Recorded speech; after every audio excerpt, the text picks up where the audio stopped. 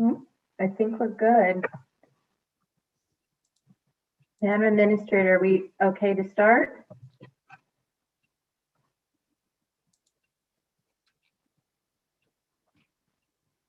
We are all set. Great, thank you very much. No problem. Okay, good morning, everyone. This is the Public Health Committee public hearing for March 29th.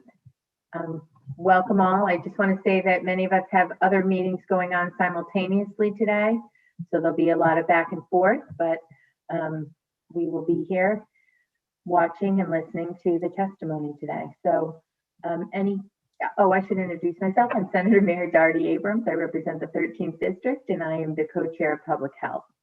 And my co-chair, Representative Steinberg, any comments this morning? Other than to say good morning, hope everyone had a nice restful weekend. Looking forward to a good public hearing today. We've got some really good bills from which we're hoping to get some really great feedback. Thank you, Madam Chair. Thank you, Representative Steinberg. Senator Wong, any comments this morning?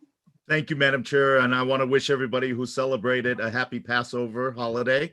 And indeed, this committee has been remarkable in regards to some of the bills you've all considered. So I'm eager to hear some of the thoughts, but also, as you raised, there are many other committee hearings and screenings that are happening, and I know we'll be coming in and out, but obviously we're reviewing the taping. So thank you very much, and again, happy Passover to everyone. Thank you, Senator. Senator Summers? Yes, I have nothing additional to add. I'm just ready to get going and hear the testimony that we are on these various bills that we have in front of us today. Thank you. Thank you. Representative Pettit. Thank you, Madam Chair. I'm going to try to ask pithy questions and avoid making speeches. Thank you. Thank you, Representative. Appreciate that. So I think with that, we will get started. And our first person up today is our Commissioner Gifford. Welcome, acting in her role as the Acting Commissioner of Public Health today. I know you brought other people with you. It's up to you, Commissioner, if you'd like to introduce them or just introduce them if they're going to make a comment, whatever you'd like to do. Thank you, Senator, and good morning, everyone. Yes, I do have a number of branch chiefs from DPH with me today, and as needed, as we go through this bill, I'll introduce them to talk about certain sections if members have questions.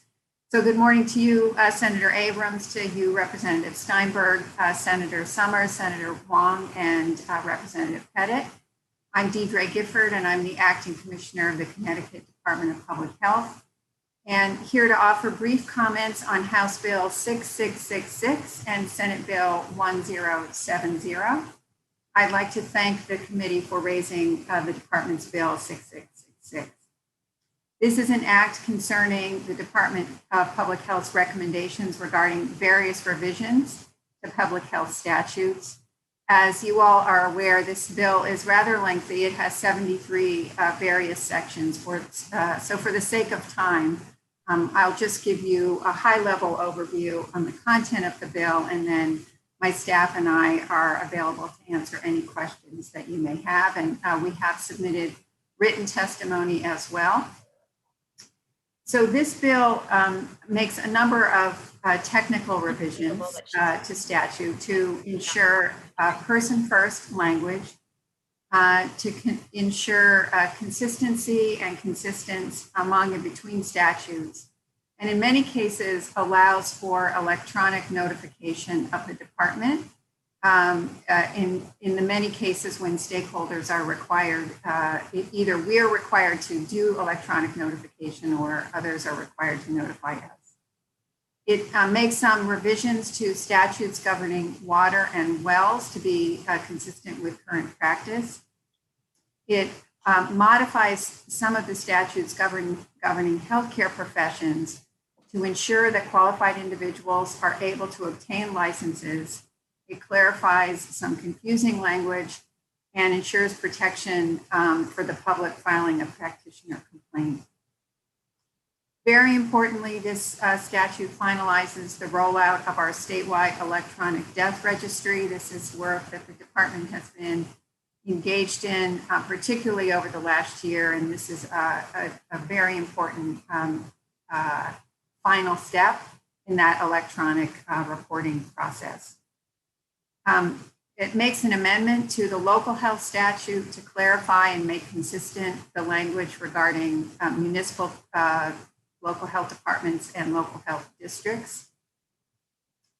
It revises the facility statutes to be consistent with the CDC with respect to yearly tuberculosis testing, and also to ensure that laboratories are reporting their blood collection to us electronically. It incorporates some of the governor's executive orders and some commissioner's orders into statute regarding the professions whose license requirements can be temporarily suspended during a public health emergency. It allows some nursing homes to reconfigure rooms to better accommodate infection control and ease of care. It allows nursing homes to create a separate wing or a separate facility during a public health emergency, as we have just done during this COVID pandemic. And it allows properly trained nurses in nursing homes to do some care with a central line, which is current practice, but puts it into statute. And it revises some of the licensing statutes governing assisted living services agencies and amends the statutes regarding reporting of infectious diseases. All of these we found to be quite important over the course of the pandemic. And finally, it amends the home health care statutes to separate home health care agencies from hospice agencies. And there are a couple of instances, and we will follow up with you, Madam Chair, where the department is requesting some minor substitute language. With respect to Senate Bill 1070, an act allowing advanced practice registered nurses and physician assistants to issue home health orders, Senate Bill 1070 allows APRNs and PAs to issue home health orders. Prior to the COVID-19 pandemic, the statute and regulation was written only to allow a physician to order home health services. The department has been supportive of APRNs and PAs issuing these orders for many years. And during, as you know, during the pandemic, CMS issued guidance to change the Code of Federal Regulation to allow an APRN or a PA to permanently issue orders for home health services. We also include this statutory revision in Section 49 of our various revisions bill, and we are supportive of SB 1070.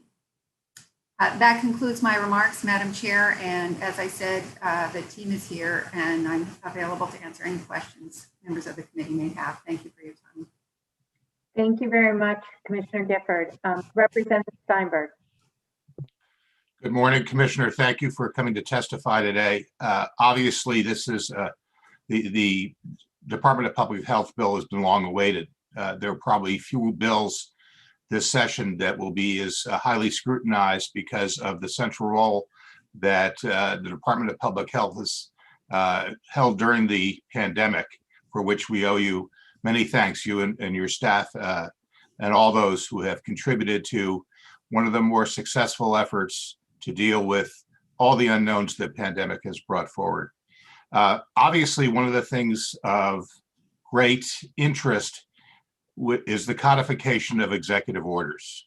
There's been a lot of conversation about how we should extend them now that the pandemic is, if not over, hopefully reaching its final months.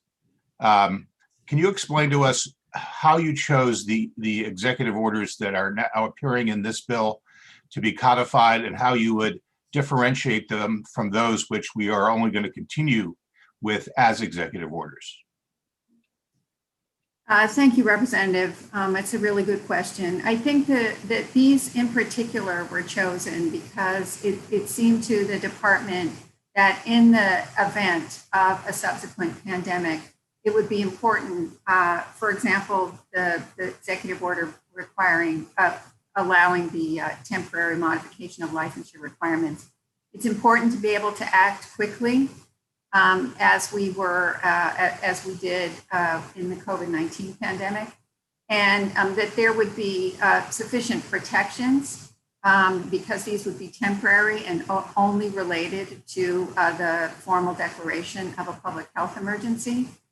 But it would allow the department the flexibility to have providers, in this particular case, administering services without delay and within certain parameters, but would allow us to act quickly.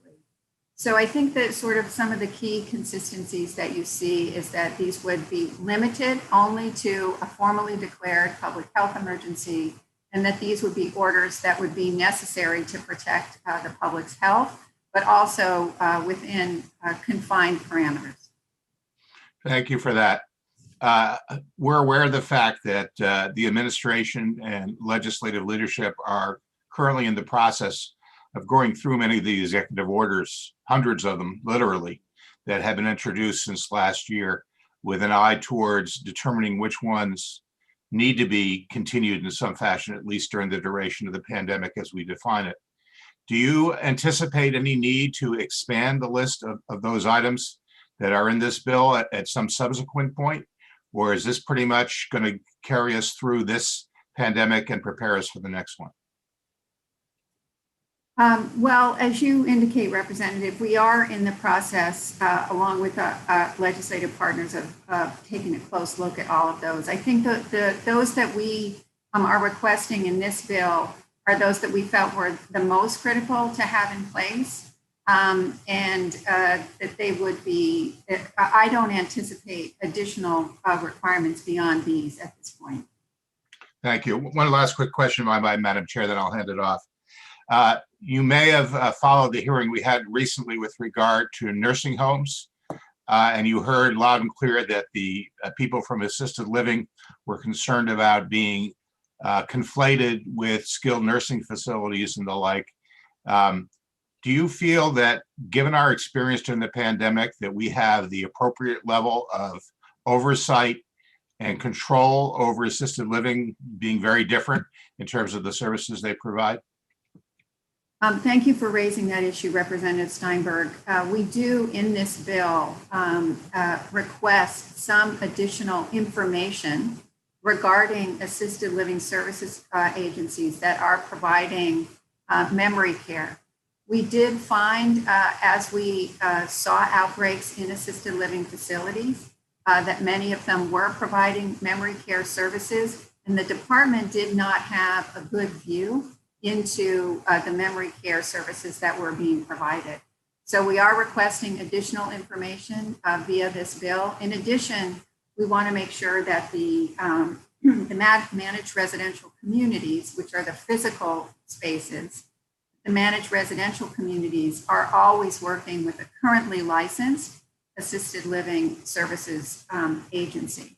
And I think this is an important first step, Representative, into the department being sure that we have a window into the types of services and which agencies are providing services to these very fragile individuals in managed residential communities. Thank you for the question.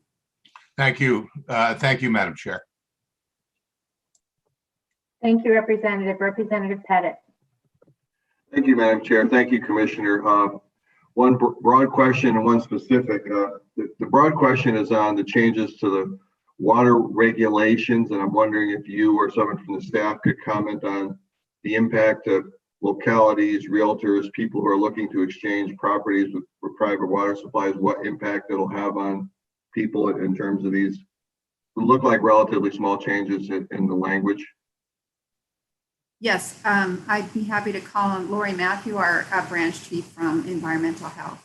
Lori, could you answer Representative's question? Thank you, Commissioner.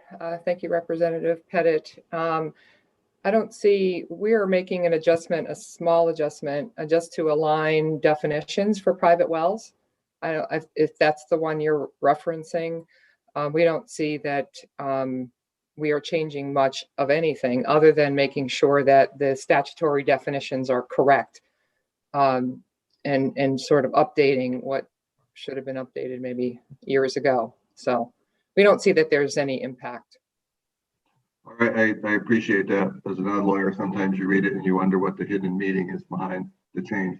And the second one, like Chairman Steinberg, goes back to the nursing home bill. I just wondered if I could get any further final comment from DPH on the issue of the respirators and fit testing.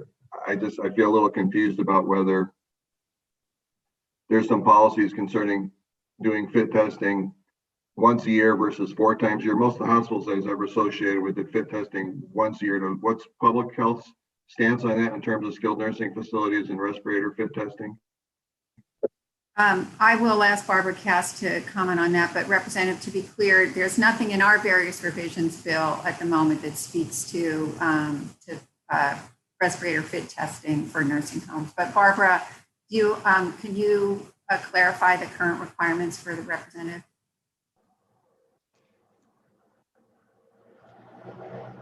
Thank you, Commissioner. Thank you, Dr. Pettit.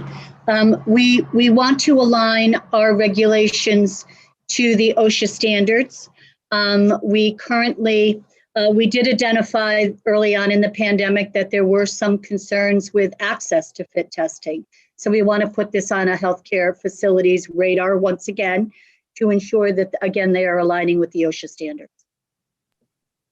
And there is greater access to fit testing right now than there was a year ago at this time. And do we have that designated in statute, or is it something we need to specify either in the long-term care facilities bill or in this bill?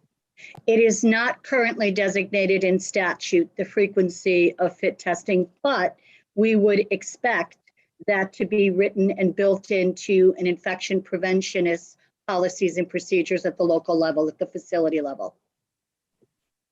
Thank you. Thank you, Madam Chair. Thank you, Representative. I do not see any other hands raised. So thank you so much for your testimony today, Commissioner Gifford. And as I've said many times and will continue to say, you know, we all owe you and your whole department a debt of gratitude for the way that you've handled this pandemic, and also the way you've handled all of the work that you normally do while dealing with a pandemic. So it's really been amazing. I know your staff has worked so very hard, and I want you to know that we very much appreciate all that you've done. Thank you, Madam Chair and members of the committee. Thank you for being here. Next, we have number 8, Amy Morin-Bello. Representative Morin-Bello, are you there? Go right ahead. I am. Good morning, Chairs Doherty, Abrams, and Steinberg, ranking members and committee members.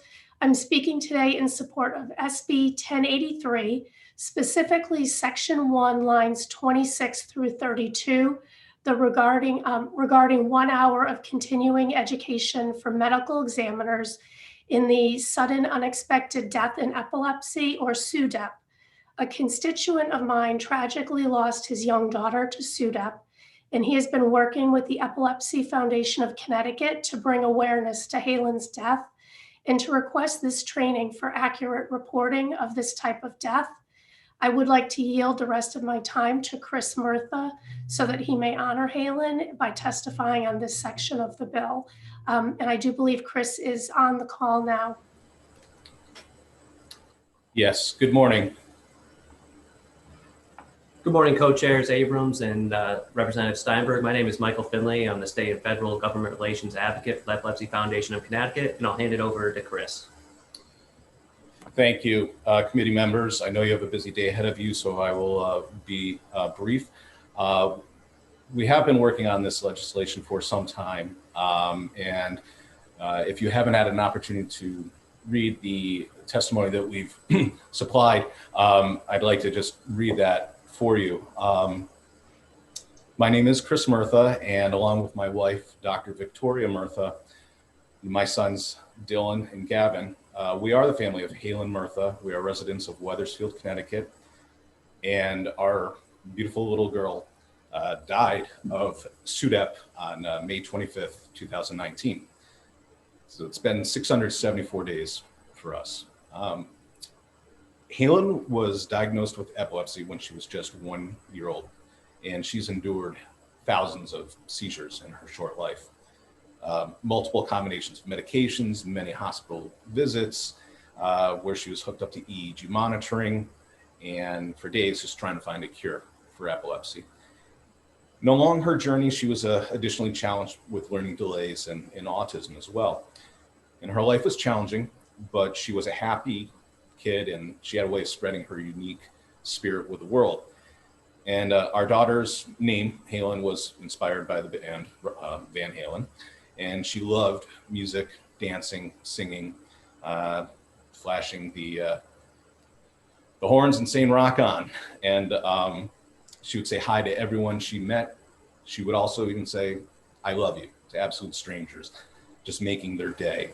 And it's in that spirit that we've pushed so hard on this legislation, which supports the Chief Medical Examiner's Office with additional training as it relates to epilepsy and specifically SUDAP.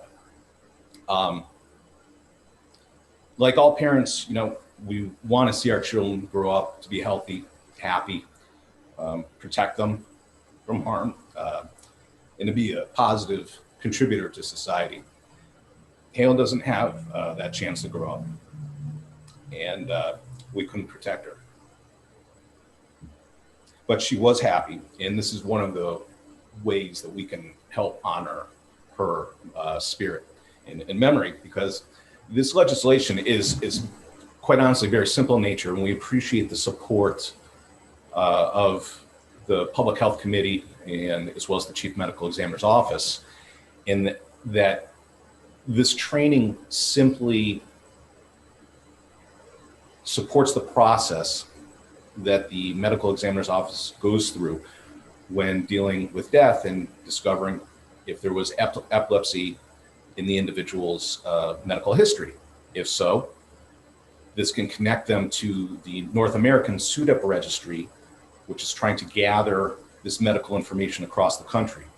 Mr. Murphy, you can share 3 minutes if you'd like to give the more research and information we have, eventually we'll be able to find a cure, and other families won't have to suffer through this. So I want to again just say thank you for the support from various members of this committee, and for the opportunity specifically Representative Morin-Bello, Senator Lesser, Dr. Gill, Senator Abrams, and everyone here. And we appreciate it, and we understand that obviously this portion of the bill is in combination with some other aspects of the bill, and notwithstanding the merits of those other ones, we do hope you support this bill 1083.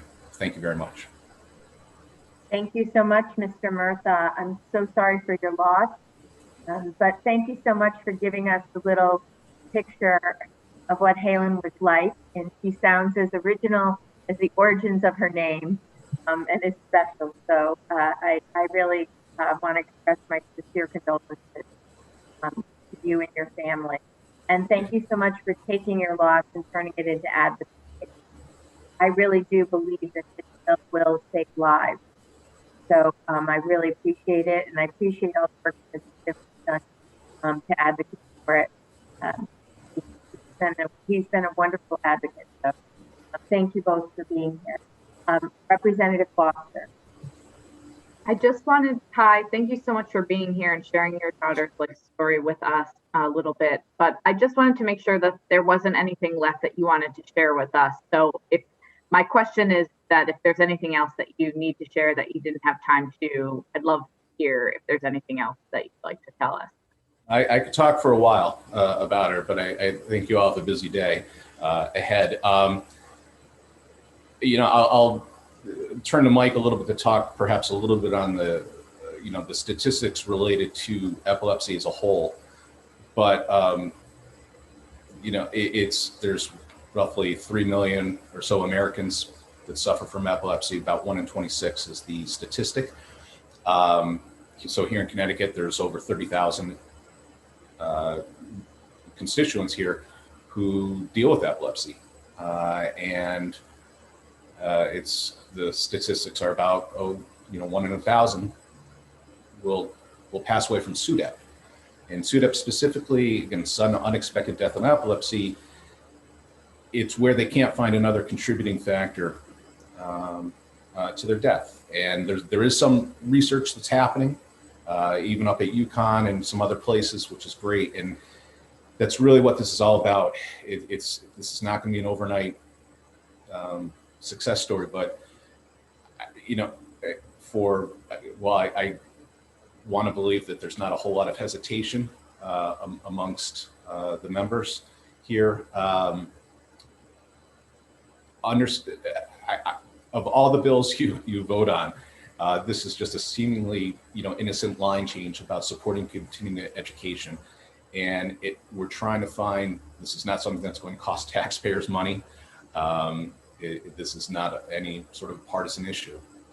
This is something that you can feel good about your vote many years from now when you're looking back on your own careers in public service, and at some point in the future when you hear about a cure for epilepsy or SUDAP or treatment, know that you've helped contribute to that in your support here today. Thank you so much for being with us today. I'm so sorry for your loss. Thank you. All set, Representative? I don't see any other questions. So again, thank you so much. And as you say, when I look back on this time, I will remember that, and I will remember your daughter. So thank you so much for being here with us. Thank you. Thank you. Next, we have number 11, Representative Cheeseman. Good morning, everyone. Good morning. I take it I'm showing up on your screen. Okay, thank you, Chair. You are Jordan. here, and we can see you and we can hear you. So go right ahead. Excellent. We're starting off on the right step then. Anyway, Chairman Doherty, Abrams, and Steinberg, ranking members Swang, Summers, and Pettit, and distinguished members of the Public Health Committee. I'm here to testify with regard to Ray's Bill SB 1085, an act concerning suicide prevention. And my big concern is Section 1, which replaces the already existing Connecticut Suicide Advisory Board with a new state mandated board. The existing board has been was created in 2012 and has been the state level suicide advisory board that addresses suicide prevention and response across the lifespan. It's an already existing well-functioning board. It's legislatively mandated under DCF, and it has operated successfully over the past 12 years to work toward the dual goals of suicide awareness, prevention, intervention, and postvention. And it currently is a coalition of many organizations, including DEMIS and DCF. It has many subcommittees that work with relation to veterans health, school wellness, and has been working very successfully. My concern with the description of the new board as constituted in this piece of legislation is that it could inadvertently leave out many of the organizations that have worked so effectively in the current board. A lot of the foundations, including my local one, the Brian Daigle Foundation, Ann Daigle, the founder, is on the board of not only the Connecticut chapter of the American Foundation for Suicide, AFSB, but also the national board. And they prepared the State of Connecticut Suicide Prevention Plan 2020 to 2025. It's functioning extremely well. And I fear we risk throwing the baby out with the bathwater with this, particularly as we've seen with many state level boards. They're described, they're put in statute, and then because of delays, board members aren't chosen, the board doesn't meet. The one plus I see in this is that the board is tasked with presenting a report each year to the legislature, recommending pieces of legislation. But it occurs to me, what do they say? If it ain't broke, don't fix it. And we really risk dissolving an organization that is doing an incredibly good job to put something in statute that I don't believe we really need. And given the mental health crises, what we've seen in the pandemic, is this really the time to dismantle an existing organization that's functioning well for the purpose of creating a new board. So I wanted to put that on your radar. Obviously, we need to continue these efforts. I think in the month of October, we had 4 teenagers in Connecticut take their own lives. And I fear as the pandemic goes on, we're only going to see increased need for some time. So the second part that mandates training in suicide prevention, I think is wonderful. But as I say, I did want to put this on your radar because it's a worthy goal, but I don't want to destroy what's already working so well. And thank you for your time. And with that, I'm happy to answer any particular questions. Thank you, Representative Cheeseman. I appreciate you being here today. I will say that the intent of this bill was to put that board in statute as opposed to dismantling it in any way. I too understand and believe in the incredible work that they've done. So if this were to go forward, I want you to know that in a way, at least my understanding of it, was to more acknowledge the incredible work they do, put it in statute and to expand upon it, because they have done an amazing job.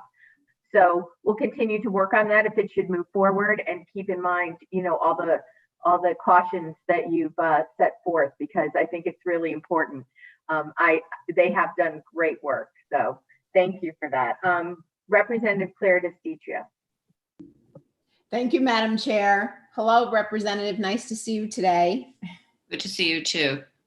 If Madam Co-Chair, what she had said, if in fact this just puts it in statute, if it doesn't, I want to ask you a couple questions.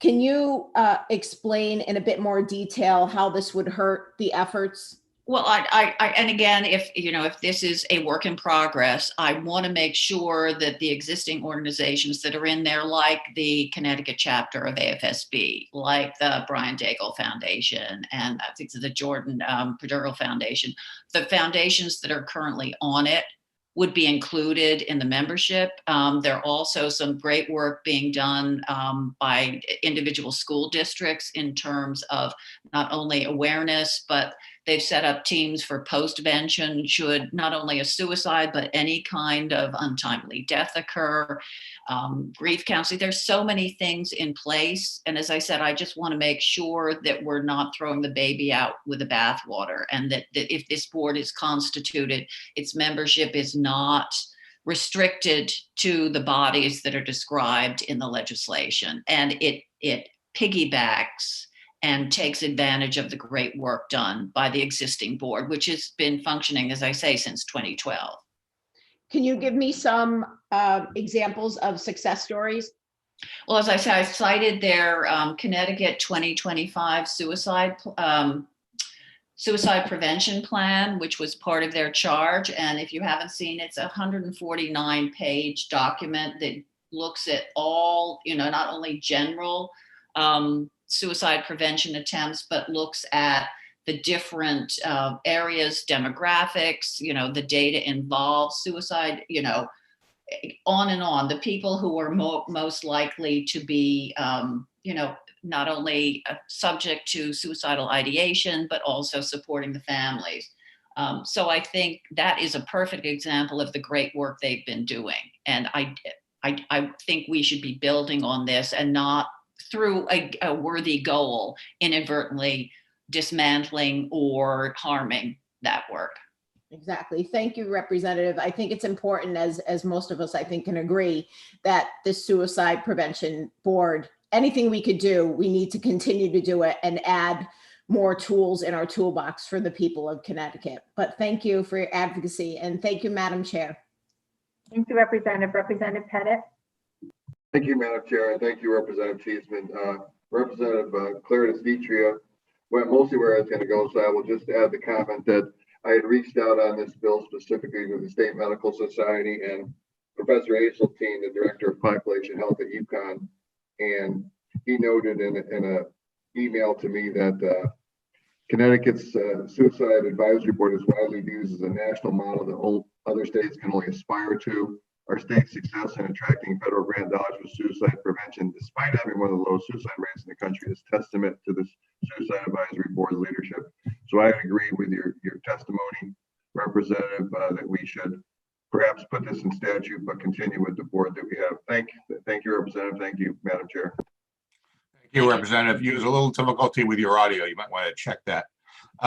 Representative, I will say that it's certainly our intention to continue the good work of the existing entity. In fact, they've informed many of the things that we've been talking about. So rather than try to reinvent the wheel, to the degree to which we can assure continuity, if we need to fully constitute the new entity, perhaps we could have some stipulation that the old entity continues to meet until such time as the new working group is nearly fully constituted, because it's certainly not our intention to sacrifice any of the historical memory, all the different viewpoints. Suffice it to say, we take your point of view very seriously, and you've highlighted something we need to look at very carefully to make sure the language reflects our intention. Our hope is that this new group will help us on an annual basis identify real opportunities. Well, thank you, Representative. I really appreciate that. And as I said, the one, I think it's the subparagraph C that stipulates that once a year, the board should report to the legislature in terms of things we should be looking at to further their goals to the suicide prevention and awareness, I think is very important. And I would be remiss if I didn't thank Ann Daigle of the Brian Daigle Foundation for alerting me to this, because they do good work. I know they do good work. So going forward, I am sure you will do your best to build on that great work and make sure they still have a voice and a seat at the table as we attempt to stop more families and more individuals from losing their lives to this terrible scourge. Well, thank you again, Representative. I know we can count on you to keep an eye on us, make sure we get it right. Thank you. But very much appreciate your testimony. I don't see any further questions. Thank you for testifying this morning. Have a great day, great week. Thank you. Next up is Vanessa Dorantes, followed by Vincent Russo. Well, good morning, Representative Steinberg and Senator Abrams as the chairs, along with Senator Huang, Senator Summers, Representative Pettit, and distinguished members of the Public Health Committee. I am Vanessa Dorantes, the Commissioner of the Connecticut Department of Children and Families. DCF would like to offer the following comments in opposition to Raise Bill 1085, an act concerning the suicide prevention, for some of the same reasons heard here this morning. DCF, along with state and community partners, has been at the forefront of youth suicide prevention and training for the last several years. As an integral part of this of that practice, our participation and support of the Connecticut Suicide Advisory Board continues. This is a tri-chair structure with DCF, DEMIS, and Tom Steen of the Connecticut chapter of the American Foundation of Suicide Prevention, and a lost survivor. The Connecticut chapter of the Suicide Advisory Board is comprised of state officials, community-based providers, advocates, and suicide attempt and loss survivors. The CTSAB examines and promotes evidence-based prevention curricula, recently released its 5-year plan that was just referenced, the Connecticut Prevention Plan, which is embedded in our written testimony. The pandemic has caused untold stress on our citizens, but for children, it is especially hard. The data shows that there has been a recent 24% increase in children reporting to emergency departments with suicidal ideation. The CTASB has put strategies in place to educate families on the signs of possible self-harm, to communicate how families can access help. It supports evidence-based prevention trainings, community services, suicide prevention materials such as One Word, One Voice, One Life campaign, which is also embedded in my testimony. DCF and DEMIS work collaboratively to provide funding through the Community Mental Health Block Grant to pay for these supports. All other activity depends entirely on volunteer work by the CTSAB members. Raise Bill 1085 will disband the CTSAB and replace these dedicated members. DCF supports collaboration and welcomes our sister state agencies to partner with us in developing additional ways to assist children and adults experiencing crisis during this unprecedented time, but not at the expense of the existing CTSAB. The bill transitions the Youth Suicide Advisory Board to a lifespan suicide advisory board. This part is particularly concerning. Under its current practice, the CTSAB provides support to all ages in Connecticut. However, this bill removes the CTSAB from under DCF and eliminates nearly all references to children and youth in their work. Additionally, as currently drafted, the bill calls for only 3 members to represent children, including the DCF commissioner, myself. It removes nearly all mention of youth from statute and adds a reference to the aging population of the state, which should be included. The language suggests a shift in focus from youth to adults rather than a distinct focus of each of these age cohorts.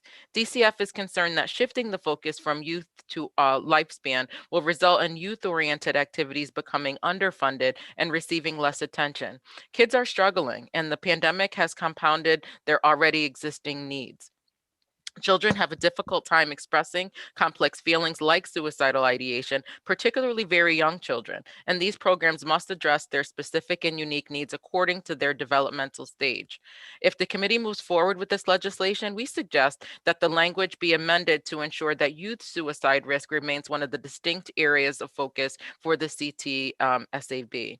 Lastly, the state's children's behavioral health system must be considered when deliberating suicide prevention policy. DCF is the state's lead agency on children's behavioral and mental health. The department has built a broad service array to provide children struggling with these issues the help that their parents need to navigate a complex, often fragmented system of care. We also work to reduce the stigma associated with mental health treatment and believe that children and their families should feel as comfortable seeking this assistance as they do when needing medical care. Accordingly, if families are attempting to access help for children suffering from depression or suicidal ideation, it is critical that our mental health system is equipped to handle these concerns.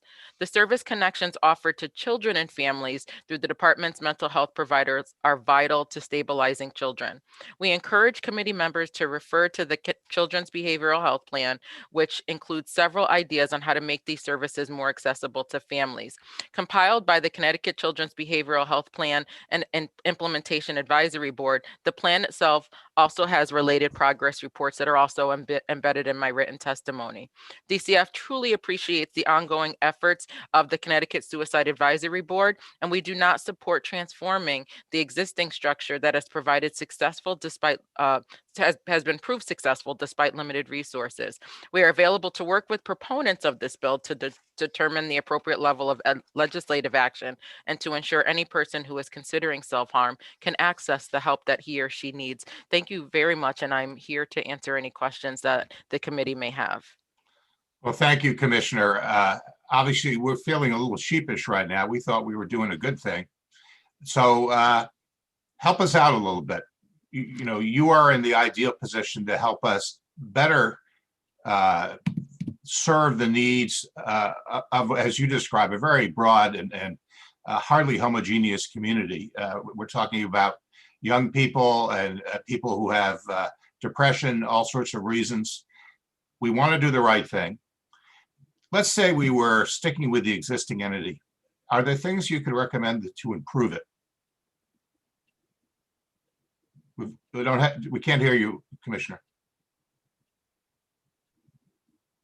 Maybe you've come. Here we are. I got that. Thank you. Sorry about that. I must have hit another mute button. Who knew there's two?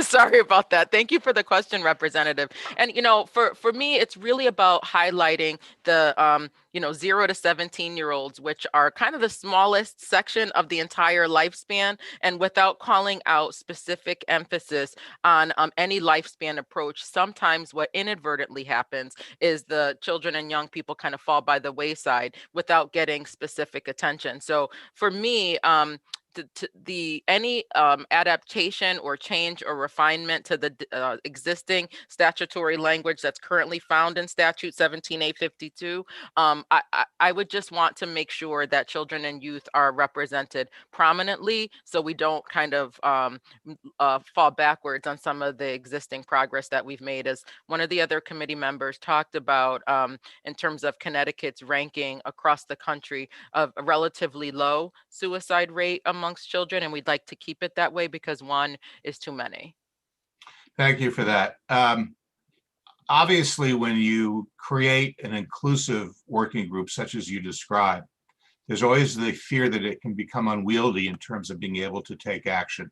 And that may, for some reason, describe a little bit of our winnowing down the numbers.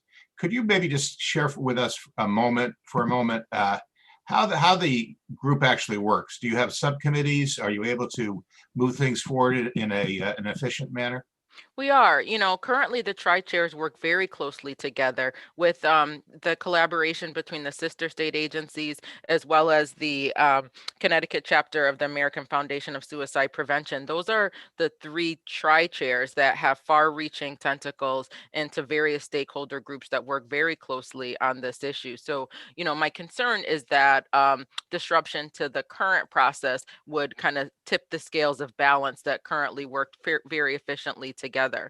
I also have my legislative aide, Vincent Russo, on. I believe he's scheduled to testify right after me, and he might be able to offer more in terms of the mechanics of, how parsimonious that group typically works right now. But from my purview, it appears as though it works pretty efficiently. Well, I'm the chair, so I'm going to allow you to extend a lifeline to Vincent in this instance, so we can stay on topic. Thank you very much, Vinny. Yeah, hi, good morning, everyone. Thank you very much. And my plan was to testify along with the commissioners for your time's sake. But yeah, as the commissioner indicated, there are the tri-chairs do kind of assign different subcommittees. So the work does get done relatively efficiently. They do accept a number of recommendations from outside agencies, which it's important, from their point of view, to hear all the voices out there. One last thing too is as far as the funding mechanisms, the Suicide Advisory Board is funded entirely through the Community Mental Health Block Grant that we get from the federal government, and DCF and DMIS work collaboratively to ensure with the board to ensure that funding is being best administered. Thank you for that. And we'll take you at your word in your final statement, Commissioner, to help us make our capability as good as it can be. We'd very much appreciate your input as we refine this bill. One last question, then I'll hand it off. This is not necessarily on the agenda today, but you're obviously aware that we had a piece of legislation with regard to telehealth. Yes. And as it pertains to behavioral health, as we've seen during the pandemic, rates of depression, of isolation have been very concerning. Do you see telehealth as an important tool in the suicide prevention effort? I so appreciate that question, Representative, because telehealth has been indeed a lifeline, to eradicate the transportation issues that sometimes our families face, to address the social isolation that this pandemic has brought upon, and really in order to keep people safe and to keep the transmission rate down. Our providers, as well as the families that we serve, have shown tremendous successes in the telehealth arena, and we believe that with suicide ideation and suicide prevention efforts being kind of the deepest end of that, telehealth can really serve in that way much more efficiently than kind of in person and to some degree. Again, we look to you for input, whether it's with regard to this bill or the telehealth bill that we are continuing to work on, to take advantage of if there's a silver lining from the pandemic, our better understanding of how telehealth can assure access and continuity, and even perhaps restore and improve rapport with people. So thank you for that. We have some questions for you. Representative Arnone, followed by Senator Anwar. You're muted, Representative. Thousand pardons. Thank you, Mr. Chair. Sometimes it gets tricky. So thank you for testifying today. This bill sent shockwaves through our social services and our school department up here in Enfield. I co-chair the Youth Wellness Steering Committee that was formerly the Youth Suicide Committee, which we owe that change to you and to the tri-chairs. We were one of the highest suicide rates in the state of Connecticut here.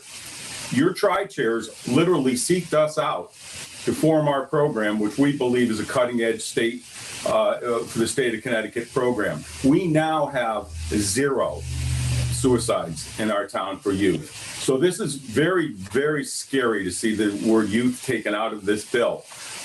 We've been able to expand and go into, more mental health issues in our school departments. We have a huge cooperation between our town social services and our schools.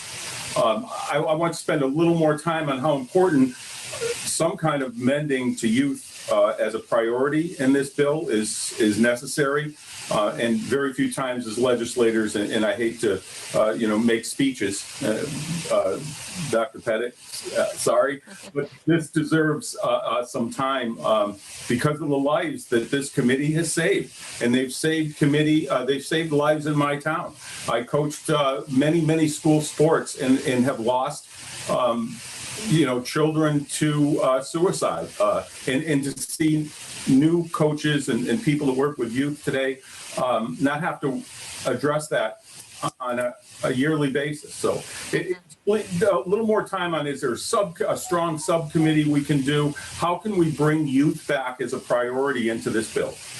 Thank you so much, Representative, and I couldn't agree more. Thank you for your attention and work locally in your area, but also for highlighting for the rest of the committee the evolution that we've gone through. I think that to understand where we currently sit here today is not just kind of as an island, that it really does reflect the evolution that you just referenced. I do believe that the closer that state agencies work with municipalities and work with the stakeholders who are the subject matter experts in this area, we can continue, as you just described, increase the competency level of those who work with children every day. And I'm just worried that if the bill goes forward in its current iteration, some of the progress, as you've just described, could wane.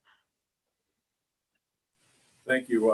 And that's exactly the feedback I've been getting locally since this bill was flagged in our school department and our social services. There's huge concern now that, some of these great programs, the QPR training, which, we have helped, you have helped us implement for all our teachers so they can, actually see the warning signs of suicide, post and training, prevention training. I mean, all these programs were from this committee, and we're our crisis response team. That's huge success in our town, and the success is the key.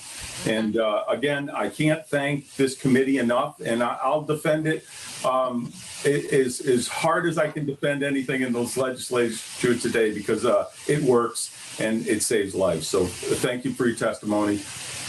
Thank you very much, Representative. And what you just described are the fibers that kind of make up that safety net. When you kind of remove one or two of those threads, it has the concern for me that the whole garment could start to unravel. So, I really appreciate you highlighting some of the components of that your jurisdiction has found successful. Again, thank you, and keep up the great work. Thank you very much. You too. Well, Representative, if you're going to fight us, none of us are willing to take you on. So I guess we're going to have to concede. I guess we're done here then. Senator Anwar. Thank you, Mr. Chair. Thank you, Commissioner, for your testimony. Commissioner, I wanted to seek your insight. You've been instrumental in helping us in the Children's Committee with two of our bills that we have JFS. One is, I think, HB 6111, and the other one is SB 2, which are both addressing the youth suicide prevention strategy. I want you to look at this bill from the lens of those bills, because they are addressing the presumed weaknesses of this current bill and the children's issues. Would those bills be able to address the issues that you're concerned about that are not addressed in this bill, and complementing the two, would that be able to fix your immediate concerns? Senator Anwar, thank you very much for drawing that link, because as Program Director Russo every day takes a look at the full picture, as you've described, as it relates to children's issues across various committees. And I do believe the refinement that the Children's Committee is allowing for us to collaborate on SB 2 and HB 6111 will get us closer to what we're describing here. I appreciate the public public hearing process to allow for departments like mine to elevate some of the things that are happening currently and things that we think could probably help get towards the rationale for particular committees raising certain things, because I believe the reason why a lot of times these issues are raised are because we as state agencies sometimes don't do the best job at making sure our legislators know some of the efforts that are underway. So I do believe that, you know, what you have done in terms of helping us refine those other two pieces of legislation in the Children's Committee will get to what we are expressing here today. Vinny, anything, because you have the full portfolio of those that I missed? Good, thank you. And yeah, good morning, Senator Anwar. Yeah, those two bills I think are pretty helpful in making sure that QPR training that Rep. Arnone just mentioned is spread out throughout the state, so those bills would require, I believe it's the Youth Suicide Advisory Board, along with the Child Advocate's Office, to ensure that I think it's at least 20 regions will receive master training level, train the trainer QPR training. So that way then those individuals can go train providers within those communities. So yeah, so those sections I think would be incredibly helpful about getting the word out there of what to do, what you can do, how to detect if a child has suicide ideation, and then what resources you can direct them to in order to help stabilize that child. So yeah, those both are great. I think for this bill, and the only thing I'd want to draw a contrast is that this bill obviously amends 17A52 to more or less dissolve the existing board and create a new one. And that's what I think is most concerning, is that existing board has done a lot of this great work. You know, I think we've testified in your committee a couple of times on the suicide prevention work that they've done, including work as far down for very little kids. You know, the Gizmo is a great program. It's a program that they've put together for very young children who are experiencing very difficult situations and are struggling with them. And often parents are not sure how to communicate to very, very little kids. And that Gizmo program is a wonderful way for parents to find, to have a tool to have those conversations. And it would be a shame, you know, from the department's point of view, to have that effective body no longer be in existence and replaced. I truly appreciate your insight and thank you both for that. And of course, Representative Linehan, who's been working closely as my co-chair, has been working closely with this group as well. I agree with the existing board perspective as you bring in. I wanted to seek your insight into another aspect. So for the prevention of suicide in children and the structures and organization that is needed for prevention and early identification, arguably is a little different for the adults. Agreed. I'm sorry. Yeah, go ahead. And I think that's why this bill has an opportunity to strengthen the adult part more, and the children part, we have a strategy already in place. So the part that I think gets lost in this particular iteration of the bill is that the focus when we talk about youth suicide is tandem, you know, and making sure that children have the information that they need to kind of sort out some of their complex feelings, and strengthening their adult caretakers and understanding and recognizing those things. If the attention is taken away from the youth component of a lifespan continuum, as this bill suggests, I worry that that kind of two generational, for lack of a better term, as well as the focus on making sure that people who work with children every day, whether it's in the school setting and some of our school-based health clinics, or some of the municipal programs, as the previous representative was talking about, won't get the type of attention. When you think about a lifespan, that's more directed towards suicidality awareness of the person maybe impacting it. Youth suicide has the second component of making sure that folks are paying attention to the children that they are responsible for, if that makes sense. Yeah, this is very helpful. Thank you so much. This is helpful for me to understand this better. Thank you, Mr. Chair. Thank you, Senator. Thank you, Senator. I don't see any further questions. Vin, Are you going to still use your time, or you felt like Nope. you got it covered? I'm good. I just wanted to be here to help out if I could. Thank you both for your testimony and your ongoing assistance with this bill. Thank you to Thank the you all very committee and much. for your time. Thank you very much. We're nearing the end of the first hour of testimony. We'll go to Vicky Veltri, and then we will go to the public. Number 20, Cale Bradford. Good morning, Commissioner. Good morning, members of the Public Health Committee, Representative Steinberg, Senator Abrams, and all of the members of the committee. It's nice to see you this morning. Apparently our written testimony didn't make it in time, so I'm just gonna talk off the cuff a little bit about Senate Bill 238. We wanna thank Senator Looney for raising this bill. The topic of group practice consolidation has been a hot topic this legislative session based on my observation of this committee and other committees. I wanted to give this committee a little bit of background on what's happening in the group practice area. Over the last 6 years or so, there have been about 55 group practice acquisitions in the state, 3 of which have gone through the certificate of need process, and that's because of the current structure of the law. So under the current law, large group practices are defined as 8 or more providers. So only those transactions in which there's an acquisition of 8 or more providers come to the go-in process.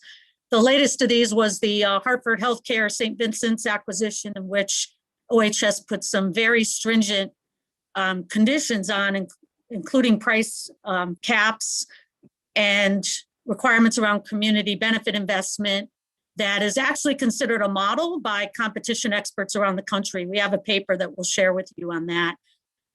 But it's important to note that when it comes to group practice acquisitions, anything up to 8 providers in a practice is not subject to certificate of need. It is subject to potentially, depending on the size, a requirement of a notice of material change, which must be sent to the Attorney General's office and a copy to the Office of Health Strategy.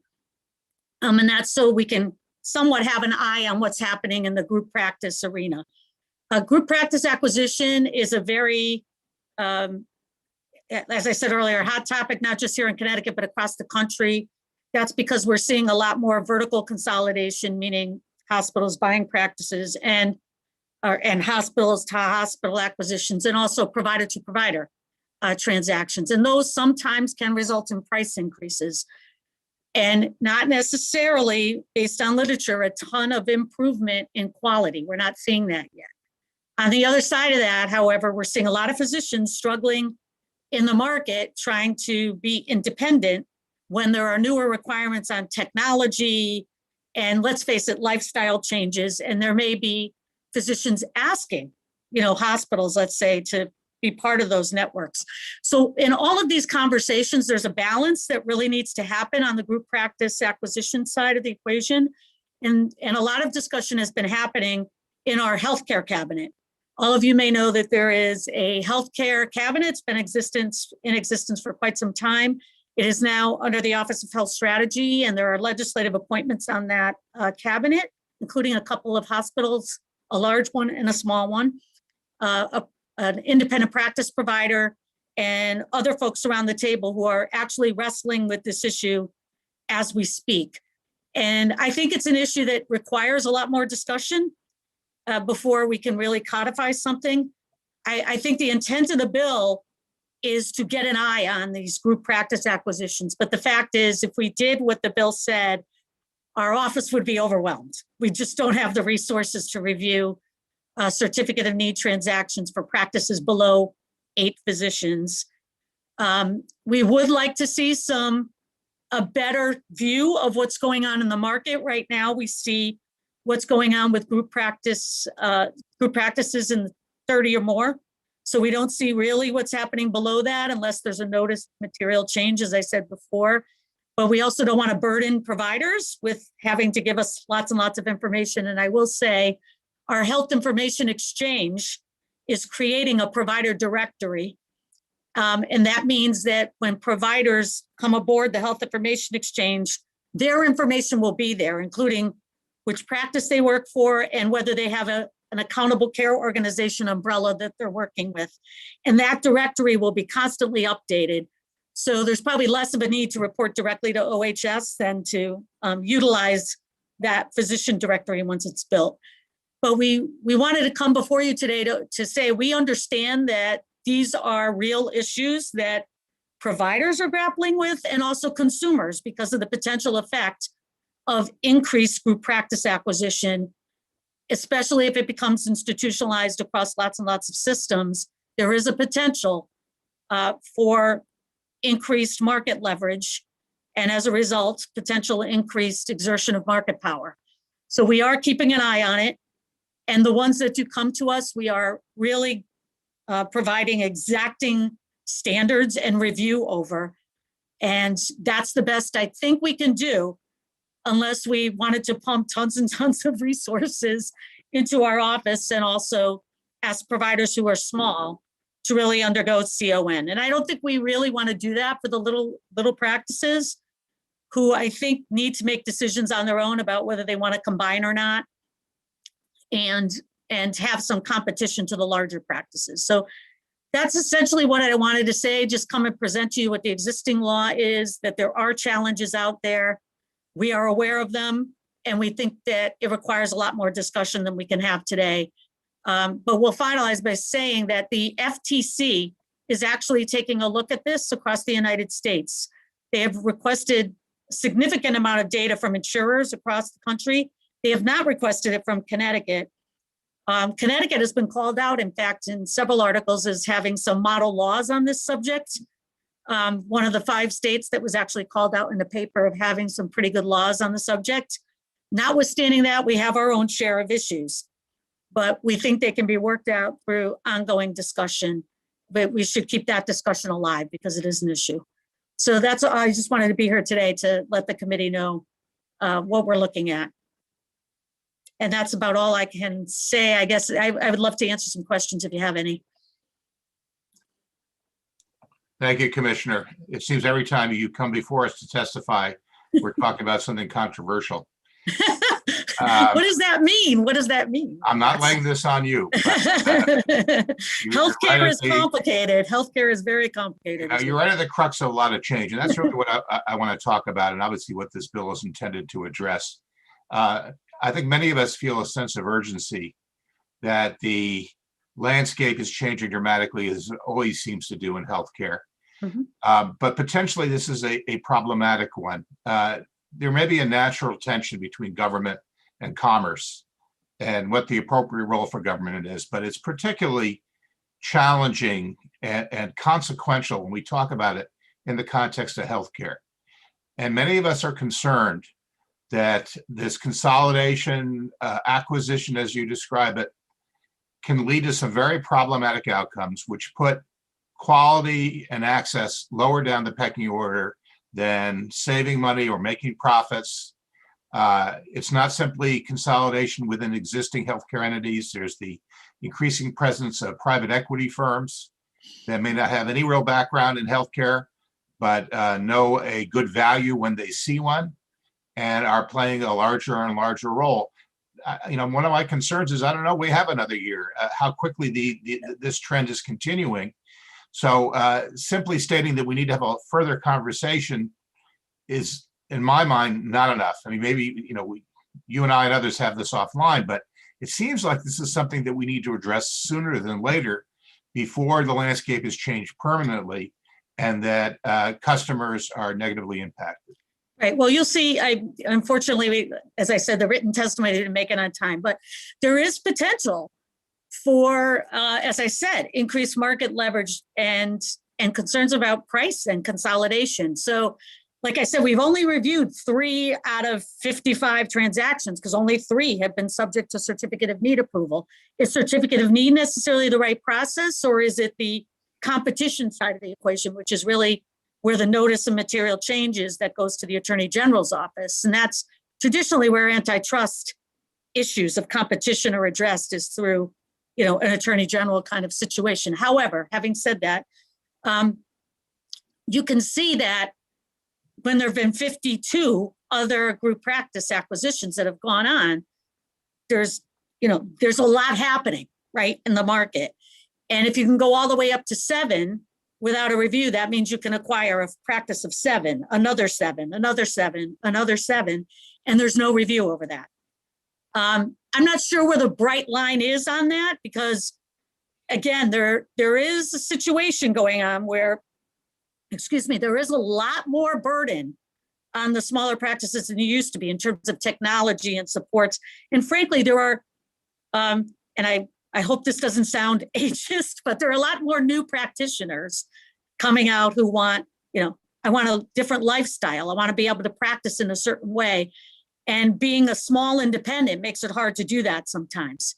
So we see what you're seeing, Representative Steinberg. I'm not going to deny it, because we had a presentation at the cabinet and I brought an expert from University of California at Hastings. Her name is Katie Goodixon. I brought her, I didn't physically bring her. She participated remotely from California to talk about this issue that is a national issue.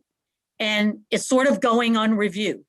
The question is, what is the balance between, as you said, market and commerce and the government's regulation of it? Now, I could sit here and say, I would support additional review over these practices.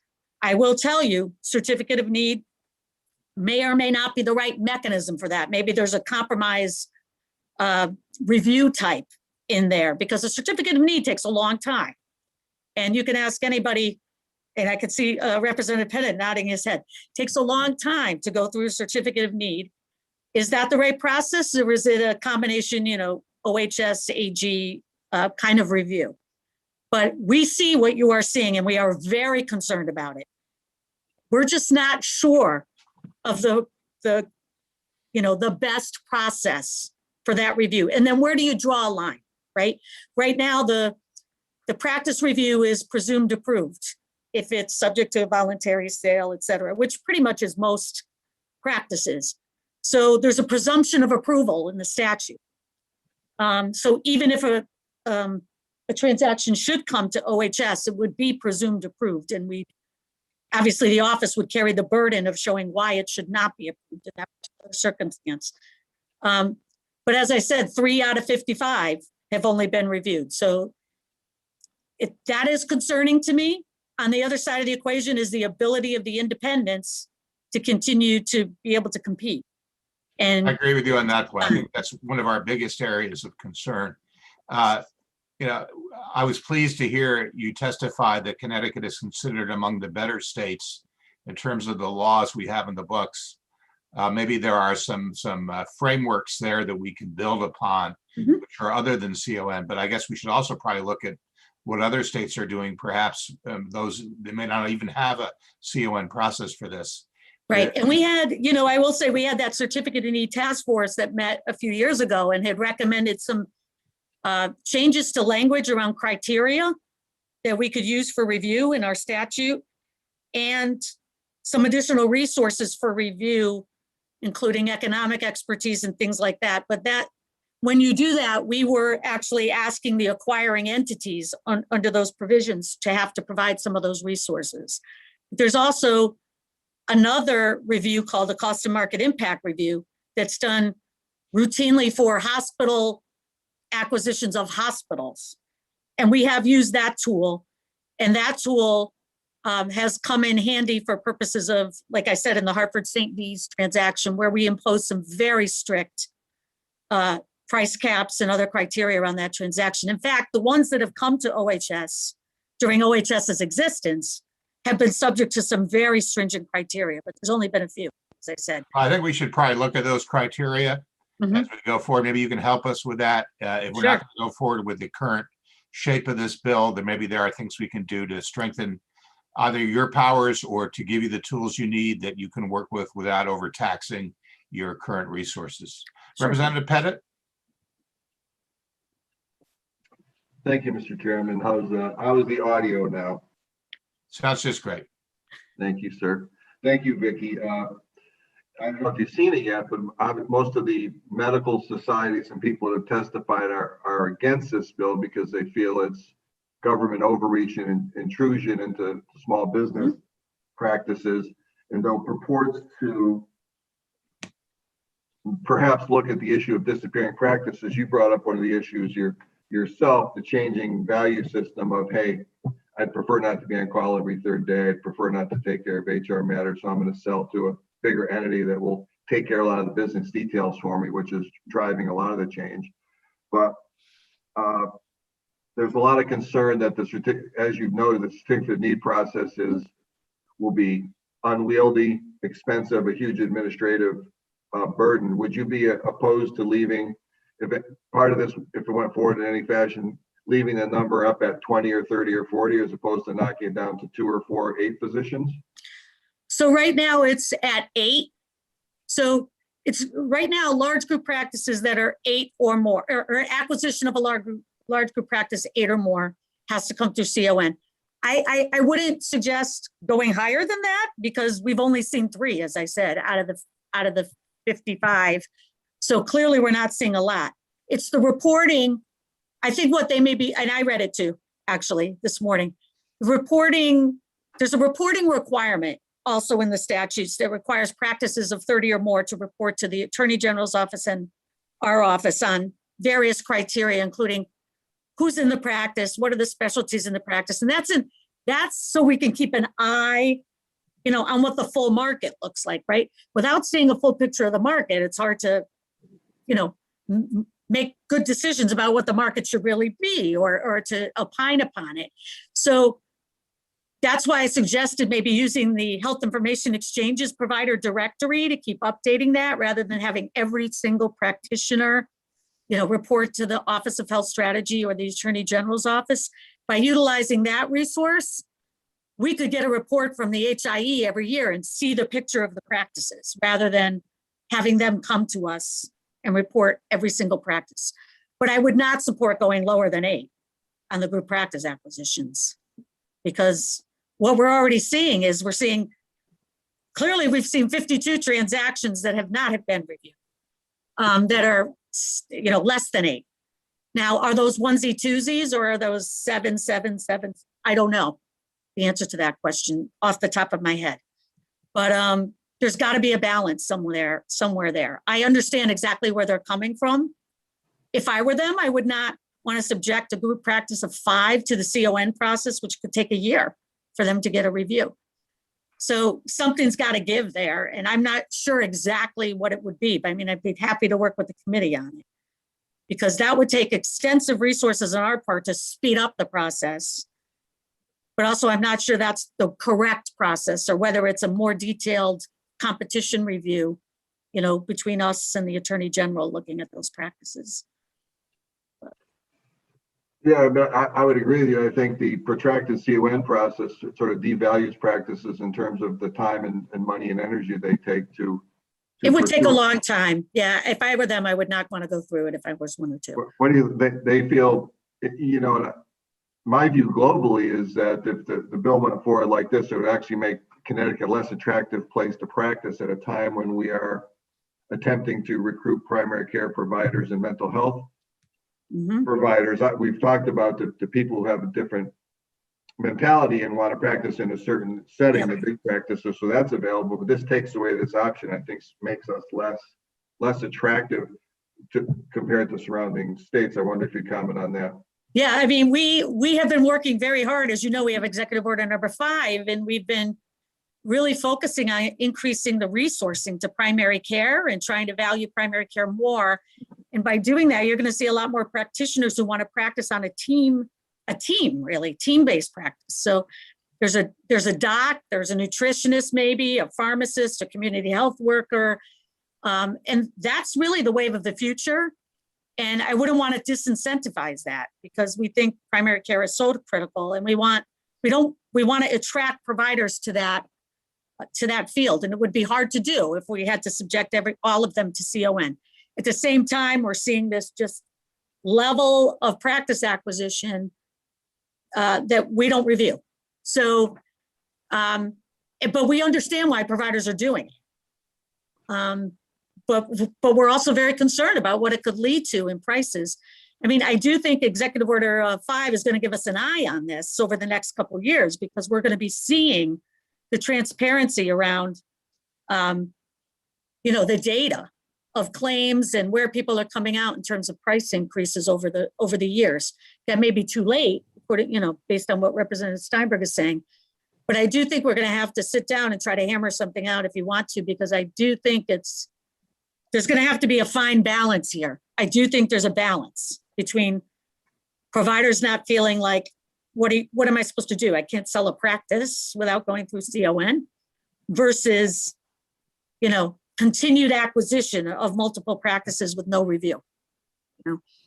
At a cost of $60,000 to $70,000 per certificate of need evaluation, perhaps. Right. And I thank you for those answers, and would just ask the rest of the committee member. There's only about 4 or 5 bits of testimony submitted at the moment, but the people on the front lines taking care of us and taking care of our families have a lot of concerns with this, and I recommend that everybody take a look at that testimony. Thank you, Mr. Chairman. Yeah, thank you, Commissioner. Before I let you go, I'm not really inclined to let this go, even for another year. But you've got me thinking about, are there other things that we can do? Again, not CON, but bordering on the edge of really what your responsibilities are, where we could in some ways constrain the activities of an acquired entity in terms of what they could do in terms of reducing access, cutting costs, things of that nature. I mean, I don't want to make you the Commerce Secretary, but are there things we can do to protect the public health and those of those patients that just mean that they, at least maybe for a period of time, are unable to really throw the entire practice into a cocked hat in order to reap profit or other objectives that are not focused on quality of care? Yeah, I think you're right. I think that we need to talk about what kind of constraints could be put on that are reasonable and that would achieve the goals that you're looking for, which is ensuring that there's continued access, ensuring we're not seeing price increases or increased market power that results in higher prices over time. And that will take a little discussion, which I'd be happy to have with the committee offline, or throw some recommendations over to the committee. Not literally, but send some recommendations over to the committee about maybe some more reasonable approaches that we can take, because it is an issue. It's a very real issue. And sooner or later, we're going to have to grapple with it. This is one of those issues that's a really hard discussion to have, but there is no question there's increasing consolidation of group practices in Connecticut. And what that means for us, we're really going to have to grapple with it. At the same time, we have to be sensitive to what we're seeing on the provider side of the equation in terms of disincentivizing, primary care or other practitioners for coming into the state. So I'm happy to send over some thoughts on it, some more detailed thoughts. Yeah, throw them over virtually. Okay. Can't do it any other way. No, we appreciate that. I think we're all sensitive to the comment that Representative Pettit brought up, that the last thing we want to do is make it more difficult to attract and retain, highly valued, less in supply practitioners, particularly in primary care and in mental health and behavioral care. It's the last thing we want to do. But if we spend too much time debating what to be done about this, the entire industry may have metamorphosized while we were doing so. And I think that it does require some immediate scrutiny. We'll take this up further. Maybe we can look at other states. We appreciate your cooperation as always. I don't see any other questions, so thank you for coming by today, you and the staff members that you brought with you. Yep. Thank you, my staff. All right, thank you so much. Take care, everybody. You too. Thank Next you. up is a member of the public, Cale Bradford, followed by Representative Farrar. Good morning. Senator Abrams, Representative Steinberg, members of the Public Health Committee, thank you for allowing me to testify today. My name is Cale Bradford, and I'm the Chief Government Relations Officer of Alara Caring. We at Alara Caring are one of the larger providers of home and community-based services nationally. We provide home health, personal care, behavioral health, and hospice assistance for 60,000 beneficiaries in 16 states daily. In Connecticut, we've provided behavioral home health services statewide and are historically known as New England Home Care. Alara Caring would like to express its support for Senate Bill 1070, an act allowing advanced practice registered nurses, physician assistants to issue home health orders. In March 2020, the CARES Act included permanent allowances for both APRNs and PAs to sign home health orders and determine home health eligibility for coverage. This was a change to the historical federal policy and served to recognize the prevalence and importance of APRN and PA in the contemporary healthcare arena, and the necessity of these disciplines to facilitate timely access and services oversight during the COVID-19 pandemic. Outside the confines of the Department of Public Health Commissioner's currently declared public health emergency, Connecticut does not permit APRNs or PAs to sign home health orders or determine home health eligibility. Respectfully, this is, in our opinion, an antiquated policy that fails to recognize the consequential role these disciplines fulfill in treating patients and coordinating care in the modern medical practice. This is especially true within the behavioral home health patient population served by providers like Alara Caring. So accordingly, we at Alara Caring would like to respectfully request the Public Health Committee advance Senate Bill 1070 and to ensure that PAs and APRNs may permanently be permitted to sign home health orders and determine home health eligibility in Connecticut. So thank you for the opportunity to testify in favor of Senate Bill 1070 today. And if we at Alara Caring can further assist your consideration of the matter, we're available per your convenience. Thank you. Thank you, sir, for your testimony. Yes, I think of the many bills going through this committee this year, this is one where the pandemic shined a spotlight on a real gap in our procedures, such that we fail to fully value the increasingly important realm of home health care, and failing to make it as appropriately easy as possible for them to continue with their work. In fact, we even saw during the pandemic that they were lower in the pecking order for receiving PPE and other things because of we failed to give them the appropriate designation. So I'm not sure we're going to hear anybody who's opposed to this. I haven't read all the testimony, but I will assure you that we appreciate your testimony on this. This is something we'd like to see get done this session. And we think it will facilitate quality care, whether during a pandemic or the rest of the time. I don't see any further questions. Thank you again for testifying on this bill. It is important to us. Thank you all for having us. Sure. Next up is Representative Farrar, followed by, give me a moment, that would be James Yacobelis from the Connecticut Hospital Association. Welcome, Representative. Thank you, Chairman. Nice to see you, though virtually. Thanks to you and your committee, incredible chairs and members, for all that you're doing. I know in these continual Zoom hearings, I really appreciate it. As you well know, this crisis has put front and center, as you've heard bill after bill, of the immense need for our public health system.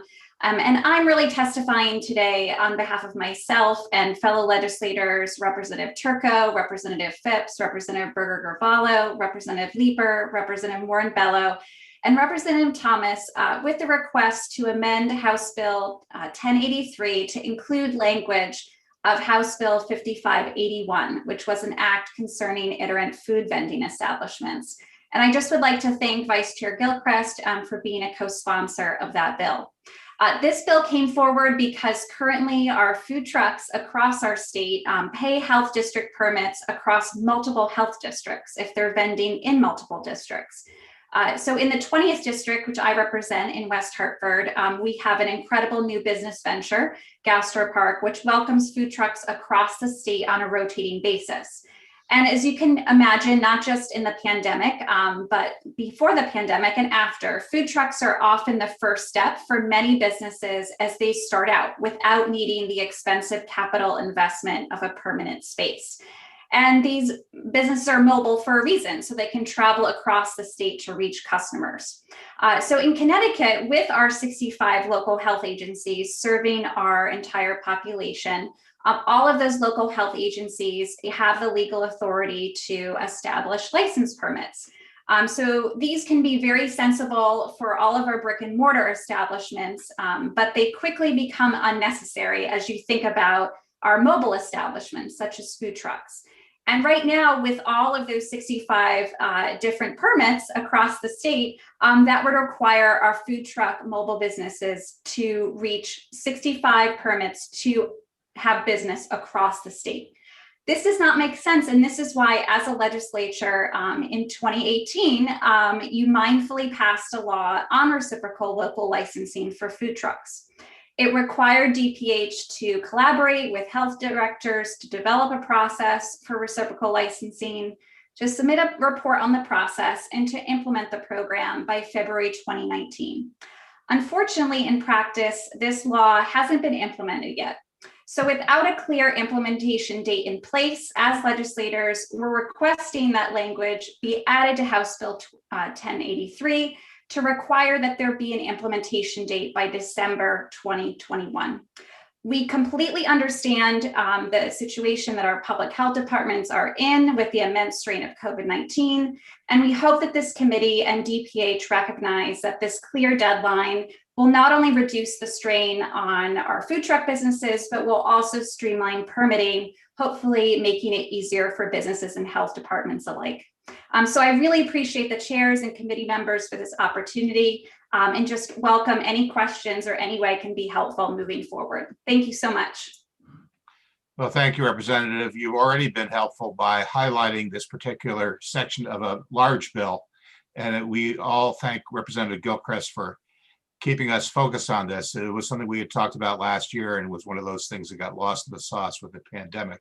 I also want to thank you for at least have started vote counting this bill with all the people you have on board already. This is another example of how we might be helpful to small businesses, how much we value the food trucks across the state, and some uniformity and efficiency in the control of food trucks seems eminently sensible. So thank you for that. Representative Arnone has a question. Thank you. So do you find throughout the state also not only the difference in regulations between brick and mortar and food trucks, but actually between food trucks? You can go to one district and there'll be incredibly rigorous rules to get a permit, and they'll complain that, geez, in other districts those are interpreted much differently, and it's very much interpretation of the law. So do you hear a lot of that complaints too? Yes, so not only is there the permit pricing difference. So in one district, it could be, let's say, $75 for a permit for the year versus in other district, hundreds of dollars. But also the questions and the access to the permit are very different. So as you noted, Representative Arnone, the questions can be different district to district, as well as if you can get a permit online, or if you have to go in person to get the permit. So that's where, again, the intent, I know, of the bill when it was passed in 2018 was meant to collect all that information. DPH has been doing that. We're just trying to ensure that it actually gets implemented, and that there really is that reciprocal licensing that is set up by the end of the year. I think that's a fabulous, and I'm going to look forward to sign up myself, add another person to the list. We've had quite numerous issues on our side of the state to get these businesses up and running and to get them at brew houses and wineries. And there's really a huge niche for them here. And anything I can do to support those businesses, I think it's a great idea. Thank you. Thank you, Representative. And it's worth noting that for some locations, to your point, districts provide a flexibility of one-day permits. But again, those are different district by district, and some districts actually require you to bring the food truck to the town to get the permit. So if you're imagining, the complications and barriers, if you're just trying to get a one-day permit, that really limits the businesses going to those locations as well. I assume you said thank you, Representative, because you were muted at the moment. Yes, thank you. Okay, there we go. Representative Gilchrist. Thank you, Mr. Chair, and thank you so much, Representative Farrar, for being here and for all of your work on this important policy. On this committee, I'm always reminded of what is the point of these policies, and if it's to protect the public health, then we certainly don't need these food trucks going and getting these permits community by community. What do you think establishing a solid date would mean to these food truck owners, having spoken with them? Yeah, I think for many of them, not only as Representative Arnone mentioned, have they just felt a struggle in recognizing having to go through the barriers of what is community by community permitting decisions right now. So that has been certainly frustrating for them. But I think especially during this pandemic, when they've really been in a circumstance where they've been really trying to be as creative as possible and certainly try to pursue new customers, new marketplaces in our state. So I think that the pandemic has really highlighted a real commercial need. And as Representative Arnone mentioned, that there's even a great consumer and customer need. We've seen more of these businesses with outdoor vendors really set up during this pandemic. And we want to make sure that the availability for those food trucks to go to those new locations with ease is provided. And I appreciate what you said, Representative Gilchrist, around the balance of public health. And I think that was the intent behind the original bill. And I know they've done the research of at least initially comparing all the range of permitting questions. And it's really ensuring that those are taken into account, but that it makes the administrative burden and the financial burden easier on these food trucks, so they can really be more welcome and have more consumer access across our state at all of these different venues. Thank you so much. Thank you, Mr. Chair. Thank you, Representative. I don't see any further questions. Thank you, Representative, for testifying today. We hope to get that one over the finish line along with everything else in that bill. It's greatly appreciated. Thank you so much. Is James Jacobellis from CHA, followed by Representative Ali Brennan. Good morning, Representative Steinberg and members of the Public Health Committee. My name is Jim Jacobellis. I'm the Senior Vice President of Government and Regulatory Affairs at the Connecticut Hospital Association, and I'm here to testify on Senate Bill 238, an act increasing oversight of mergers and acquisitions of group practices. I'm going to put aside, I already had put aside my written testimony, and I'm going to put aside what I had meant to say and to pick up the conversation where it last left with Commissioner Veltri, which I thought was a terrific conversation, and talk about three things. We know first that demographically, Connecticut is an older state. We also have an older workforce.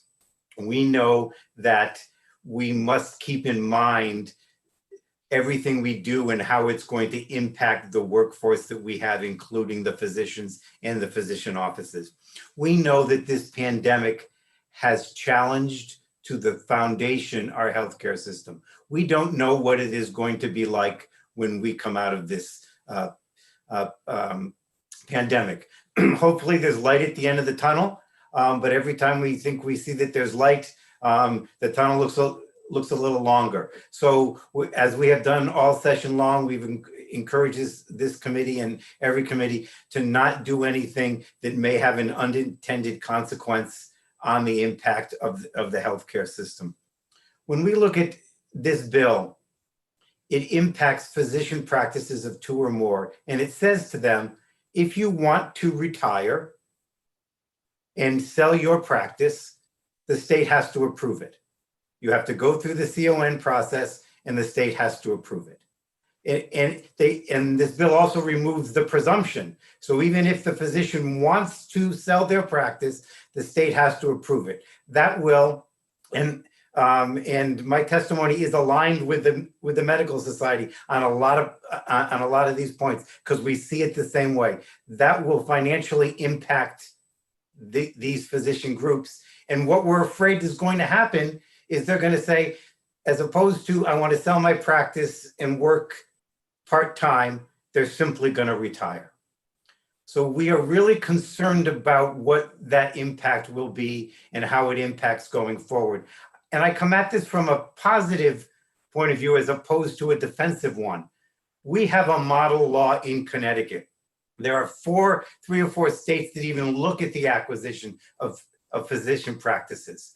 When we have people that are speaking across the country about the way to look at consolidations and mergers, they look at our CON law for mergers and acquisitions of hospitals. They look at our law on how we look at the acquisition of physician practices.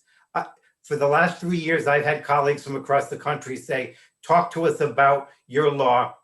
Our legislature is thinking of doing it. So I'm coming at it from a point of You've view reached your 3 minutes. If you'd like to give a conclusion. Thank you. That we already have something in place. So we want to make sure that we don't do anything that impacts the physician offices. At the same time, this bill is contrary to another bill on the agenda about recruitment and retainment of physicians.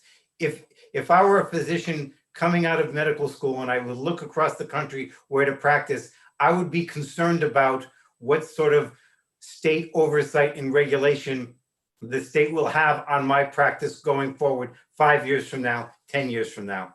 I'm happy to, and the word that I will leave you with is one that, 2 words that Commissioner Veltri said a couple of times. Model, we have a model law already in Connecticut, and balance. Is the law the right balance? We believe it is. We believe that if any more constraints and changes to it is going to move something from a model law to something that may have a direct impact on retainment and recruitment of physicians. Thank you for your time. Thank you. We recognize that in many instances, the Connecticut Hospital Association is in a very challenging position. You represent large systems, you represent small independent hospitals. It's often a challenge to build consensus in this regard.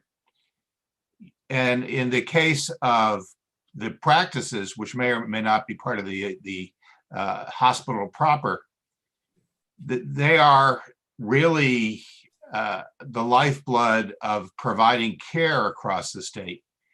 And you can understand our concern that if we stand by and watch corporate interests or profit-driven interests predominate in how practices evolve in the coming years, we're not going to be able to turn it back again.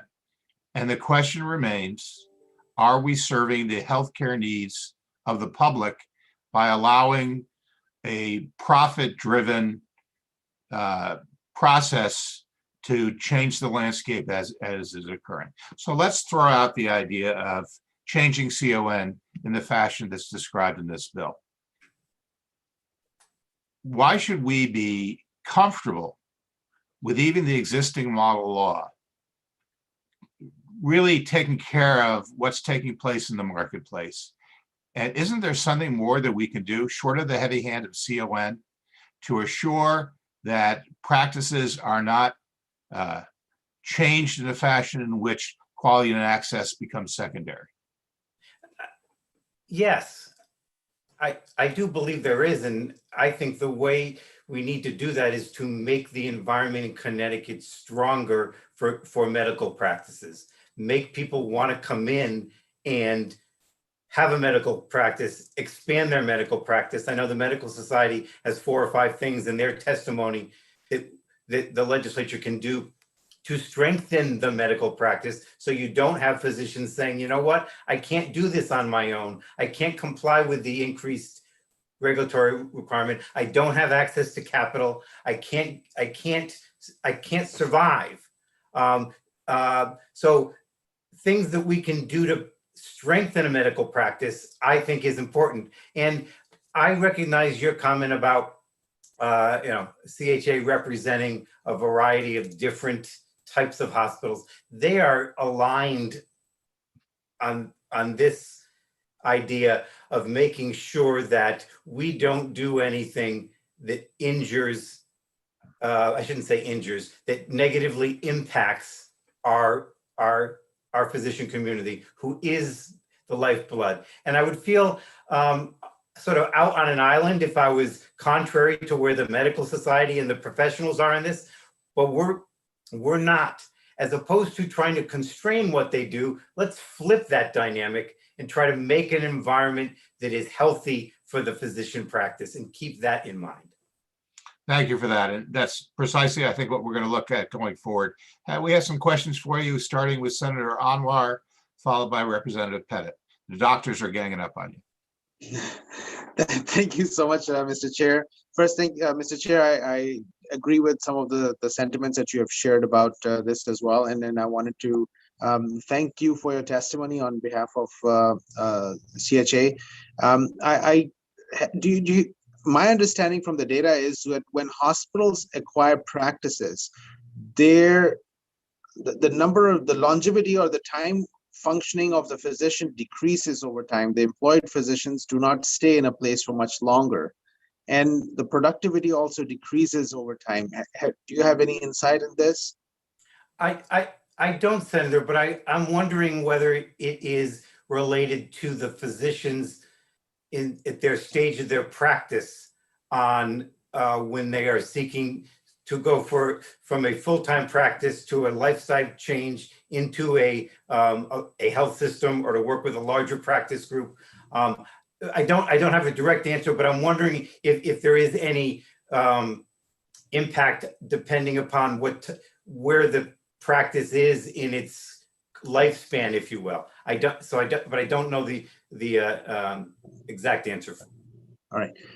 And again, this is a situation where the well-being of a healthcare system depends on the number of independent physicians in the region who are working collaboratively. Is that a fair assessment? If we have learned anything in the last year, I think we have learned that the entire healthcare system is interdependent, that we are only as strong as every part of the healthcare system. So I would agree with that. Okay, thank you so much for your testimony. Thank you, Mr. Chair. Thank you, Senator. Thank you, Senator. Representative Pettit. Thank you, Mr. Chair. Mr. Yakabelis, you referred to the comments made in the State Medical Society's testimony. I wonder if you could point out one or two specific things you think we could do to improve recruitment to this state, as opposed to sort of having a heavy-handed regulatory approach, which I think is what this bill is taking. I'll be honest. I think that the things that are not currently within the jurisdiction of the Public Health Committee, but they are related to practices of insurers. Some of them are related to practice of malpractice. I will tell you one that is in the jurisdiction, and I think that the Medical Society has concerns, as we do, is the covenant not to compete provision in the recruitment and retention bill. That's of concern. I do think that, as I started to say, that we don't know what we're going to look like when we come out of this pandemic, and we just need to make sure that everything we do helps every piece and part of the continuum. But I think to be cognizant of, and it was a great conversation on Friday that this committee had about the provision in Senate Bill 1 about requiring a mental health examination for annual physicals. And what you heard from physicians is, we recognize the importance of that. But can we make sure that we balance it and make sure that it is written correctly, so it is not every time a patient comes in, that when I have a regular conversation with my physician and I'm in there 2 or 3 times a year, he's not required to do a full medical exam, because we have the ongoing relationships. So to work and make sure that provisions like that are left to the medical judgment of the physician. So it's provisions like that, Dr. Pettit. Much appreciated. I agree with Mr. Jacobello. Thank you, Mr. Chairman. Thank you. I think you pointed out how there's an interdependence among many of our bills this year as well. Everything seems to touch on something else we're trying to accomplish, and the pandemic has informed much of this. So to your point, perhaps we can find a constructive approach to addressing this emerging trend in the marketplace versus a punitive one. So we will look very carefully at your testimony and that of the medical societies to see if we can address this issue through a variety of means. I don't see any further questions, so thank you for spending time with us today. Have a good day, everyone. Thank you. You too. Next up, we have Representative Ali Brennan, followed by number 22, Veronica Mansfield. Thank you, Mr. Chair, and thank you, members of the Public Health Committee. I am here today in support of House Bill 6666 with my constituent, Mary Trinity Thompson. Specifically, we are here in support of Section 63, which deals with the hairdresser cosmetology fix by allowing hairdressers to remove hair from the face or neck using manual or mechanical means. As members of the committee, you may know when the licensing was changed for estheticians, an adverse effect was that licensed hairdressers across the state were stripped overnight of their ability to remove facial hair, something they were taught in beauty school and had part of their license for years. I am joined by my constituent, Mary Trinity Thompson. She's a Bethel resident and a Newtown business owner to talk more about why fixing this is so important. So I will yield the balance of my time to Mary Trinity Thompson. Thank you, Representative. Please continue, Mayor. Thank you. Good morning, everyone. My name is Mary Trinity Thompson. I own a small salon in Newtown. Not being able to wax has left me and my clients who prefer me to perform such services at a loss creatively and monetarily. While I not only enjoy performing the service, not being able to do so has taken $50 to $100 a day off of revenue from my business. It's been such a tough year for our industry and every industry, so any loss of profit is devastating. My clients prefer the way I wax to most others, so they are upset by this as well. Cosmetology is the study of hair, skin, and nails. I studied aesthetics in cosmetology school, so I don't understand why I'm no longer able to do something that I have been trained and licensed for the past 17 years. I hope you will consider adding waxing services back into our license. Thank you all so much for your time. Thank you. That very targeted testimony. I can assure you, I don't think any of us, when we passed the previous bill, had any clue what we were actually doing to outfits such as yours, and we're glad to see we can redress it. Representative Gilchrist. Thank you, Mr. Chair. Thank you, Representative Ali Brennan, and thank you, Ms. Stronati, I'm going to mess it up, Thompson, for being here. As a lawmaker who worked very closely on the licensing of estheticians, we were the only state that didn't license this profession, and it's challenging to license a new profession. And so we in no way meant to exclude those who had studied cosmetology from being able to do the work you had been doing. So I am in very strong support of this fix, and I thank you again for bringing it to our attention. Thank you, Mr. Chair. Thank you. We hope that it hasn't been too much of a dislocation in the interim. Certainly that's what we call job security in the legislature, having to come back to fix bills that we passed some years ago. So thank you for your testimony. Obviously, we're very pleased we can redress it. I don't see any further questions. Thank you both for coming to testify today. Next up is number 22, Veronica Mansfield, followed by Senator Slack. Good morning, everyone. I'm here to support Senate Bill 1070, the act allowing APRNs and PAs to issue home health orders. Good morning, Senator Abrahams, Representative Steinberg, and members of the Public Health Committee. I am Veronica Mansfield, and I am an advanced practice registered nurse, currently practicing at Middlesex Health Family Medicine Residency Program. Over the past 25 years, I have worked as an advanced practice registered nurse in a variety of settings throughout Connecticut, including the inpatient hospital setting, school-based health, behavioral health, and several primary care practices. Since I began my practice as an APRN the state of Connecticut has been at the forefront of expanding the scope of APRN practice. This is to improve access to care for citizens throughout our state. As per the State of Connecticut Nurse Practice Act, advanced practice registered nurses are able to perform acts such as diagnosing and treatment of alterations in health status. This includes issues such as ordering tests, prescribing medications, or referring patients to specialty care. In many practices, advanced practice registered nurses are the primary and at times the only provider for providing care for the patients. However, due to the public health emergency, the Act was put in place this past year, allowing us to finally be able to issue home health orders for our patients. Prior to this, we would have had to work with a physician colleague in order to order home health services. This extra step resulted many times in delays of patients receiving these necessary services. This, in turn, really at times returned patients to emergency departments or even hospitalizations. In conclusion, I will hope that you would be able to support Senate Bill 1070, allowing us to continue to issue home health orders. This was very successful during the pandemic, especially when so many other health services were disrupted. This permanent change can decrease the chances for delays in care and improve our care transitions of patients all over our state. Thank you very much.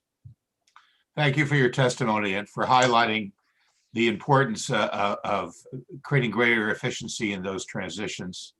We have so many players now who contribute to quality healthcare in the state, and it's very important that we put them in a position to be as successful as possible. And to your point, having this sign-off power by APRNs will facilitate good healthcare outcomes. Absolutely. Really your testimony. Thank I don't you. see any questions. Everybody agrees with you, it looks like. So thank you for your testimony today. We are moving on to Senator Slapp, followed by number 23, Sophie Cutler. Welcome, Senator. Thank you, Mr. Chair. Good to see you. And thanks for having me and a constituent who I'll be bringing in just a moment. But I'm here and again, want to welcome welcome me to, the committee, Senator Abrams, Representative Steinberg, ranking members as well.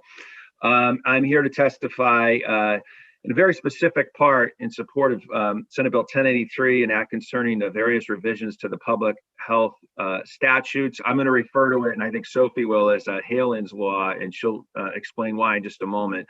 But it's about, this part of it is about SUDAP. It's the sudden unexpected death of someone with epilepsy who is otherwise healthy. In SUDAP cases, no other cause of death is found when an autopsy is done. Each year, more than 1 in 1,000 people with epilepsy die from SUDAP. It's a leading cause of death in people with uncontrolled seizures. We know that there's 36,000 individuals living with epilepsy in Connecticut. 1 in 26 will develop epilepsy at some point in their lifetime.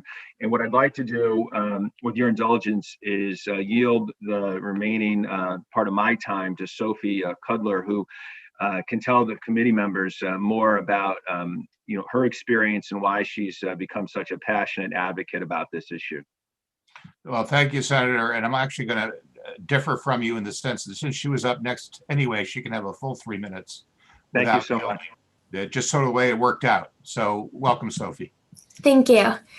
Dear Senator Abrams, Representative Steinberg, and members of the Public Health Committee, thank you to Senator Slapp for yielding me his time, and thank you for the opportunity to provide testimony in support of Race Senate Bill 1083, also known as Halen's Law. My name is Sophie Cudler, and I am a 16-year-old junior at Hall High School in West Hartford. My 13-year-old sister is one of the more than 36,000 people in Connecticut who lives every day of her life with epilepsy. For our family, the epilepsy journey began when she was 3. She had seizures every day and more at night during sleep. Although she has been significantly helped by an all-day brain surgery at the Children's Hospital of Boston almost 3 years ago, and despite taking anti-epileptic medications, she still has seizures associated with her sleep. That means she could fall asleep and never wake up due to a seizure. There always is the risk of sudden unexpected death in epilepsy, also known as SUDAP. Even with the best medical care, regular doctor appointments, inpatient monitoring of seizure activity, and multiple medications that have led to excellent seizure control, my sister still could die of SUDAP. The most well-controlled epilepsy patients can die of SUDAP. My parents and I always fear SUDAP, like so many other Connecticut families. Epilepsy is chronic, sinister, and unpredictable. That is why Halen's Law is so important. It requires annual SUDAP education for the Chief Medical Examiner, which will promote more uniform and accurate reporting of SUDAP cases and will lead to better collection of SUDAP data that could assist researchers to decrease the occurrence of SUDAP and potentially save the lives of people like my sister. Globally, 1 in 1,000 people with epilepsy tragically die from SUDAP, so many Connecticut citizens die from SUDAP each year. Epilepsy has been a large part of my life. My additional daily responsibilities have included knowing what to do if my sister has a seizure, timing how long it lasts, helping her avoid danger like falling on her face during a seizure, and much more. She has had seizures and fallen at school, in a swimming pool, at friends' houses, and elsewhere. Prior to surgery, she required one-on-one supervision at all times. She couldn't even walk up or down the stairs without a family member accompanying her. I am proud to share my unique perspective as a sibling of someone afflicted with epilepsy, and I'm excited to use the legislative process to improve the lives of people with epilepsy. Halen's Law is a great way to support Connecticut citizens. I understand it will have no fiscal impact on the state. It will improve the education of the Chief Medical Examiner on this important issue, and he supports it, and it could assist in saving lives. Halen Murtha impacted so many in her 9 years of life. Passage of this bill will not only honor Halen and her family, but also continue her legacy and help those who live with epilepsy in Connecticut. Thank Ms. you. Cutler, you've reached your 3 minutes. If you'd like Thank to you give for a the conclusion. opportunity to submit testimony today, and thank you for your support of Halen's Law, raise Senate Bill 1083. Well, thank you so much, Sophie, for that really wonderful testimony. Very thorough. Thank you. Brings me back to my earliest days in the legislature. The first bill I introduced that successfully got through to law was allowing the training of lay people to provide life-saving medication on school buses. And I learned so much about epilepsy back then. And as you say, there are many things that we can do to advance not only the safety, the protection of those with epilepsy, but ultimately a better understanding of the disease and maybe possibly someday a cure. So really do appreciate your testimony. It makes us very excited to move this legislation forward. We have a question from Representative Gilchrist. Thank you, Mr. Chair. More of a comment than a question. Thank you, Senator Slapp, for being here. Good to see you. And thank you, Ms. Cudler, for your testimony and for joining us today.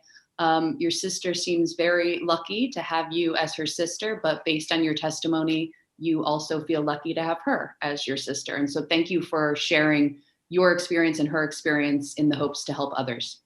Thank you so much. It's an honor to represent my sister and everyone else with epilepsy in Connecticut. Wonderful. Thank you. Thank you, Mr. Chair. And Senator, all I can say, another Hall High School graduate doing well. We hear that over and over again. She won a recent spelling bee too. She's pretty amazing. So there you go. We can find a way to incorporate that in your testimony next time. I don't see any further questions. So thank you for taking the time with us today. Thank you, Senator, for introducing Sophie to us. We really appreciate it. Thank you. Let's see, number 24, Nicole Paquette is next, I believe, followed by Mag Morelli.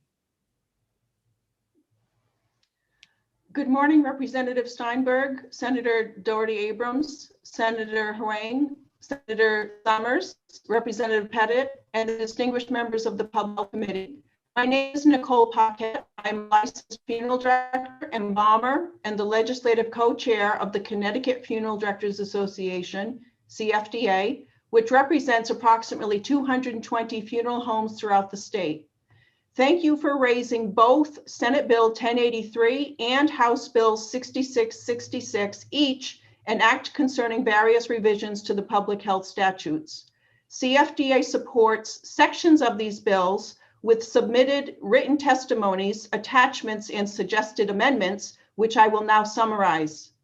Senate Bill 1083, Section 7, in the event of a stillborn child or fetus, Section 7 only provides for a hospital notification and unilateral disposition decision of one parent. CFDA asks that both parents, including the father, identified on the certificate of fetal death be included. This would be consistent with Connecticut General Statute Section 45A-318, which established a priority list of persons who shall have custody and control of a decedent's remains. Secondly, CFDA seeks a provision for a certificate of fetal death to be prepared for a stillborn child or fetus with a gestation period of less than 20 weeks when requested by the parents or funeral director. This would allow for the procurement of the necessary disposition permits for the funeral director to be able to serve these grieving families. House Bill 6666, Section 11, includes new language that permits an enrolled mortuary science student to fulfill their clinical curriculum requirement of embalming 10 human bodies. CFDA recommends that embalming no more than 10 human bodies performed under the supervision of a licensed embalmer during the student course study shall be reduced from the registered apprentice embalmer requirement of embalming 50 human bodies for licensure. Traditional funeral services with embalming have declined through the years, and students will benefit from including up to 10 of their clinical curriculum embalming towards the statutory requirement while leaving the embalmings of 50 human bodies in place. The Connecticut Funeral Directors Association thanks this committee for your consideration of our suggested amendments to Senate Bill 1083, Section 7, and House Bill 6666, Section 11. Thank you for the important work that you do here and elsewhere. I now make myself available to your questions or comments at this time or at a later time at the convenience of the members of this committee. Thank you for your testimony. Focusing for a moment on 1083, could you help me understand a little better the purpose of adding the second spouse to the list? Is that a matter of their being able to request it? Is it a matter of their being communicated? Just to clarify, if you wouldn't mind. Well, the clarification is just really putting it in line with existing statute, and that's Section 45A-318. And this is what funeral directors rely upon when it comes to the custody and control of decedent's remains. It's already in place and it works well for funeral directors. The Section 7 just proposes a notification to the mother only, and that she would have the sole disposition decision of burial or cremation. But yet there's other disposition rights that could be hospital donation. So if you've excluded the other parent, that parent never had a say in any disposition for the stillborn child. Under normal circumstances, when families come to the funeral home and if they've lost their child, both the mother and the father have that decision, not just the mother. So we just seek consistency with an already established priority list of persons. And this won't add any confusion with what we're already doing. The wheel works. There's no reason to change it. Well, thank you. I think I've already amply demonstrated my lack of knowledge about this area, but let me continue to expose my ignorance. What happens when the spouses don't necessarily agree with one another as to the disposition? Correct. So in our amendment, we have added that. We've submitted this amendment to you. So if there's ever a case of any dispute or confusion, that such dispute shall be heard by the probate court, and that would be in the jurisdiction or domicile of the mother. So if you review our amendment, that's our proposal. And those situations can come up. The truth is they do come up for funeral homes today. When there are disputes, those are referred to the probate court and the judge will decide. And as you say, that's really current practice for a variety of issues that may come up between spouses. Representative Foster. Thank you, Mr. Chairman. Ms. Pickett, thank you for being here today. You testified similarly in front of the Children's Committee, and I asked the same question that Representative Steinberg just asked at that moment in time, what happened in the situation of a dispute. And I also asked, in some of our other legislation that's before the General Assembly of the session, we're talking about when you specify mother and father, we're changing language as it stands currently for situations of same-sex couples. So I'm just curious if this is going to, the way you're asking us to make this change, create any additional barriers or challenges. Have you heard from your professional organizations back since we've had that discussion? That was several weeks back. Sure. So it sounds like it's a matter of using the terms mother and father. Am I understanding you correctly? I think so, yes. Yes. So we reference the terms mother and father because those are the terms that are specifically used on a fetal death certificate, and that's also what's used on a death certificate. So if it's at the discretion of this Public Health Committee, if you choose to change those names, that's at your discretion. We are simply referencing what is on existing Department of Public Health documents right now. And we've submitted the fetal death certificate as an attachment to our testimony, so you can see for yourselves, it says mother and it says father. So those are not terms that we have created. That's according to the state of Connecticut Department of Public Health. And what would be the problem for your work if that terminology is inconsistent amongst the forms? I don't know that there could be necessarily a problem as long as the terminology were consistent across the board with regard to death certificates, permits, as long as it were not just in one document, but it was just across the board. But again, current death certificates state mother and father. Those are the terms used. Okay, I think this gives us a little for consideration. So thank you very much for your testimony today. You're welcome. Thank you, Representative. You do raise an interesting point. We have some legislation before us this session that would change the language to, I guess, spouse one, spouse two, and maybe we should consider being consistent across statutes if that's not too onerous. It would be good to have nomenclature that is consistent across, though, as we know, that is a never-ending task when it comes to state statutes. So thank you for your testimony. Those improvements are something we will certainly look at. Much appreciated. Thank you. Next up is number 29, Mag Morelli, followed by Sam Hallmeyer.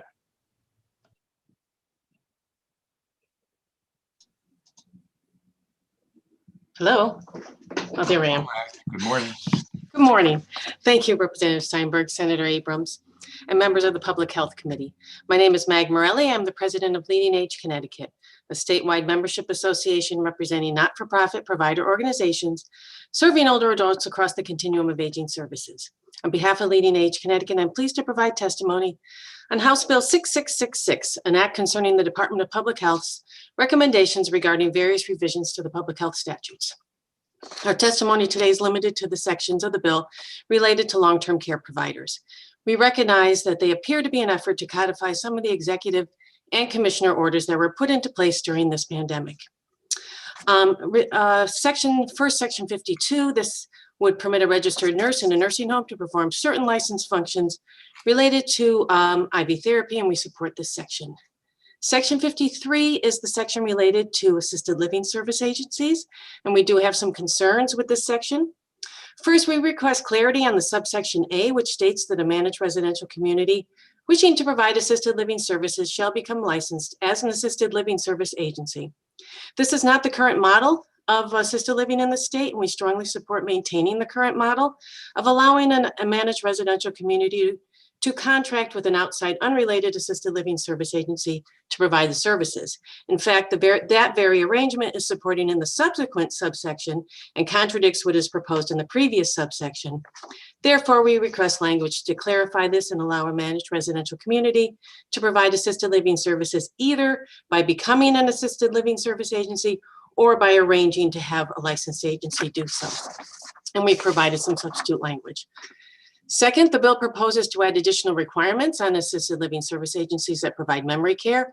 We would request that the newly proposed requirements refer to and apply to only to those assisted living service agencies who provide, quote, Alzheimer's special care unit or a program as defined in statute 19A 562. That's the statute that currently regulates other elements of dementia care units and programs in several provider settings, including assisted living. Use of this definition would maintain consistency in the statutes. Section 54, which talks about bed positioning in a nursing home. The current requirements speak to a 3-foot clearance on all sides and foot of the bed. But during this pandemic, and in response to the need to implement infection control measures related to COVID-19, there was a commissioner's order advising distances of 6 feet between the 2 residents' beds in a shared room. We believe this proposal is seeking to codify the order. We don't object to it, but we believe there may be a drafting area requiring 6 feet around the bed rather than between the two beds. We'd also like to raise for consideration the concept of not prescribing a specific distance, but rather allowing the commissioner to order changes to bed positioning in response to infection control concerns. Ms. Morelli, you've reached your 3 minutes if you'd like to give a conclusion. Sure. We're doing that because 6 feet was related to COVID. Future infections might require different distancings, so we're suggesting that. Finally, just on section 66, we have some questions about civil monetary penalties for providers who work within institutions that already report infection issues to the department.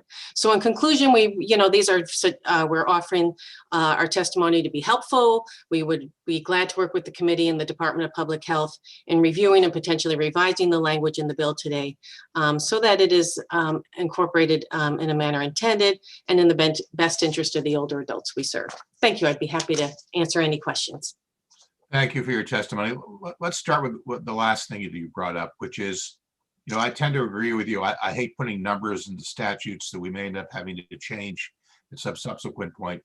But my understanding of the 6-foot rule, if we've been adhering to that in the past year, is it has more to do with the dispersal of airborne viruses and the like than are specific necessarily to the COVID virus in particular. Why not be explicit, given that we know that the likely dispersal of aerosol contaminants would be virtually the same under any circumstance? We're just saying we're not sure if they'd be the same under every circumstance and whether the outbreak would be related to a virus. Is it a different outbreak? Is it a GI outbreak? Is it a bacterial outbreak? So it was just a suggestion that we know 6 feet was specifically related to the COVID-19 variant being spread through the air. A maximum of 6 feet, and so that was protective. We'd be fine if it maintained 6 feet. We're just trying to find flexibility in the statute so we wouldn't have to come back and modify it again in the future. I share your desire to not have to revisit it with each coming pandemic. Not that I'm looking forward to the next pandemic. Let's come back and focus on assisted living for a moment. Obviously, we've had a lot of feedback, both with the nursing home bill and with regard to this bill, that we have to be very careful about how we treat assisted living facilities. And we didn't have the same level of experience of bad outcomes in assisted living that we have in nursing homes, for example, for obvious reasons. But you heard the commissioner testify, I presume, that it is worth considering additional scrutiny of assisted living facilities in order to protect the residents there as well, even recognizing, I believe she used the word fragile, even though that's not technically what anybody in an assisted living environment should necessarily be. Why not look with fresh eyes on the assisted living environment and make sure there's sufficient oversight? Actually, we would be, I think what they're asking for is very reasonable. And we would like to cooperate and help them with that. The only thing that we're commenting on is how do you define what a memory care is? We think it's a little broad in the bill. It's saying anyone that's providing services to someone in early stage to mid-stage dementia or Alzheimer's disease. And so in an MRC, there may be many residents who are receiving care who are in early stages, but aren't really in a memory care unit or in need of, or aren't there specifically for memory care services. They may be receiving other services. So we thought it would make more sense to apply that requirement to those that are providing marketing or have special care memory care units. And that's the definition we use for the training requirements, for the disclosure requirements. And we have some statutes in place for memory care units and assisted living. So we thought it would just make sense to tie it into that definition of what's considered a memory care unit. Thank you for that. So that gives us some comfort that we're simply being consistent in the terminology we use for such a definition. Right. And that definition should offer the adequate protections that we're seeking. Right. That's what we're asking for. Thank you. Thank you. As always, we appreciate your testimony on all things related, and we'll look at your testimony carefully to see if we can make those improvements before the bill is finalized. We're a little quiet today. I don't see any questions for you. Well, thank you. Thank you for the opportunity to testify. Thank you for testifying. We really appreciate it. So next up, we have Sam Hallemeyer, followed by Dr. Gregory Schongold. Welcome. Thank you, Mr. Chair. Hello, everyone. My name is Sam Hallemeyer. Good morning, Mr. Chair, Chair Abrams, and members of the committee. I'm here on behalf of the Pharmaceutical Care Management Association, and I want to thank you for allowing me to testify today on Senate Bill 1086, specifically sections 404 and 5 related to step therapy. PCMA is the National Trade Association that represents pharmacy benefit managers. I'll refer to them as PBMs throughout the rest of my testimony today, which they administer prescription drug plans for millions of Americans with health coverage through small employers, health plans, labor unions, and state and federal employee benefits. I did submit written testimony, but I want to go now and just highlight some of the important parts. Again, our industry is concerned about Senate Bill 1086, specifically on sections 4 and 5 containing step therapy, because we believe it will remove one of the tools that we use to provide a high quality benefit while also putting downward pressure on the rising cost of prescription drugs. Step therapy, what it does is it requires an enrollee to try a medically appropriate first-line drug, typically a generic alternative to a branded product, when new therapies are initiated. Some of these branded drugs have very high list prices, and step therapy encourages trying these proven, safe, and cheaper alternative therapies first. But before we go any further about step therapy, I want to share that every plan has an established exceptions process that will permit coverage of a drug that is a step therapy drug, or if a physician provides information about side effects the patient has experienced from a lower tier drug, or offers any other documented medical reason. These plans and PBMs use pharmacy and therapeutic committees, otherwise known as P&T committees, that are comprised of independent experts, including physicians and pharmacists, that develop these guidelines on drug management programs, such as step therapy that I'm mentioning today. These do assure cost controls, do not impair the quality of clinical care. Mr. Chair, to wrap it up, it is for these concerns that I just mentioned that we must respectfully oppose Senate Bill 1086, specifically sections 4 and 5 on step therapy. And I'm happy to work with the committee and key stakeholders. And I'm also happy to answer any questions of the committee at this time. Well, thank you for testifying today. This is one of the areas where we on the committee feel like pulling our hair out sometimes. Obviously, we're as concerned as everyone else about the high cost of care and that care increasing. There are also some of us who feel the quickest way to reduce costs would be to get rid of PBMs altogether. and eliminate a middleman in this equation. So I don't think any of us feel totally comfortable with the solutions that we have available to us as we try to provide quality options for folks. I would just say, at least in my case, my default position is to put the decision in the hand of the practitioner, who's ideally in the best position to figure out what's best for that patient. And that's where the natural tension is going to be between cost containment and good outcomes. I'm sure you've probably had a chance to look at some of the testimony in support of the idea of not requiring the step therapy protocol as the path that one must take before that final designation of what's the appropriate drug. What's your response to them? Why shouldn't we hand this decision ultimately to the person who in theory knows the patient best? Thank you, Mr. Chair, for the question. I do understand, that PBMs, our job is to not get in between the relationship between a patient and doctor. Having that said, our goal is to keep prescription drug costs low for both patients and plans. So that is why we suggest, to the doctor when they do write a prescription for a more expensive brand, that there are cheaper alternatives available. And as I outlined in my testimony, that's both written and previously I just said, there's also an exceptions process where we work with the physician to get that patient on that drug if the doctor is able to provide the correct documentation to get that there. Thank you for that. Well, I think that was probably the easy one. Now we've got some other questions lined up for you that might even be a bit more of a challenge, starting with Representative Pettit, followed by Senator Anwar. Thank you, Mr. Chairman. Thank you, Mr. Hellmeyer. Did I understand you correctly that with most plans or all plans out there, there is typically a appeal process that allows someone to go around step therapy if they feel drug 3 is better than drug 2? Is that present within all plans that you're aware of?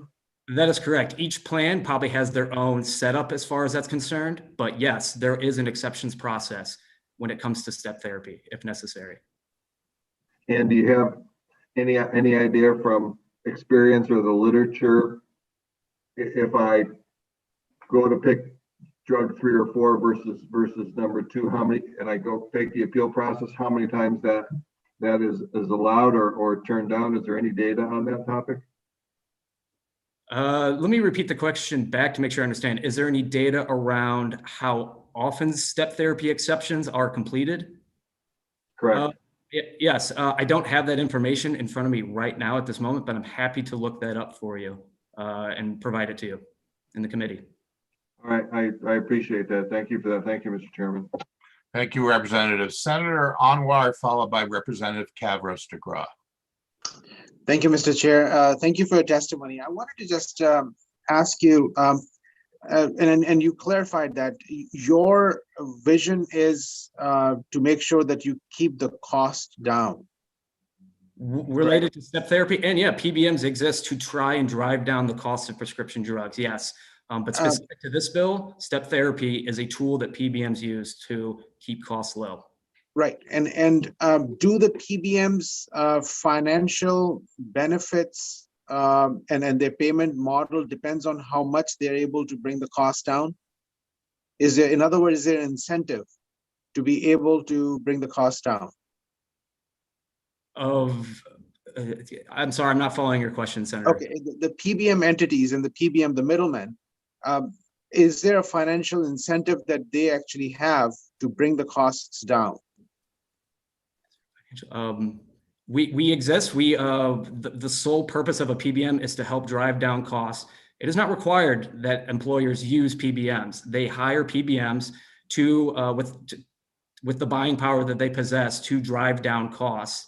And those employers then pay PBMs for that service. So I don't know if that answers your question directly, but that does. In other words, your business model is entirely on how much savings you can provide to the payer source, and so that's your focus. The clinician's focus, and I can speak as a clinician, is our focus is to take care of the patient. So you are, from a clinician's perspective, a hurdle in the ability of the patient to be cared for. And as a person who represents the people, I think the PBMs are a hurdle to be able to provide the care.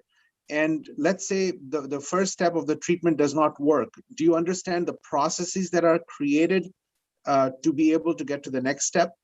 I'm sure you understand those because you guys have created those. Yes, Senator, I do.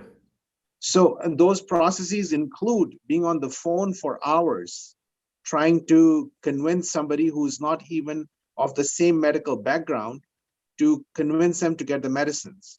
It includes sending faxes that you lose, and specific words on the documentations that are not used. It's a very heavy-handed approach that is used, and the ones who are suffering are the following people. Number one, the patients. Number two, the clinical staff in the medical offices. Number three, the overheads in medical offices or hospitals. And then the people sitting in the pharmacies waiting for hours again to go back and forth. So while you are making money off your restrictions in plain English, you are harming the very people who are supposed that we, the legislators, are interested to protect. So while I know your testimony, I do not necessarily agree with it because the people we represent are hurting.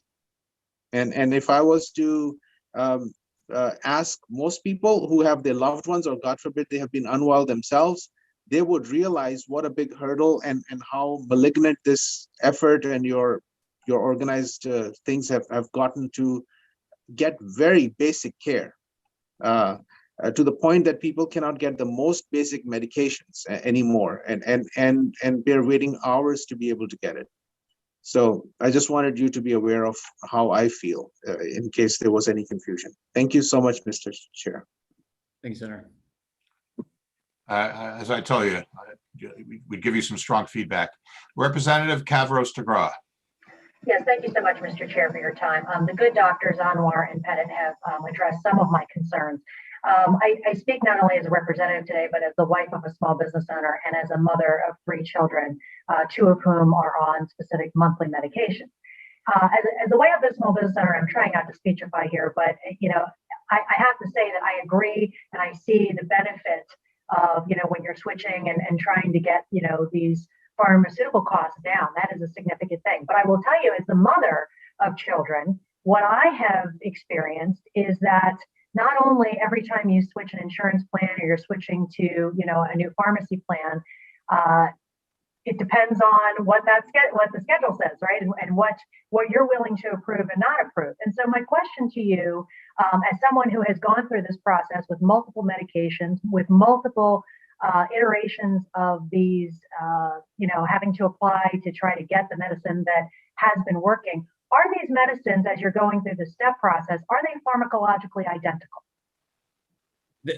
Again, to refer back to the testimony, yes, these pharmacy and therapeutic committees, P&T committees, do create these lists that are clinically equivalent, that they suggest that the patients try. It's a cheaper alternative to sometimes the branded product.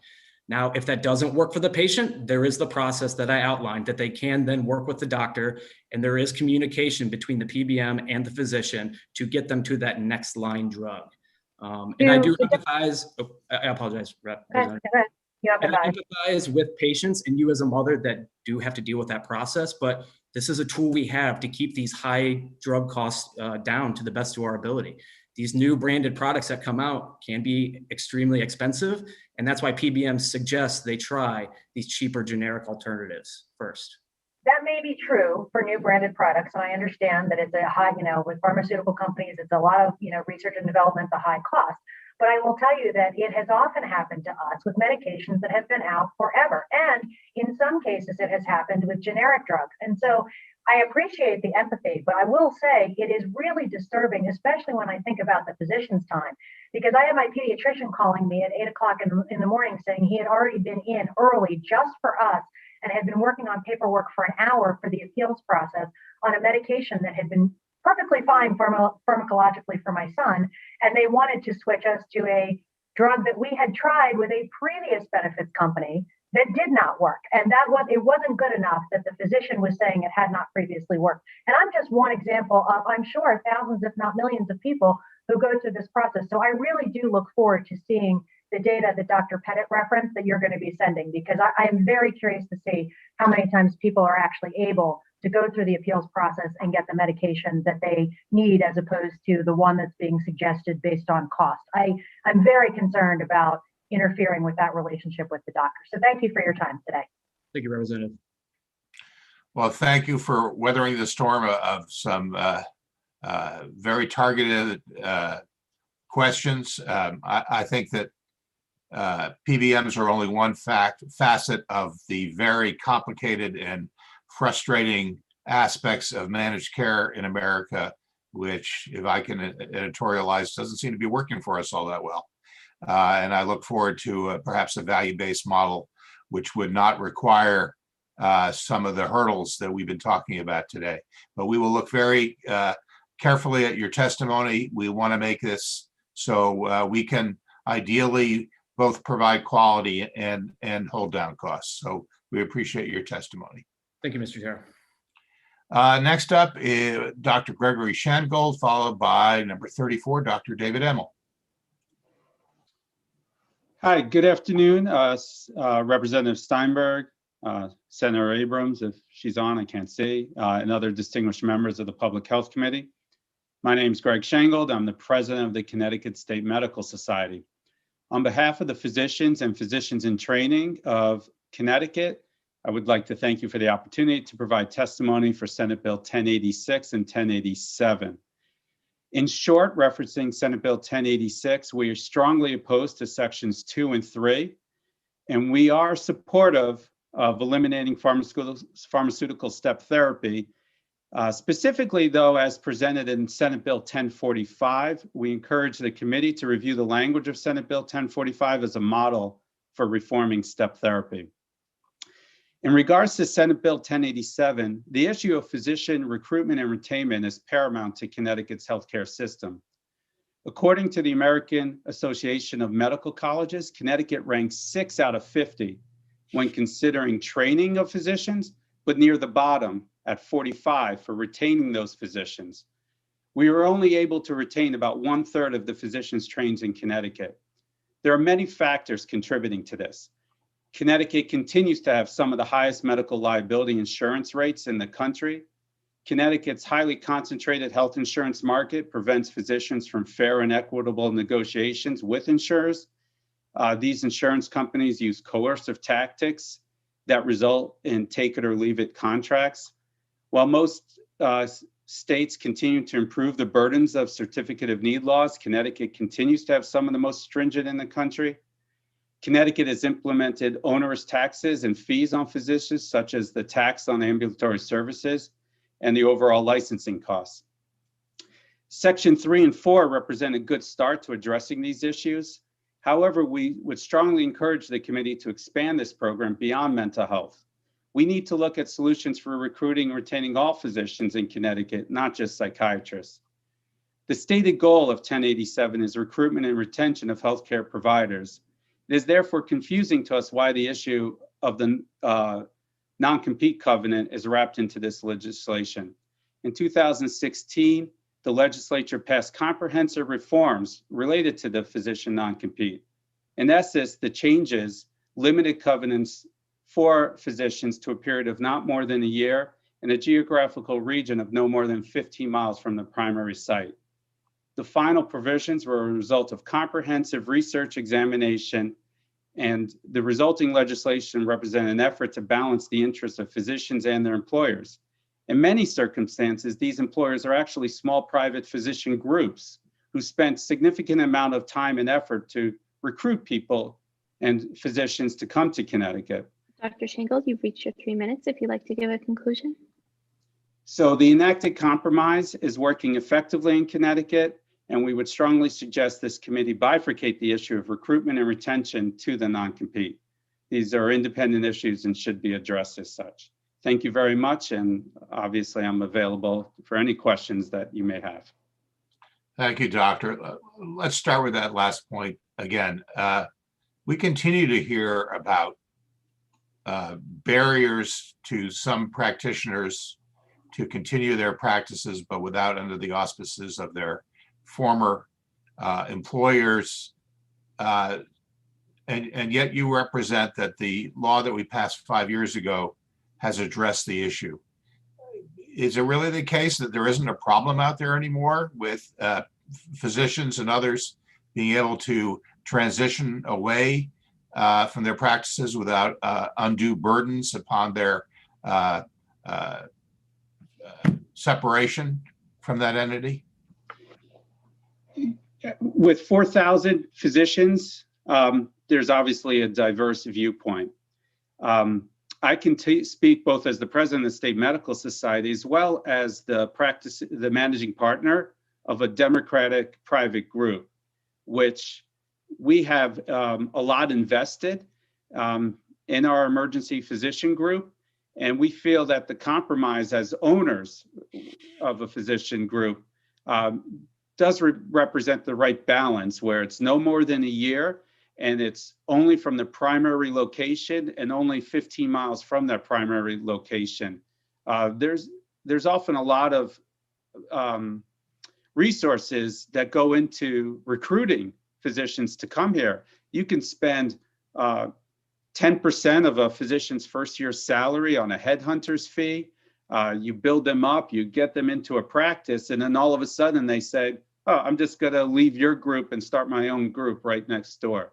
And so when you consider from that physician perspective, that's where this compromise comes in. Certainly the employment model, as many more physicians have gone to become employed by large healthcare institutions that may wanna go back and forth between those healthcare institutions, I can sort of see where a physician would like to just have free mobility, but we feel that this compromise from 2016 is the best place rather than eliminating it altogether. Thank you for that. I'm assuming that you had the opportunity to hear Mr. Acabellis's testimony earlier from the Hospital Association, where he alluded to the medical society's concerns with our desire to regulate some of the acquisition activity that's going on here. And we also obviously made the connection that it's all of a piece. This also affects recruitment and retention as well. Not having had the chance myself to look at the testimony of the medical societies, how do we get our arms around this? How are we going to be effective going forward in addressing the changes that are going on in the marketplace, not to inhibit physician migration, if that's the right word, but also assure that we have adequate representation of key specialties? As you said, maybe we shouldn't limit things just to mental health, but that's one of our most acute need areas is psychiatry. How are we going to look out for the patient's needs while we allow the marketplace to also have its way? So if I can repeat just to understand sort of where does the free market versus regulation come in to provide the best high quality healthcare in Connecticut? Is obviously this is, and you've referenced it a couple times, very complex. And unfortunately, I was at a doctor's appointment, believe it or not, during Jim's testimony, so I can't reference it specifically. But there's carrot and stick approaches, right? And many times, it's easy to use the stick, and the answer might be more in the carrots, to make it continue to be worthwhile to remain in private practice. I think in general, some physicians prefer private practice, some like the employment model, but some people, I believe, are getting forced into the employment model because of all the regulations and restrictions, and they have no other choice. Dr. Emmel, who's coming up right after me, is going to provide testimony on Senate Bill 238. So I don't want to steal all of his thunder.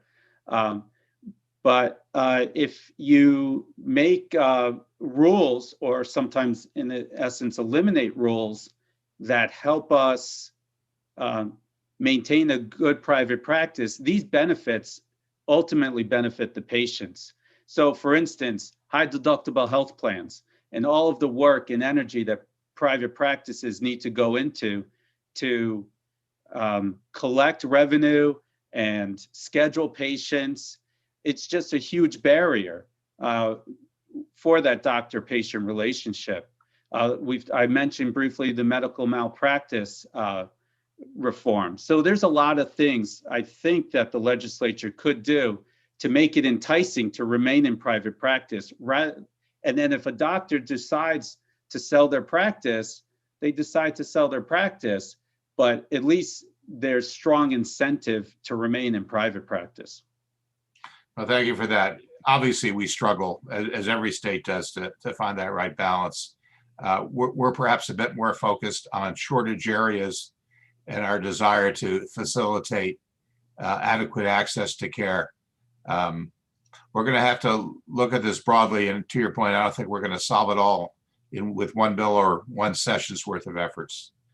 Some questions. Representative Pettit, followed by Senator Anwar. Thank you, Mr. Chairman. Thank you, Dr. Shangold. The chairman asked my questions on the non-compete, and it seems that most of the testimony I've read from societies feel that the current system is working. A comment, the issue in terms of recruitment of psychiatrists or mental health professionals was because last year, the session that got cut short, the federally qualified health clinics came to us and said that they were at a disadvantage in the open market in a dramatic way, and were really unable to fill most of their positions due to their inability to offer what was out there. And that was in response to their ask, because they're often taking care of people who are at risk for major health disparities because of lack of mental health care. So that was aimed for. And obviously the first part of the bill aims to get towards recruitment of primary care physicians. So at least that's some of the history from last year. Beyond that, I will be done there. And thank you, Mr. Chair, and defer to Senator Anwar. Thank you, Representative. Senator Anwar. Thank you, Mr. Chair. Thank you, Dr. Shangold, for your testimony, and thank you for the work that you do with the Connecticut State Medical Society. Just wanted to, I know that there are qualitative conversations that are happening with the physicians in training about the reasons why they would love to stay in Connecticut, but they don't. Has there been an effort to do another quantitative way of looking at it and looking at causations in more depth? Right now, we don't have that plan. Obviously, more information is always better to make decisions. I only address some of the medical issues. Obviously, there's a whole host of real estate, taxes, family, geography. I mean, there's a lot of reasons people leave. I was only addressing some of those that are related to medical practice. But as someone that recruits people into the state, I almost inevitably cannot recruit someone that doesn't have a connection to Connecticut. I grew up in Connecticut. My wife grew up in Connecticut. Rarely are physicians choosing to come to Connecticut from other states. And many times, I don't think we have a strong enough pull to just make to make it so that residents don't leave. In fact, just next year, I've hired one, but he's only saying he's going to stay a year because he's like, I'm from Texas, I'm going to go back to Texas, but my wife has one more year of training as they're combined, and he's like, yeah. So he took a job for a year, and so I'll work again next year to fill that position. And he's filling someone that already took a job for a year because he wants to move out west to Colorado and that way. So I do think I would love to know the exact reasons, but what I do know is it seems that we don't have a strong enough pull to keep them here. And for that purpose, Dr. Shangold, the thought was that the previous non-compete clauses, that improvements that have been made, I actually had a chance to look at the existing contracts for some of what the regional, bigger, larger employers, the hospitals, the bigger centers, they are affording their primary care physicians. And those, even though those restrictive covenants or non-compete would not necessarily hold any power in a lawsuit, but no doctor wants to go through that process and they just choose to leave the state. So we are at a crisis level for primary care physicians in our state. That's where people are trying to get their primary care from other means. They're going to APRNs and physician assistants, and even trying to do telehealth from other states probably. But we can do better if we make policies, and then also look at the ground realities of what kind of contracts that are being offered to our physicians, the next generation of physicians who are basically saying that, look, this won't work. And even though the state laws are saying what they're saying, we are not going to be able to fight this billion-dollar company.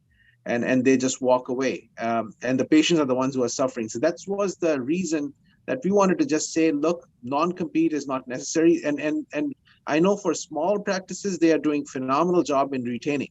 The smaller physician owned practices, they retain their physicians because they're partners and their associates and their peers. But for the larger companies, they are somewhat abusive, if you will. And that was the purpose of having a non-compete clause from that perspective. How can that be improved, and how can that small part of the bigger puzzle of retaining physicians can be addressed? Well, we definitely applaud the interest, because we agree that, I mean, all specialties, all physicians are having trouble sort of in Connecticut. But you're right, psychiatry and primary care are right at the top. And that's where the medical home really starts. And there's no doubt that the mental health burden on Connecticut, if anything, is increasing during COVID and substance use issues. So we definitely applaud that. But just thinking from those entities where they are partners and whatnot, not having a compete and sort of pulling somebody in, and then to have them open up a competitive practice while not retaining all that investment, that's the purpose of the non-compete. In fact, the non-compete only applies if it's voluntary too. So if you're terminated, then the non-compete doesn't even apply, is my understanding. It's only if you voluntarily leave. As I said, I think maybe the place where is to really make it worth staying in private practice is one of those areas that can really help. Maybe you put other limitations, to target the problem that you did mention versus making it so broad. Right now it is very broad. And as I said, there was a lot of negotiation in 2016. It was a different time, obviously, then. So all the parties came together. And when you sort of pull out one part of a negotiation like that, it does tend to unravel. So it seems like this is too big of a hammer for this cause. But the underlying issue of getting doctors, staying in the state, because access to healthcare is the most important thing. And high quality physicians is a big part about access to healthcare as much as the other things we've talked about. Thank you so much for your testimony. Truly appreciate it. Thank you, Mr. Chair. Thank you, Senator. We got a lot of work to do, Doctor. We appreciate your input and your colleagues on the society. I think that of these bills, the recruitment and retention is critically important for us going forward. So again, we appreciate any advice and input you can provide on that score. Moving along. Thank you, Representative. We have Dr. David Emmel, followed by Elizabeth Garrett. Welcome.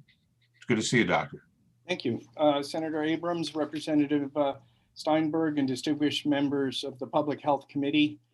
On behalf of the 4,000 physicians and physicians in training of Connecticut, thank you for letting me represent our views on Senate Bill 238. I'm here as a physician in a small practice, a very small group. I'm still one of the few solo practitioners left in Connecticut, but there are plenty of other small groups in my community. I know of 3 or 4 groups of 2 ophthalmologists, and in my immediate community, primary care doctors, internists in groups of 2. So Senate Bill 238 would have a huge impact on people like ourselves. Back when I started in Connecticut in 1988, I was able to run a very efficient practice. It was profitable. It was just myself and my wife who functioned as my secretary, receptionist, nurse, surgical coordinator. We could do it all and we did fine. But in that time span, enormous changes have occurred that have forced me now to hire 6 full-time people to do what we did essentially 30 years ago. And that's the problem here. If we go ahead with 238, I'm really concerned that small practices are not going to be protected from absorption into the giant entities, but will actually be squeezed into them because they will be forced not to negotiate a contract because it'll be too onerous to get through the certificate of need process, but rather just dissolve the practice and then become employees. Dr. Shangold has covered most of my points beautifully already, and Jim Jacobellis has also commented on the issues that are impacting care, but it's things like high deductible health plans that not only make us bill collectors, but force us into difficult patient-physician relationships that are sometimes contrary to the best possible care, where we're seeing patients with advanced disease when we could have prevented that and had an easier time managing their care, or just devolving into arguments over bills when we should be talking about treatments. Issues like narrow networks have forced physicians out of plans and put enormous pressure on them to leave private practice and join some form of larger group. The monopoly and monopsony powers of the insurance companies, which offer us contracts that we're in name only allowed to negotiate. We're really given Dr. Emmer, you've reached your 3 minutes if you'd like to give a conclusion. So the point I'm trying to make is the root cause of these problems is not physicians joining big groups, but the pressure that's on us that force us to do this. Thank you, Doctor. I don't want to give you the response, not our table, but so much of this does fall in the insurance committee's bailiwick. But what you're really describing is the entire framework of healthcare that we currently live with in America. And we see more and more examples of the problems and dislocations it creates. And I can't wait for another better model should that present itself. So thank you for this, and we appreciate your help in the legislation we are trying to move forward, doing what we can with the tools we have. Representative Pettit, followed by Senator Anwar. Looks like a regular routine we got going with you guys. Go ahead. Thank you, Mr. Chairman. Thank you, Dr. Emmel, for your participation. Say point blank, do you think there's any reasons for this particular bill to move forward? Do you think it'll create anything positive for the medical community or the patients that physicians in this state serve, or does it only create bigger issues for you to deal with? I think you're right, Bill. I think it will only create bigger problems. I mean, it's really going to impact the small groups very, very hard. And I think we'll see them vanish in Connecticut. Certainly, speaking to Representative Steinberg's point, a lot of this is insurance issues and beyond the purview of your committee. But anything you can do to help us convince the members of the insurance committee to do what they can to improve the practice environment would be helpful. Thank you for that. And that's all I had, Mr. Chairman. Thank you, Representative. Senator Anwar. Thank you, Mr. Chair. Thank you, Dr. Emil, for your testimony. Can I just see if the Connecticut State Medical Society has taken a position on the insurance companies buying medical practices or publicly traded companies buying medical practices? Yes, we are definitely opposed to that practice. We think that when ownership or significant management of a medical practice takes place by an entity that's not physicians, there's instantly a conflict of interest. And the bottom line ultimately will take precedence over the best care. That's very helpful. And I think that's probably also one of the concerns around identifying ways of making sure that the independence of the medical practices is protected. But I think the intent of the bill may have been to try and protect the medical practices, but in order to do that, we have to do so many other things rather than control the acquisition or mergers. I think getting to the point of protection is probably more critical than actually controlling the mergers. Is that a fair way of looking at it? Yes. Thank you for articulating that. Thank you so much, Dr. Emil. Thank you, Mr. Chair. Thank you, Senator. I just wish I knew, you made it sound so easy, but what does that actually mean by way of the change that we can engineer to assure that when these acquisitions take place, they do not have a trickle-down effect, which is deleterious to consumers? I'm not quite convinced merely stating that fact is sufficient for us, but we'll have to see where we go from here. Doctor, I don't see any further questions for you. Can I make just a brief comment on Senate Bill 1087? As long as you're here. That we oppose, as well intended as it is, the addition of, no, it's not, 1086, excuse me, the mental health screening on the annual physical examination. This is already a part of what primary care physicians do. And to add a burdensome requirement that every single annual visit include a specific screening would add enormous amount of time, especially as patients sometimes take a lot of teasing to get this out of them. I think most primary care physicians are pretty good at reading their patients. They know them and they know when they need to ask these questions and when they can make it a very brief sort of process. So I think, once again, this is something that should be left between the patient and the physician and not be mandated by statute. And I would like to add that we think it's extremely premature to have a task force exploring the medical benefits of psilocybin, which has been very poorly researched, very poorly understood. I don't think we need to take leadership in this area. Let's let the researchers have a chance at it and go from there. Thank you. Thank you. I'm going to leave the psilocybin alone for a moment, but since you opened the door on the other part, I feel compelled to follow up. You know, obviously, our intent is to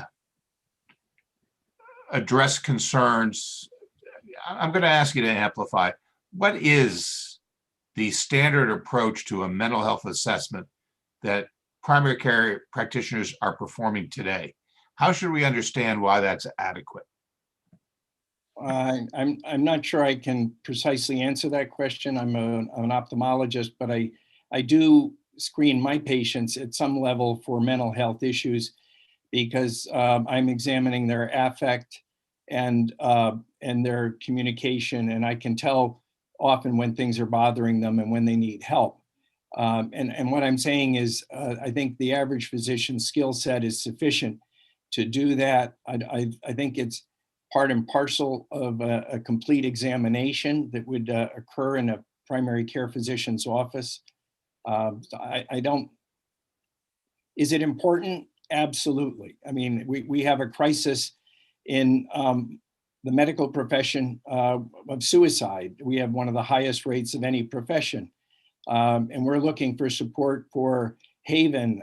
It hasn't risen to the level of a bill, but we would like you all to be aware of how important it is, especially during the pandemic, to support Haven and its assistance to all providers who are under an enormous stress during the pandemic. Well, thank you for that. My father practiced primary care medicine in the state of Connecticut for nearly 50 years.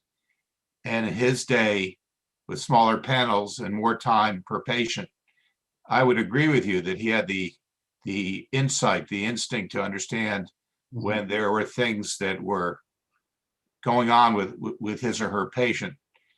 I'm not quite sure I agree today with the limited amount of time that a primary care practitioner is afforded with a patient, that with everything else they've got going on, staring at the tablet versus at the patient directly to tick all the questions required by the insurance company or the state of Connecticut, that they're in a position to really note the affect to the degree that you described. And that's kind of where we're at with this, is that we want an assurance that as important that their efforts to assess physical health, that they're also looking at the mental health aspects. And that's really the genesis for this. And we're not talking about some sort of onerous 20-minute, 100-question assessment, but that is part and parcel of every interaction between the practitioner and the patient, is that we look at the mental health aspects as well. So that's what we're struggling with, that the current status, here we are talking again about all the unintended consequences of managed care. One of them is the very brief interaction afforded by insurance companies now, which may not provide that kind of time. I think we take your point that, we thought if we limited it to the annual physical, that might be a more reasonable approach to addressing mental health. But we're going to continue to struggle to find a way to assure that every practitioner is investing a little bit of his or her time assessing mental health as well. Thank you. All right, I'm done speechifying. Any other questions? I don't see any. Thank you again for your testimony and your ongoing help and all the things you do for the state of Connecticut. Thank you, Doctor. Thank you. Next up, we have Betsy Guerra, followed by number 36, Lisa Winsham. Welcome, Betsy. Thank you, Representative Steinberg. Great to be here. And thank you, Senator Abrams, Senator Summers, Representative Pettit, members of the committee. My name is Elizabeth Guerra. I'm the Executive Director of the Connecticut Waterworks Association, which is a trade association of municipal, private, and regional water companies throughout Connecticut. And I'm here briefly today to speak in favor of sections 1 and 2, and also 3 and 4 of House Bill 6666, the Department of Public Health's revisions bill. Sections 1 and 2 of the bill simply extend provisions that were adopted in 2019 to address concerns regarding the installation of a replacement well in an aquifer protection area. At the time, the language was narrowed to apply to only one specific well that needed to be replaced. This bill recognizes that this may be an issue for other communities and extends the ability of DPH to authorize the approval of a replacement well, provided the well is necessary to meet current system demands, located in an aquifer of adequate water quality, and in a more protected location when compared to the well it is to replace. In addition, with sections 3 and 4 regarding notification of proposed projects within an aquifer protection area, we are requesting a minor revision, and this would just ensure that such notices may be provided to water companies electronically, recognizing that this is a much easier, more accessible way for applicants to provide the notice to water companies. So we urge your support for those provisions. Thank you. Well, thank you. It sounds very straightforward. Sounds like when we look at getting the language right, we can look at that and make sure we've got it covered. As always, we appreciate the perspective that you provide on water company's point of view. Sounds pretty straightforward. I don't see any questions. Thank you very much. Thank you. Next up is number 36, Lisa Winsham, followed by, I'm not sure, but I'll find out. Welcome, Lisa. Thank you, Representative Steinberg and members of the Public Health Committee. My name is Lisa Wincham, and I am the Executive Director of the Connecticut State Office of the National Alliance on Mental Illness. I am here today in opposition to Senate Bill 1085, an act concerning suicide prevention. I have submitted written testimony and will keep my remarks here very brief. NAMI Connecticut is a member of the Connecticut Suicide Advisory Board, the CTSAB. And our manager of peer initiatives, education and training is the co-chair of the Attempt Survivor Subcommittee for the CTSAB. The subcommittee's role is to elevate the voices of people with lived experience by helping with the development and implementation of the Connecticut Suicide Prevention Plan, while also informing the board of best practices for programs, trainings, and supports for people living with suicidal thoughts or who have attempted suicide. Should this bill pass, it would be tremendously disruptive to the statewide suicide prevention infrastructure. The CTSAB has worked for more than a decade developing, using national evidence-based guidance with national technical assistance and training and support from federal grants. The CTSAB is nationally recognized for its work, despite the lack of dedicated funding from the state of Connecticut. As our overburdened, underfunded mental health system works to meet the rising demand for services in the COVID-19 environment and beyond, now is the time to reinforce and expand the existing infrastructure and for the state to fund the outstanding work that the CTSAB is doing, not to break it down or reinvent the wheel. Thank you for your time, and I'll answer any questions. Thank you for your testimony, and thank you for the good work that you and others at NAMI do for us. We view you as critical partners in trying to address all the concerns that we have. Let's fantasize together for a moment. If we had more funding, how best should we apply that? Wow, that's a really great question, Representative Steinberg. There's so much need right now. Across the board, including in suicide prevention and awareness and postvention work and training work. I'd really need to think about it, but I can get back to you. Well, thank you. I hope it's a useful exercise, given that funding is always a challenge. I've been laboring under the naive assumption that with federal money coming our way, there may be, at least for a period of a couple of years, the opportunity to address some serious underfunding in the mental and behavioral health areas. So I would be very appreciative if you could give us any insight as to the programs that are most effective broadly in behavioral health or specifically in the context of suicide prevention. I will. Thank you so much. We have a question for you from Representative Calvaros de Groot. Hi, Lisa. It's great to see you. Hope you're well. It sort of dovetails on Representative Steinberg's question. When you're not getting that funding, where are you seeking funding from outside sources? Has that been impacted significantly in the last year, your fundraising efforts? I'm very familiar with NAMI's work, as you know, and I'm just curious, how you see the critical nature of this funding from the state versus what you're able to do from outside sources. Sure. And speaking solely for NAMI now, rather than just about the CTSAB, because we are a member of the CTSAB, and we do in fact receive now some funding through them to be doing some suicide prevention training with people who are certified peer specialists. NAMI itself, our state funding has been flat for a decade.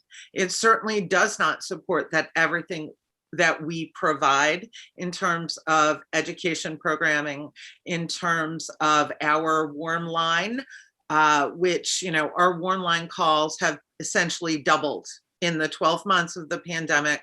We used to answer in a prior year about 540 calls a year, calls and emails a year. In the 12 months of starting March 12th of 2020 and going to March 12th of this year, we responded to over 1,000 calls and emails from people looking for assistance. We've had online support groups running 5 days a week for different constituencies. So everything from family support groups for people who have adult children with mental health issues, to support groups for parents of children and adolescents with mental health issues, to support groups for people with mental health issues, and running 5 days a week, plus often on weekends, support groups for young adults aged 18 to 29. Emerging adults are having a particularly difficult time during this pandemic. And we have really had to up the amount of support we are providing.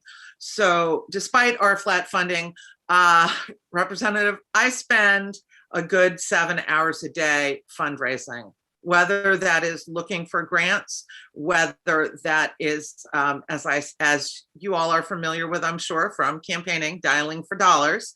I spend at least 6 to 7 hours a day fundraising. Thank you. I think that's really helpful for us to know. And I thank you for all that good work you're doing, because unfortunately that's, we're hearing it again and again from all these organizations, that just the rise in the need for these services. So thank you very much for your testimony today. Thank you, Mr. Chair. Thank you, Representative. I think we're all disturbed by the amount of time you need to spend in the fundraising role. We know how challenging that is. With the need increasing and you're spending less and less time trying to help people, that's not ideal. And we have to find a way to get better at that. Yeah, my staff, and thank you. And my staff does spend all of their time helping people. So it balances, right? So thank you. Well, thank you for taking on the most challenging task, which is constantly asking for money. And we know that that's also a challenge these days, because a lot of people who would normally be very charitable are much more constrained thanks to the pandemic. All right, I don't see any further questions. Thank you for spending some time with us and sharing, and we'll continue to work with you to see if we can solve some of these problems. Thank you. Next up is number 38, Reina Sanabria, followed by Kathy Flaherty. Hello. Hello, please continue. My name is Reina Sanabria, and I am 22 years old. I am part of Youth Speaks at Center of Children's Advocacy. We advocate on issues affecting youth and young adults who are homeless. I have experienced homelessness since the age of 12. It's not easy to be homeless, and it's more difficult when we don't have the proper documentation required to get benefits like medical insurance, food stamps, jobs, housing, and even education. Homeless youth and young adults have a problem with getting birth certificates. A birth certificate is a primary document you need for almost everything. If you do not have a birth certificate, you can't get a state ID, which you need for a job. You also need a birth certificate for other things like a permit, a driver's license, and passports. All we know is that having a job is keeping us out of homelessness. A birth certificate and or state ID costs money, and homeless youth and young adults don't have enough or any at all to get them. To some youths, it is really hard to get back our birth certificate from our family members, or maybe we have lost it in the process of becoming homeless. I support this sections 70 to 72 of the bill because it allows all of us to do and be better. Thank you, Reina, for taking the time to testify today. I don't think any of us appreciate how critical that form of identification is for so many things that we do. And without having a permanent address, the homeless are really left in a very difficult situation. Yeah. So, I mean, obviously this bill is very important to all of us, and we appreciate you taking the time to testify.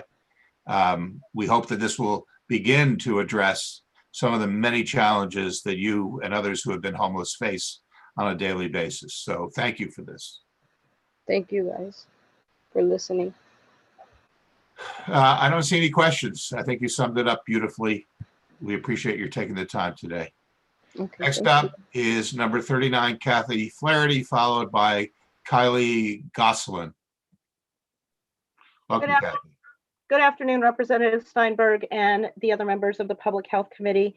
My name is Kathy Flaherty. I am the Executive Director of Connecticut Legal Rights Project. We're a statewide nonprofit that serves people who are eligible for mental health services from the Department of Mental Health and Addiction Services.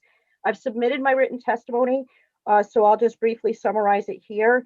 On two of your bigger bills, I'm only commenting on specific sections. Section 4 of Senate Bill 1083, my suggestion is instead of referring to any family member, that you instead refer to any person of the patient's choosing, because some people have family that is not family of origin, but family of choice. And I think making it clear that it's the people that the patient chooses to be notified are the people who get notified. And in fact, if you include a reference that the hospitals must check people's advance directives, it is possible that people have indicated ahead of time who they want to be notified.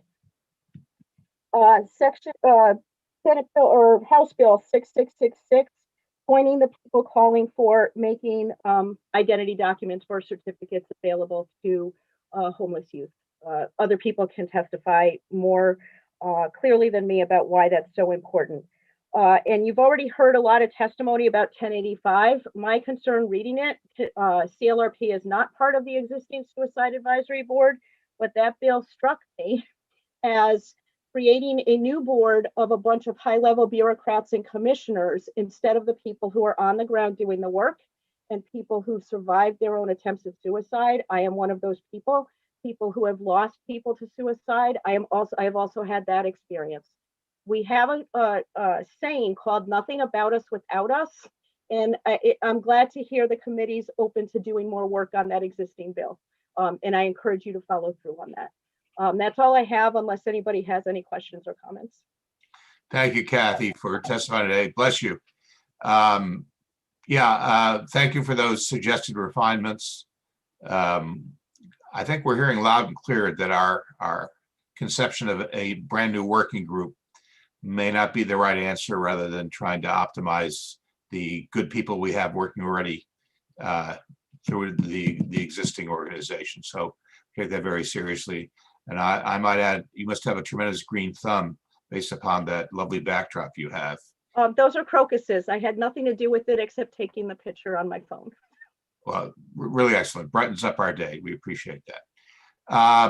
I don't see any questions. So we'll take a good look at your testimony. We really appreciate you taking the time. Thanks so much. Take care. Thank you. Number 40, Kylie Goslin, followed by Jeffrey Cohen. Hello, everyone. Hi, Senator Abrams, Representative Steinberg, Senator Wong, Senator Summers, Representative Pettit, and distinguished members of the Public Health Committee. Thanks for considering my testimony today in support of revisions in Section 70-72 of House Bill number 6666, an act concerning the Department of Public Health's recommendations regarding various revisions to public health statutes. I serve as the executive director of the Partnership for Strong Communities, and we're a statewide nonprofit policy and advocacy organization dedicated to ending homelessness and expanding housing opportunity in Connecticut. PSC staffs and manages the statewide Reaching Home campaign. Reaching Home brings together over 120 state and nonprofit partners to identify and implement data-driven policy solutions and to prepare a consensus legislative agenda around our goals to end homelessness. The campaign's been in place since 2004. Youth with lived experience of homelessness and housing instability are critical leaders in Reaching Home, particularly in our youth and young adult work group. Youth members pointed out that access to identity documents is a significant barrier for youth and young adults, including minors who are experiencing homelessness and housing instability. The proposed revisions will allow for two critical changes. First, the Department of Public Health and registrars of vital statistics can waive the fee for a certified copy of a birth certificate for youth and young adults experiencing homelessness. And second, the Department of Motor Vehicles can waive the fee for a state identity card for the same population. The revisions also broaden the definition of certified homeless youth and adds a definition of certified homeless young adult, both of which are amended to be consistent with the federal McKinney-Vento Homeless Assistance Act. In 2020, there were an estimated 2,500 youth experiencing literal homelessness in Connecticut and an estimated additional couple thousand experiencing couch surfing, doubling up, and other forms of homelessness. These youth often do not access shelter in the way an adult might. They are frequently, again, doubled up or living in dangerous circumstances. These youth are often at higher risk for exploitation and trafficking. In order to access benefits and services like housing, employment, connection to education, domestic violence assistance, identity documents are often needed. The fees associated with accessing these documents is often a barrier for youth. These changes, again, would align Connecticut with other states that provide these fee waivers and remove this barrier. Certain school officials or other youth providers would be able to certify homelessness in order to assist the youth in accessing the fee waiver and the critical services needed to help that young person regain housing stability and needed benefits. Thank you for the opportunity to submit this testimony and for your continued support in ensuring that instances of youth homelessness in Connecticut are rare, brief, and one time. Thanks, and with that, I'm happy to take any questions. Thank you so much for your testimony. It's important for us to have our commitment to dealing with homelessness validated by testimonies such as this. It's really critical for us to do all we can. There are times in which we as a state congratulate ourselves, thanks to partnering with groups such as yours, that we're doing a better job combating homelessness than many states are. But I think the pandemic has only brought home to roost many things that we could still work on together. We count on you to have the ears to the ground, if you will, to understand exactly what's working and what isn't, as we try to address all the different issues as they relate to finding permanent homes for folks. But identification seems to be such a critical linchpin in the ability to access all sorts of services. Senator Anwar has a question for you. Thank you, Mr. Chair. Thank you, Kylie, for your testimony, and thank you for the work that you do. I wanted to see if I was to phrase it that this policy of not having documentation is adding to perpetuation of the homelessness of certain youth. Yeah, absolutely. Prior to my role here in Connecticut, I served on the U.S. Interagency Council on Homelessness and worked specifically on youth homelessness. And we know at a national level that those who experience homelessness as youth are much more likely to experience homelessness as an adult. Homelessness is not only a horrible human condition, but it is also a costly one for state and federal government. And where something is minor, as a $20 or $30 fee waiver for identity documents can help shorten the duration of that young person's instability and get them back on a safe track earlier, we reduce the likelihood that we see them again in the system as an adult, and we increase the likelihood that they go on to receive the health care and benefits they need to maintain stability moving forward. So this is a really small, minor investment that can have a huge difference. Again, as I mentioned, many of these youth are at high risk for trafficking, sexual exploitation, at risk of violence, and all of these things, all of those trauma add up, and we know can lead to difficult outcomes in the future for them as adults and for their families down the road. So it's really critical that we catch these young folks when they are experiencing housing instability this early in life and help them get back on a safe pathway forward. And again, this is a really minor investment, but one that Youth with Lived Experience brought to us through the campaign and raised as something that was significant.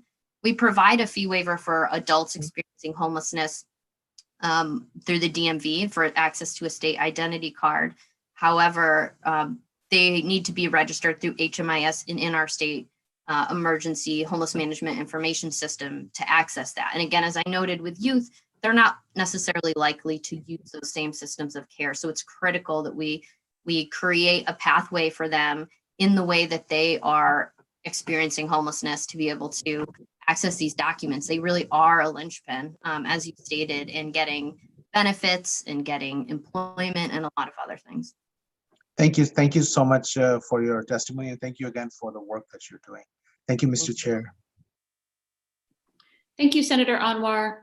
And thank you, Ms. Gosselin. I don't see any hands, so thank you for your testimony and your time. Thank you so much, everyone. Have a great day. Appreciate it. Next, we'll hear from Jeffrey Cohen. Good afternoon, Representative Gilchrist, Steinberg, and members of the Public Health Committee. Appreciate giving me a few minutes to just respond and provide testimony for SB 238.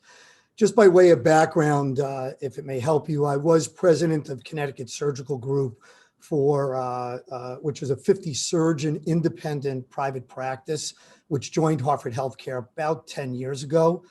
And in my present role, one of my present roles, I actually developed the recruitment and practice acquisition teams for Hartford Healthcare. So I have a deep knowledge of the challenges of private practice and how it intersects with a healthcare system. I know you've received a fair amount of testimony already, so just a brief statement to add to my written testimony. As you might have inferred from my written testimony, I was somewhat surprised by the proposal to change the CON requirements for practice acquisitions. We have seen this service as one that recognizes the shifting landscape of healthcare from the days of Marcus Welby to that of a much more complex and challenging healthcare environment.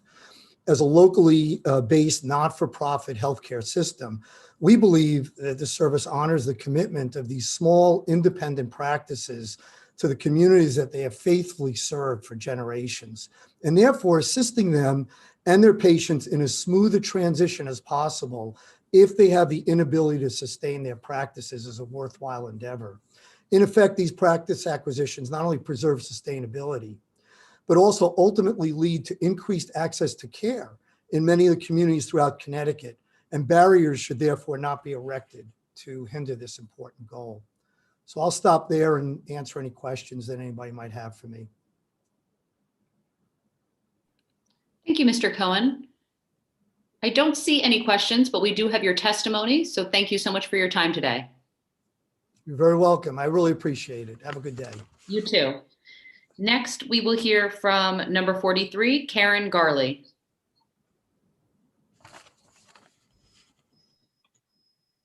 Senators Abrams, Wong, and Summers, Representative Steinberg and Pettit, and members of the Public Health Committee. Thank you for allowing me the time to testify today. I've also submitted written testimony. My name is Karen Garley. I'm the Director of Hospice Services for Masonic Home Health and Hospice, a not-for-profit home health, hospice, and palliative care agency serving Connecticut. Masonic Care supports State Bill 1070 pertaining to APRN and PA orders for home health and hospice agencies. Historically, advanced practice registered nurses, APRNs, and physician assistants, PAs, have not been permitted to sign orders or certify home health at a federal or state level. I've previously worked as a regional clinical director for a national hospice company covering multiple states, and in every other state with the exception of Connecticut, APRNs have been permitted to sign orders but not certify for hospice services. Connecticut is the only state where hospice falls under the umbrella of home health, thus limiting a patient's rights under the Medicare conditions of participation. Specifically, the requirement for a patient to choose their attending practitioner for their hospice care. Under the current regulations in Connecticut, the patient cannot freely make this choice if their current practitioner is an APRN or a PA. Oftentimes in Connecticut, I've witnessed that a patient is forced to choose between receiving hospice care at the end of life or losing their APRN or PA practitioner, who they've had a relationship with for many years, at a very vulnerable time in their life. Starting over with a new practitioner is not in their best interest for the quality of care for these hospice patients. Also in a nursing facility, APRNs and PAs are available at the facility on a daily basis and can be present and respond to changes in the hospice patient's condition. This response may be delayed while attempting to reach a facility medical director who is often not present in the facility every day. In March of 2020, due to COVID, the Federal CARES Act included permanent allowances for both APRNs and PAs to sign home health orders and to determine eligibility for coverage. These allowances are contingent on the individual state statutes and regulations. The hospice certification, however, remains a function of the physician. In Connecticut, an order was released in April 27, 2020, after advocacy from the Connecticut Association for Healthcare at Home to the DPH Commissioner, expanding these allowances to include APRNs and PAs. This order is not permanent and is only in effect through the governor's declared public health civil preparedness emergency. State or Senate Bill 1070 would ensure that these allowances are permanent and allow for APRNs and PAs to continue to sign orders for home health and hospice and to determine eligibility for coverage for home health. This would allow these practitioners to remain involved with their patients as they transition to home health and hospice and would improve the continuity and quality of care. Ms. Thank Riley, you. you've reached your 3 minutes if you'd like to give a conclusion. Thank you for allowing me to testify today. Thank you, Ms. Garley, and thank you for that quick wrap up. I don't see any hands. Thank you for your testimony and your time. Thank you. All right, next we're going to hear from number 45, Mark Becker. Thank you. And good afternoon, senators and the honorable members of the Public Health Committee. My name is Dr. Mark Becker, and I'm testifying on behalf of Grifols in support of SB 1083, an act concerning various revisions to the public health statutes, and HB 6666, an act concerning the Department of Public Health's recommendations regarding the various revisions to the public health statutes to include language to address plasma collection issues in the state of Connecticut. Thank you for this opportunity to testify today. I serve as the corporate medical director for Biomat USA, which is a Grifols company. Grifols is a global healthcare company that has enhanced the health and well-being of people around the world since 1909. It is a leader in the development and production of plasma-derived medications. Grifols owns and operates the largest network of plasma collection centers in the United States, with more than 280 centers across 36 states. Grifols does not currently operate any centers in the state of Connecticut, in large part due to regulatory requirements that are serious barriers to opening and operating plasma donor centers in the state. Grifols believes this legislation provides an opportunity for Connecticut to revise state laws regulating the operations of plasma donor centers in the state to conform with federal standards. Doing so will make it much easier to appropriately hire and staff donor centers with qualified professionals while maintaining the rigorous federal standards for donor safety and final product quality. There is a critical need to increase the number of plasma donors and donations across the country. Human plasma contains proteins and antibodies known to be essential for human health, and patients with deficient protein levels rely on the plasma-derived medications that replace these missing proteins.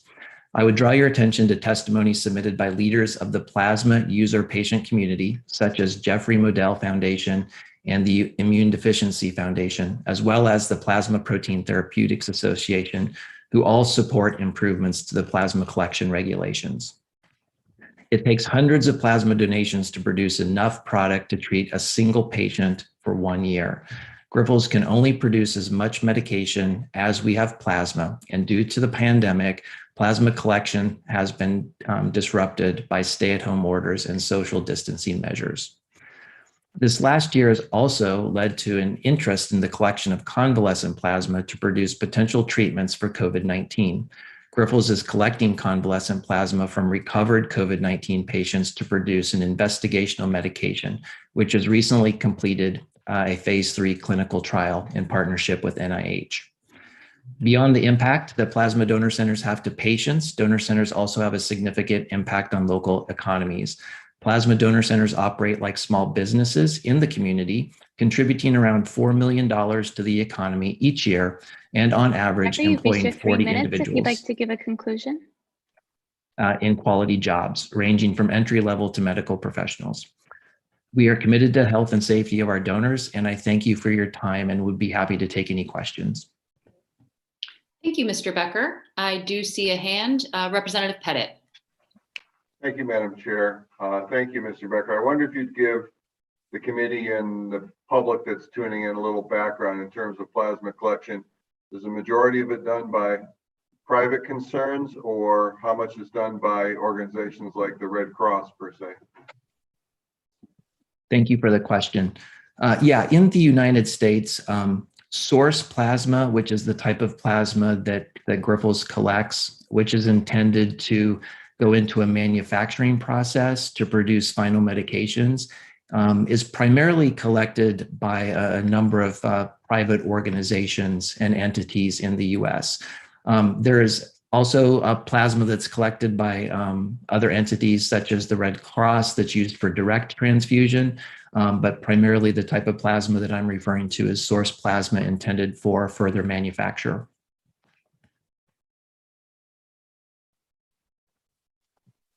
Thank you for that background. That's all I had, Madam Chair. Thank you, Representative. I don't see any other hands. Thank you so much for your testimony and your time, Mr. Becker. Thank you very much. Next up is number 47, Mark Alberts. Good afternoon, and thank you, Representative Gilchrist, Madam Chair, for the opportunity to present. Today, I'm going to be talking to you about Section 68 of House Bill 6666, which would require the DPH to maintain and operate a statewide stroke registry using the American Heart Association Get With The Guidelines stroke programs data set and platform to include data that aligns with the stroke consensus metrics approved by the American Heart Association and American Stroke Association. Under the bill, stroke centers and acute care hospitals would be required to report data in accordance with the AHA-ASA stroke consensus measures on a quarterly basis to DPH beginning January 1st, 2022. In addition, the bill would require stroke centers and hospitals to provide DPH access to relevant patient records in order to ensure data accuracy, enable case finding, and engage in quarterly improvements. If stroke centers fail to comply, DPH is required to levy a civil penalty of up to $500 for each failure to disclose a stroke care data or element. Finally, the bill requires DPH to establish a stroke registry data oversight committee in consultation with existing Connecticut Stroke Advisory Council. Hartford Healthcare supports the development of a statewide stroke registry, but respectfully request that the bill provide for stakeholder input before prescribing the tools that will be used to build the registry. Stroke, as you may know, is the 5th leading cause of death in Connecticut and a major cause of adult disability. A statewide registry would pool data across Connecticut's various hospitals and providers so that we can track, measure, and improve their performance across various demographics. That's a good thing.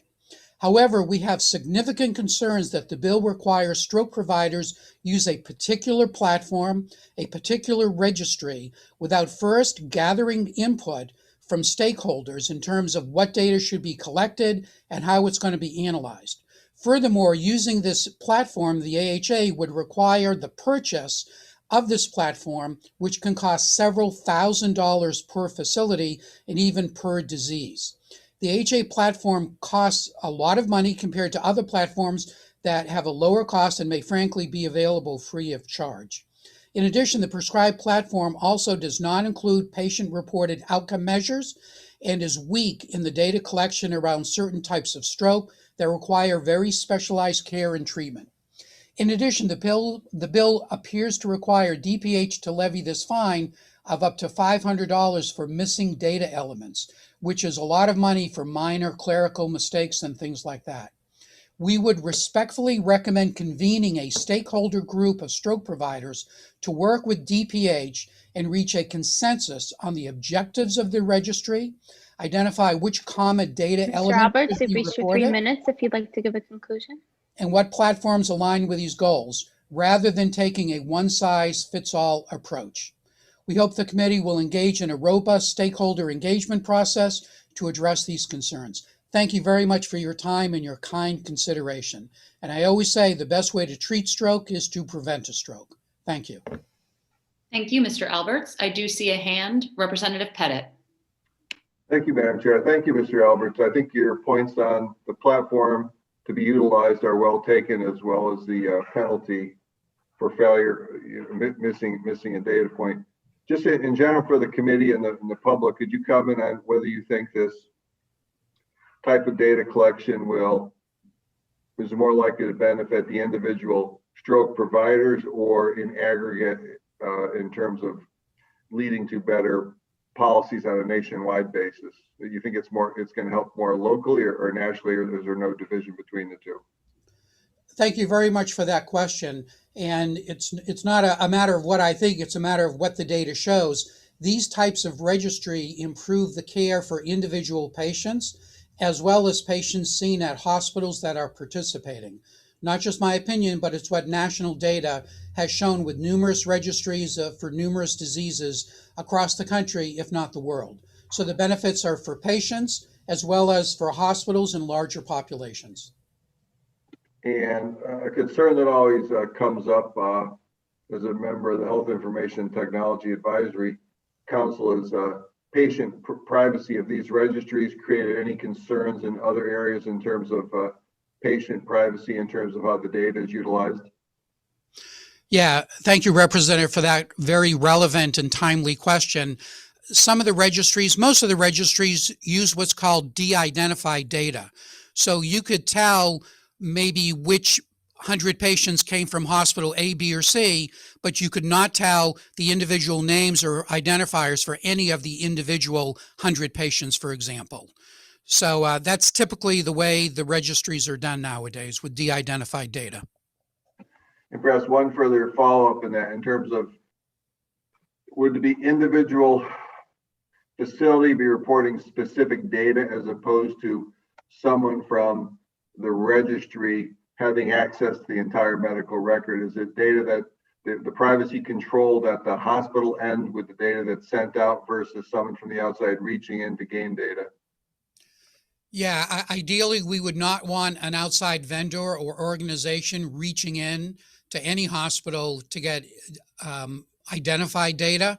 So again, the state-of-the-art mode to do this is to have de-identified data that then is aggregated on the hospital level, because we do want to be able to compare using the registry hospital A versus hospital B for this type of stroke or that type of stroke, to see if there are meaningful differences, which we would take as opportunities to improve the care paradigms, be it people or protocols or infrastructure.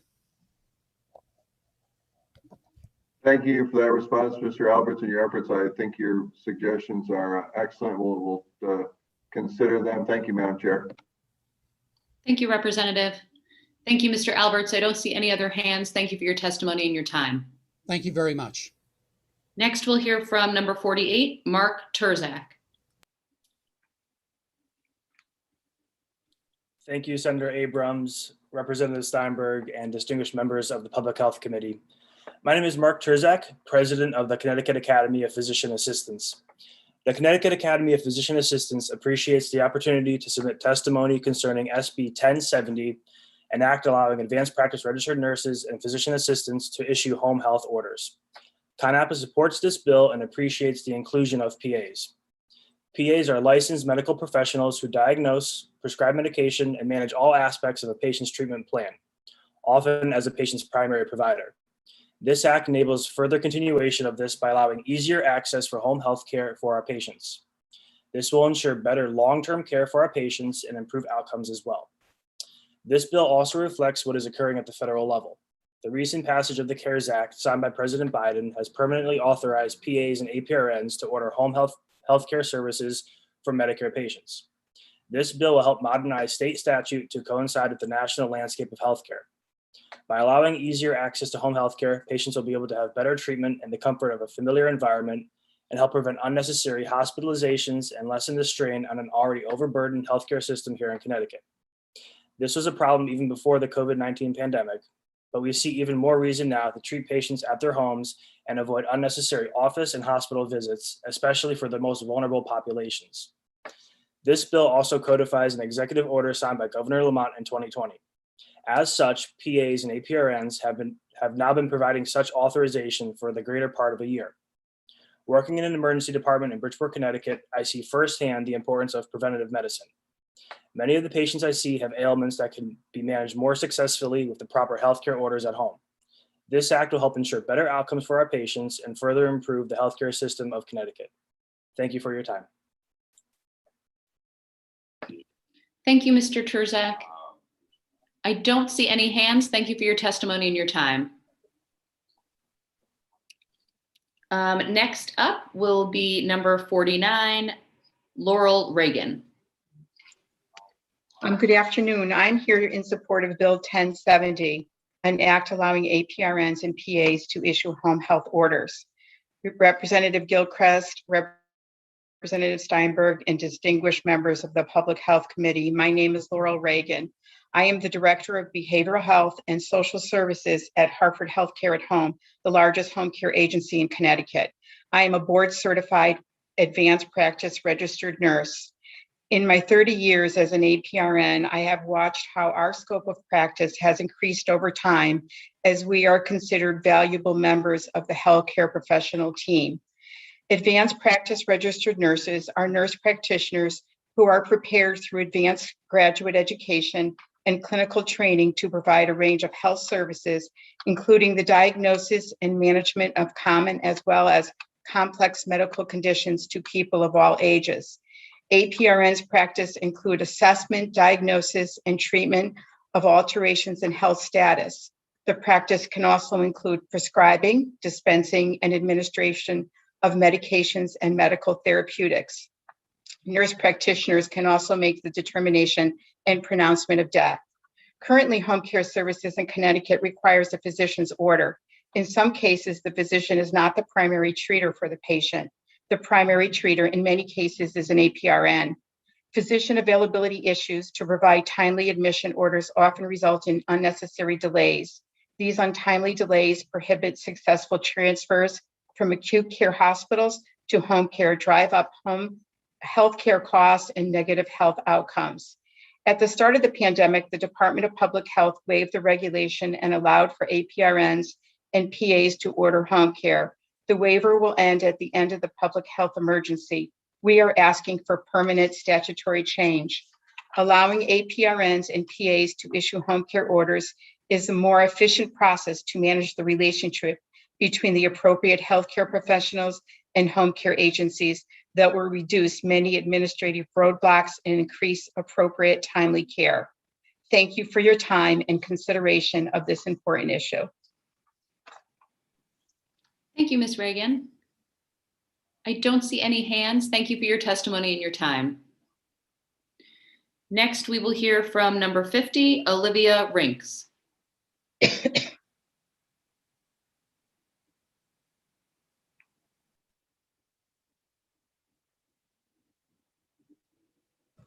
Hi there. Thank you. I'm currently driving, so pardon my delay.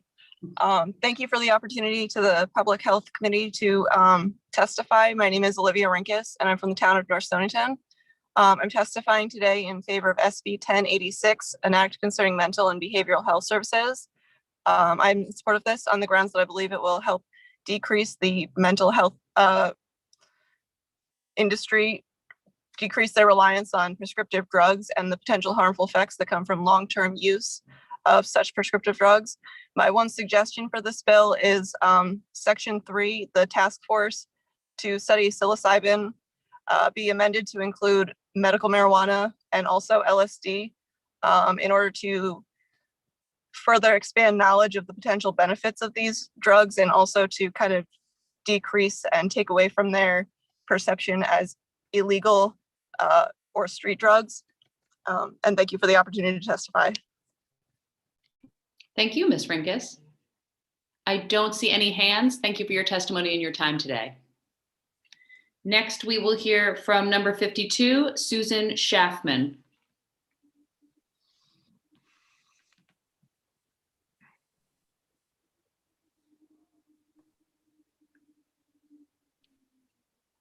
Hi, Representative Gilchrist. Hello. Representative Steinberg and Senator Abrams. So I'm here today from the Connecticut Orthopedic Society. I was actually hoping to have Dr. Aronow join me as well in this testimony, but I don't see him on, so I'm going to move ahead as to not to take up any more time. I'm here today to provide testimony on SB 1070, which is an act allowing advanced practice registered nurses and physician assistants to issue home health orders. We were before the committee last week, actually Dr. Aronow was, to talk about other physician assistant statute revisions. And again, we would just like to reiterate our concern that this really isn't a necessary statute change, as they're already included in their statute, their scope of practice, such as if the supervising physician directs the PA to write such an order, the PA can write the order. So we don't really feel that it's necessary. And furthermore, we also would ask that if the advanced practice registered nurses are also considered in this bill, that some may have not met the requirement for independent practice yet. And so perhaps that could be worded as such in the statute, that they have to be independent practitioners. I think those are the highlights of it. Again, we'd like to go back to the Department of Public Health and scope review to review these revisions, because while some may say that it's simply a codification of what they already do, we feel that it could be perceived as an expansion of scope as well. And this is a matter that we've discussed with the DPH since 2016 and the physician assistants. So we appreciate your time and your consideration. Thank you. Thank you for your testimony. Let me just follow up. I'm sorry. Yes. We are talking in the context of this legislation about a very limited, narrow expansion, if you will, of their ability to sign off in this regard. Why would they need to be an independent APRN to have the sufficient discretion for this? Well, that's a good question, Representative Steinberg. I don't have the answer for that, but I'm more than happy to research it a little bit and go back and get back to you on that. Fair enough. And obviously we have been in consultation with the Department of Public Health with regard to this, and obviously you would be working closely with them. We tend to defer to them when it comes to scope issues, but I just want to make sure that you understand it reflects that we have been in consultation with them on this subject. And we appreciate that. Thank you very much. And thank you for your time. Thank you. I don't see any further questions. So again, thank you for spending time with us. We will scrutinize your testimony carefully. We appreciate that. Thank you. Next up, number 53, Sarah Lemaster, followed by Michael Crane. Welcome, Sarah. Hello, good afternoon, chairs and distinguished members of the Public Health Committee. My name is Sarah Lemaster, and I'm the Manager of Government Relations and Public Policy for the Community Health Center Association of Connecticut, and I'm here today to testify on Senate Bill 1087. Section 1 of this bill reestablishes the state loan repayment program, and this allows the state to receive federal matching funds up to $1 million per year for student loan forgiveness for medical providers. The COVID-19 pandemic has highlighted the need for a greater focus on making our health system more equitable. And I know that many in the legislature and in the governor's office have expressed their desire to address these inequities. Reinvesting in the state loan repayment program is an important step in expanding access to care in communities that experience health disparities, as this will enable Connecticut's health centers to offer recent medical school graduates greater incentives to begin their careers working in community health here. Currently, New York, Rhode Island, and Massachusetts all have existing state loan repayment programs in addition to other states. I'd like to emphasize that this program is available to providers who work in health professional shortage areas as designated by the Health Resources and Services Administration at the federal level. This includes health centers, correctional facilities, certain nonprofits, state mental health facilities, et cetera. Under this program, federal matching funds can only be used for awards to providers who work in primary care, dental, and behavioral health. In addition to that, the maximum award amount per clinician is $50,000 for a 2-year full-time service commitment, but the state can offer additional funds over this amount without the federal match. So Connecticut also has the flexibility to determine the award amount for grantees based on HRSA guidelines. I do have a couple of concerns with sections 3 and 4 of the bill.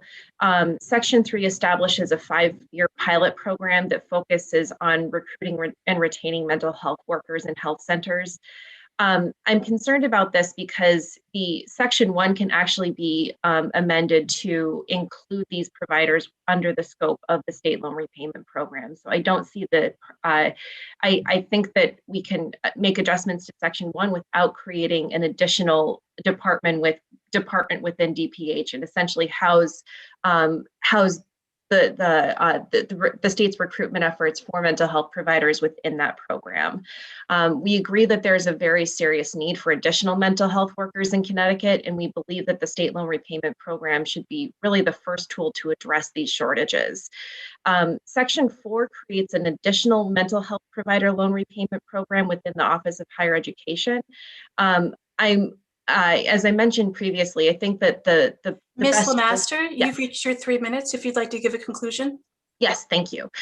So I just wanted to say thank you for the opportunity to testify. I've included as part of my testimony some data we collected on our need for primary care recruitment, as well as a breakdown of what other states are doing to address primary care recruitment needs in their state. Thank you. Thank you, Sarah, for your testimony. Obviously, if you've been listening to our conversations today, you recognize how determined we are, particularly to focus on the need in the behavioral and mental health area, which is maybe reflected as to why Section 3 gives particular emphasis to that area. It is probably our greatest concern with regard to specialty care that we have in the state, which has only been made more of an issue since the pandemic. You're suggesting that we can get everything done using the mechanism that is in Section 1. But let me throw out there as a devil's advocate, maybe the incentive is not as great for some practitioners who, for example, may not have significant loans. That may not be the trigger that they would focus on to get them to stay in the state of Connecticut. Are there other incentive mechanisms that you would help us consider for those for whom it's not just a matter of loans? There are, I know that the federal government does have several programs that they use to try to recruit mental health providers. And I also know that this is something that isn't necessarily unique to Connecticut. I know that nationally that that we're seeing a shortage of mental health providers in a lot of areas. But I'd be happy to work with the committee to identify those other programs. I haven't read through all of the American Rescue Plan yet, but I know that that mental health is one of the things that that I believe was outlined in that. And I hope that moving forward, we focus state policy on primary care recruitment, but also on mental health. And I appreciate your comments on Section 3, just because I know that it's I think that the loan repayment aspect is probably best addressed in Section 1, but I agree that we do need to have a larger focus on recruiting more mental health providers in Connecticut. So thank you. Thank you, and we'll appreciate any input you can provide. Representative Kavros DeGraw.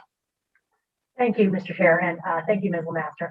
As I was listening to your testimony regarding what's done at the federal level and about seemingly best practices in other states, I guess my question is, we hear a lot about student debt, but I don't think that student debt or student debt forgiveness will be addressing this sort of student debt, unless I'm incorrect. But could you maybe speak a little bit more to what that, I know Representative Steinberg said it might not be everyone who is incentivized with this, but could you speak a little more to the folks that would be incentivized by the state repayment? Sure. So the average medical student graduates with $190,000 in debt, and 25% of medical students graduate with over $200,000 in debt. So I know that the federal government has been focused. I know that with the pandemic and everything, that there's been a lot of there's been a lot of not forgiveness yet, but relaxation of payments and so on and so forth. But it's important, I think, to emphasize that the level of debt that medical students are graduating with makes it really hard for them to make the decision to work in primary care or to work in a health center. Health centers are not currently able to offer the types of lucrative salaries that other areas of healthcare are, and this makes it difficult for them to recruit additional providers. So things like the state loan repayment program, if you're able to forgive $10,000, $20,000, $50,000 of someone's debt within a couple of years of them working for you, that makes it much easier for health centers to recruit additional people into working with them. And I know that some providers don't experience this level of debt. I know that especially kind of the mid-tier mental health providers don't necessarily carry, you know, six-figure debt coming out of college. But most people don't like paying student loans. So I think that any incentive we can give to, we can offer to mid-level and upper providers to work in health centers and to work in some of the health professional shortage areas that we have in Connecticut. Like I know that some of the nonprofits are also having trouble recruiting people. And I understand that this bill's sort of focused in a couple of areas. We're focused mostly on addressing the debt issue that a lot of these students have, but there's also a need to recruit more people to get into to go to school to become mental health providers. And I respect that the committee has a strong interest in doing that as well. No, I'm really hearing what you're saying today, because I'm thinking about the fact that we've heard, you know, how much burnout there has been in the last year in, you know, across all providers, I would say, because of the pandemic. And so I think that we are, as states, are going to have to get really creative in terms of how we're going to be recruiting them. And then in addition, I would venture to guess that having these folks in our state, drawing these people to our state, then will have, you know, expanding out economic benefits as well, you know, because their dollars are in our communities and, you know, they're choosing to live here, work here, maybe raise families here, et cetera. So I really do appreciate you coming today, because I'm sorry, it looked like you were going to say something. Thank you. I just wanted to make one final point that that neighboring states have this program already. Neighboring states, Massachusetts, New York, and Rhode Island all have existing state loan repayment programs. So every year that we don't reinstate it, we're risking losing more and more providers to states that can offer this kind of loan repayment. So I know that there's a couple of different loan forgiveness programs that different health providers can apply for. This is a very simple one for the state to invest in, and it covers, well, it doesn't necessarily solve all of our problems. It does give us an added incentive to keep students who've been trained here, who've gone to school here, to stay here. That's great. Thank you so much, Ms. Lemaster. Thank you, Mr. Chair. Thank you. Thank you, Representative. Thank you for your testimony. I don't see any further questions. And just when I thought we were done, Senator Anwar. Sorry, Mr. Chair. Thank you, Sarah and Ms. Lemaster, for your testimony. I think you just alluded to what I was going to ask you earlier about the neighboring states and the results that they have been able to get.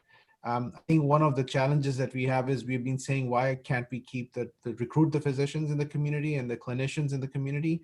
And then why are we seeing the results that we are? The reason is multifold, but one of those easy low-hanging fruit is do what our neighboring states have been able to do, put that investment, and that's been very effective, especially for the communities that I guess your FQHCs are covering 14% of our patient population in the state approximately, right?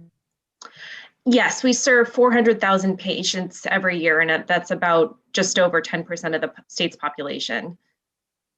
Okay, and these are the most vulnerable, and then if we actually provide them the best level of care, the emergency room visits and the cost of some of the other complications would decrease very significantly. Yes, absolutely. There's health centers really pride ourselves on being sort of one-stop shopping for people. We make it as easy for people to get care as possible. And I think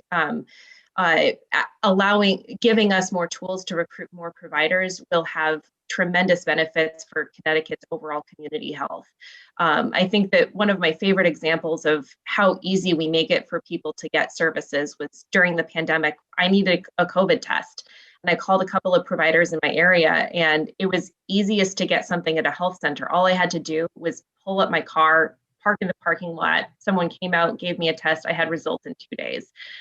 Whereas if I wanted to go to my primary care provider or an urgent care facility, I'd need to do a telehealth appointment, pay a copay in some cases, and so on and so forth. So I think that the model that health centers use is really effective in making it as easy as possible to get care. So the more support we can give to health centers in recruiting additional providers and fortifying the systems that they use to deliver care in our communities, the healthier Connecticut will get altogether, and will reduce overall healthcare costs. And thank you. And my last question is, my understanding is that our healthcare centers are the most experienced in that effort? I'm sorry, I didn't hear all of that. Can you repeat it?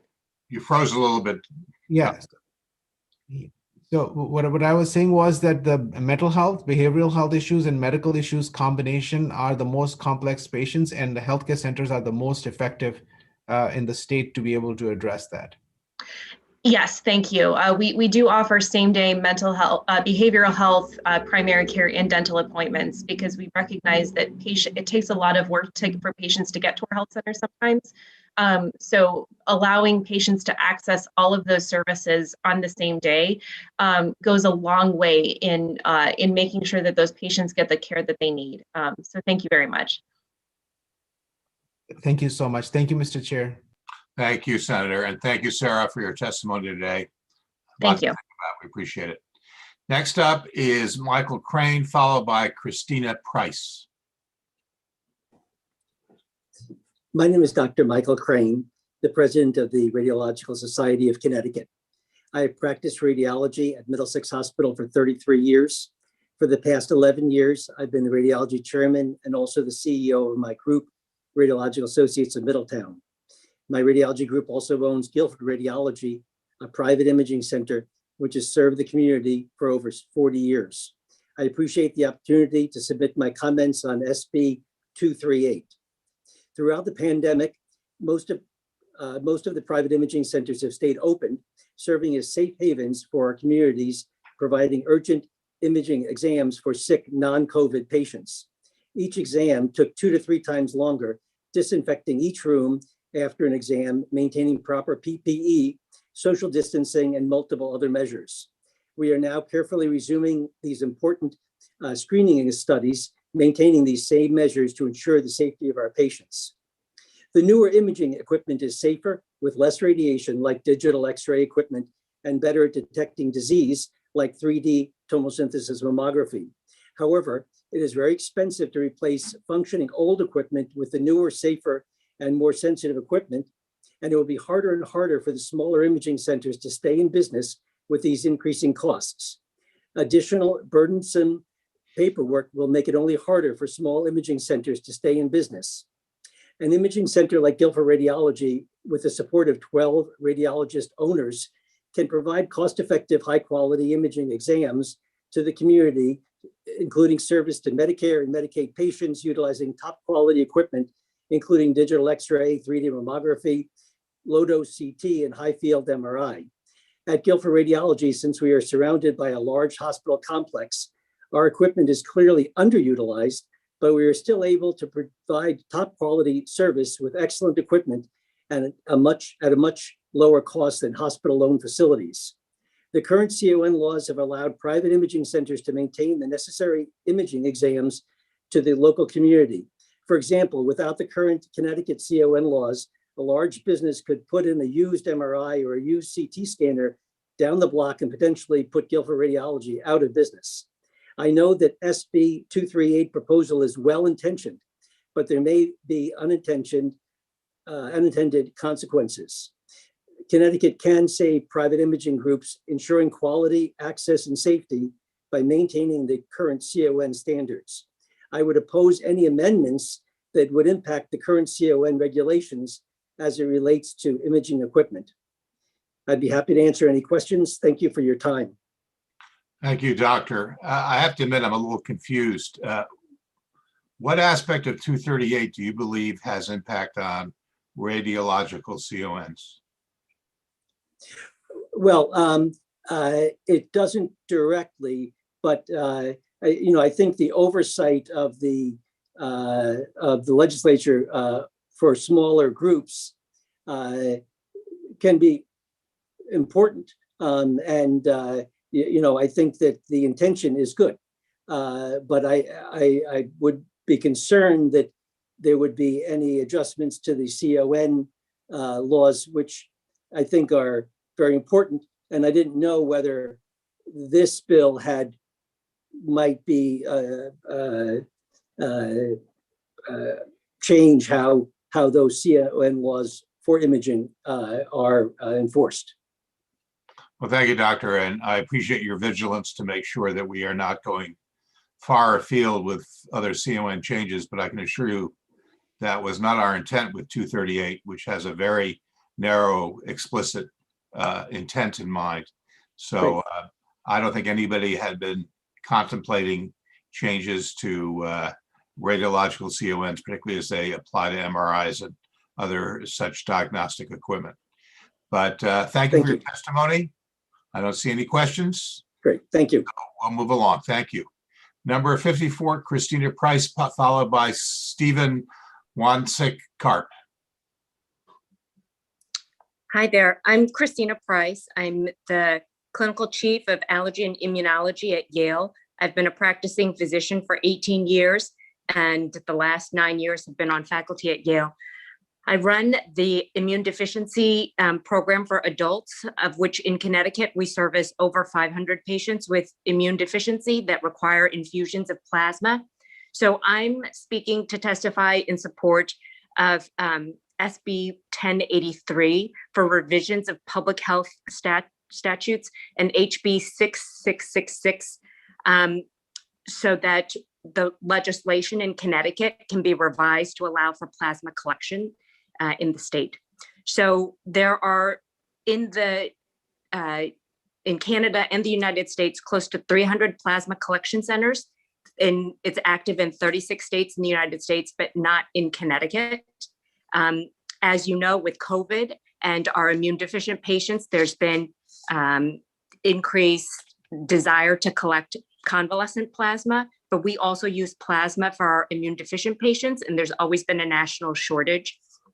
So what we're asking is for Connecticut to revise the legislation so that companies like Grifols can come in and set up plasma collection centers in the state to help our patients improve the access to plasma.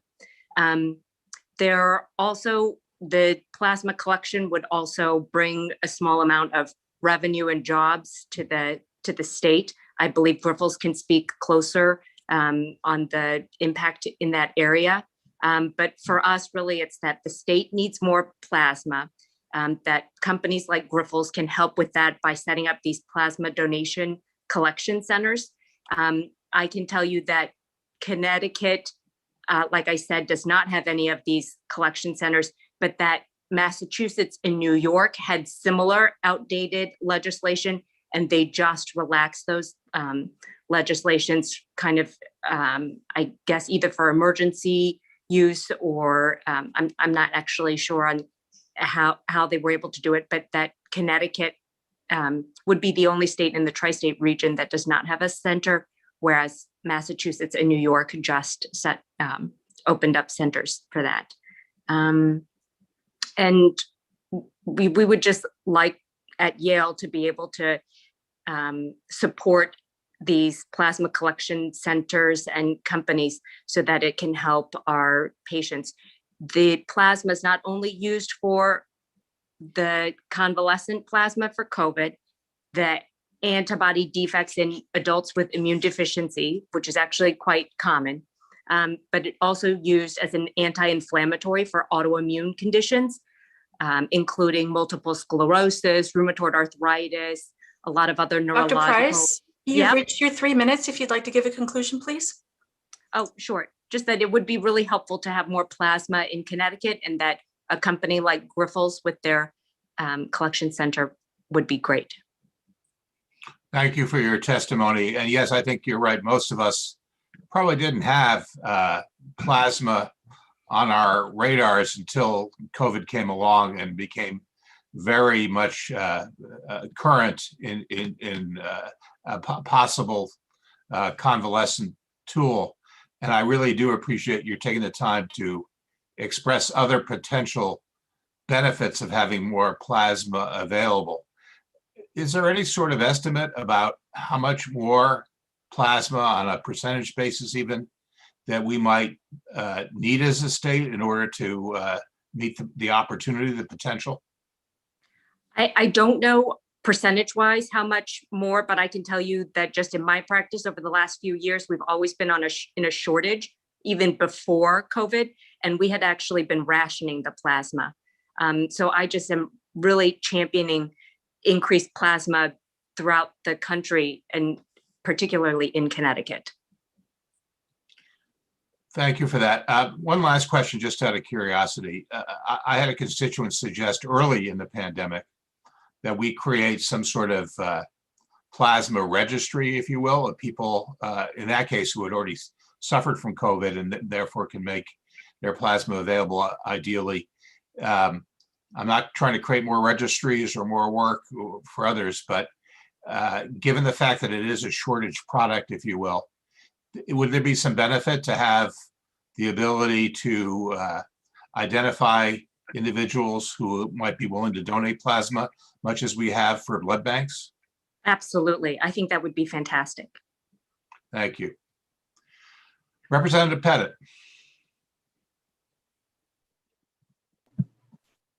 Thank you, Mr. Chairman. Dr. Price, thank you for your testimony. I wonder if there's things that this bill is missing that we need to do in addition to what's in there.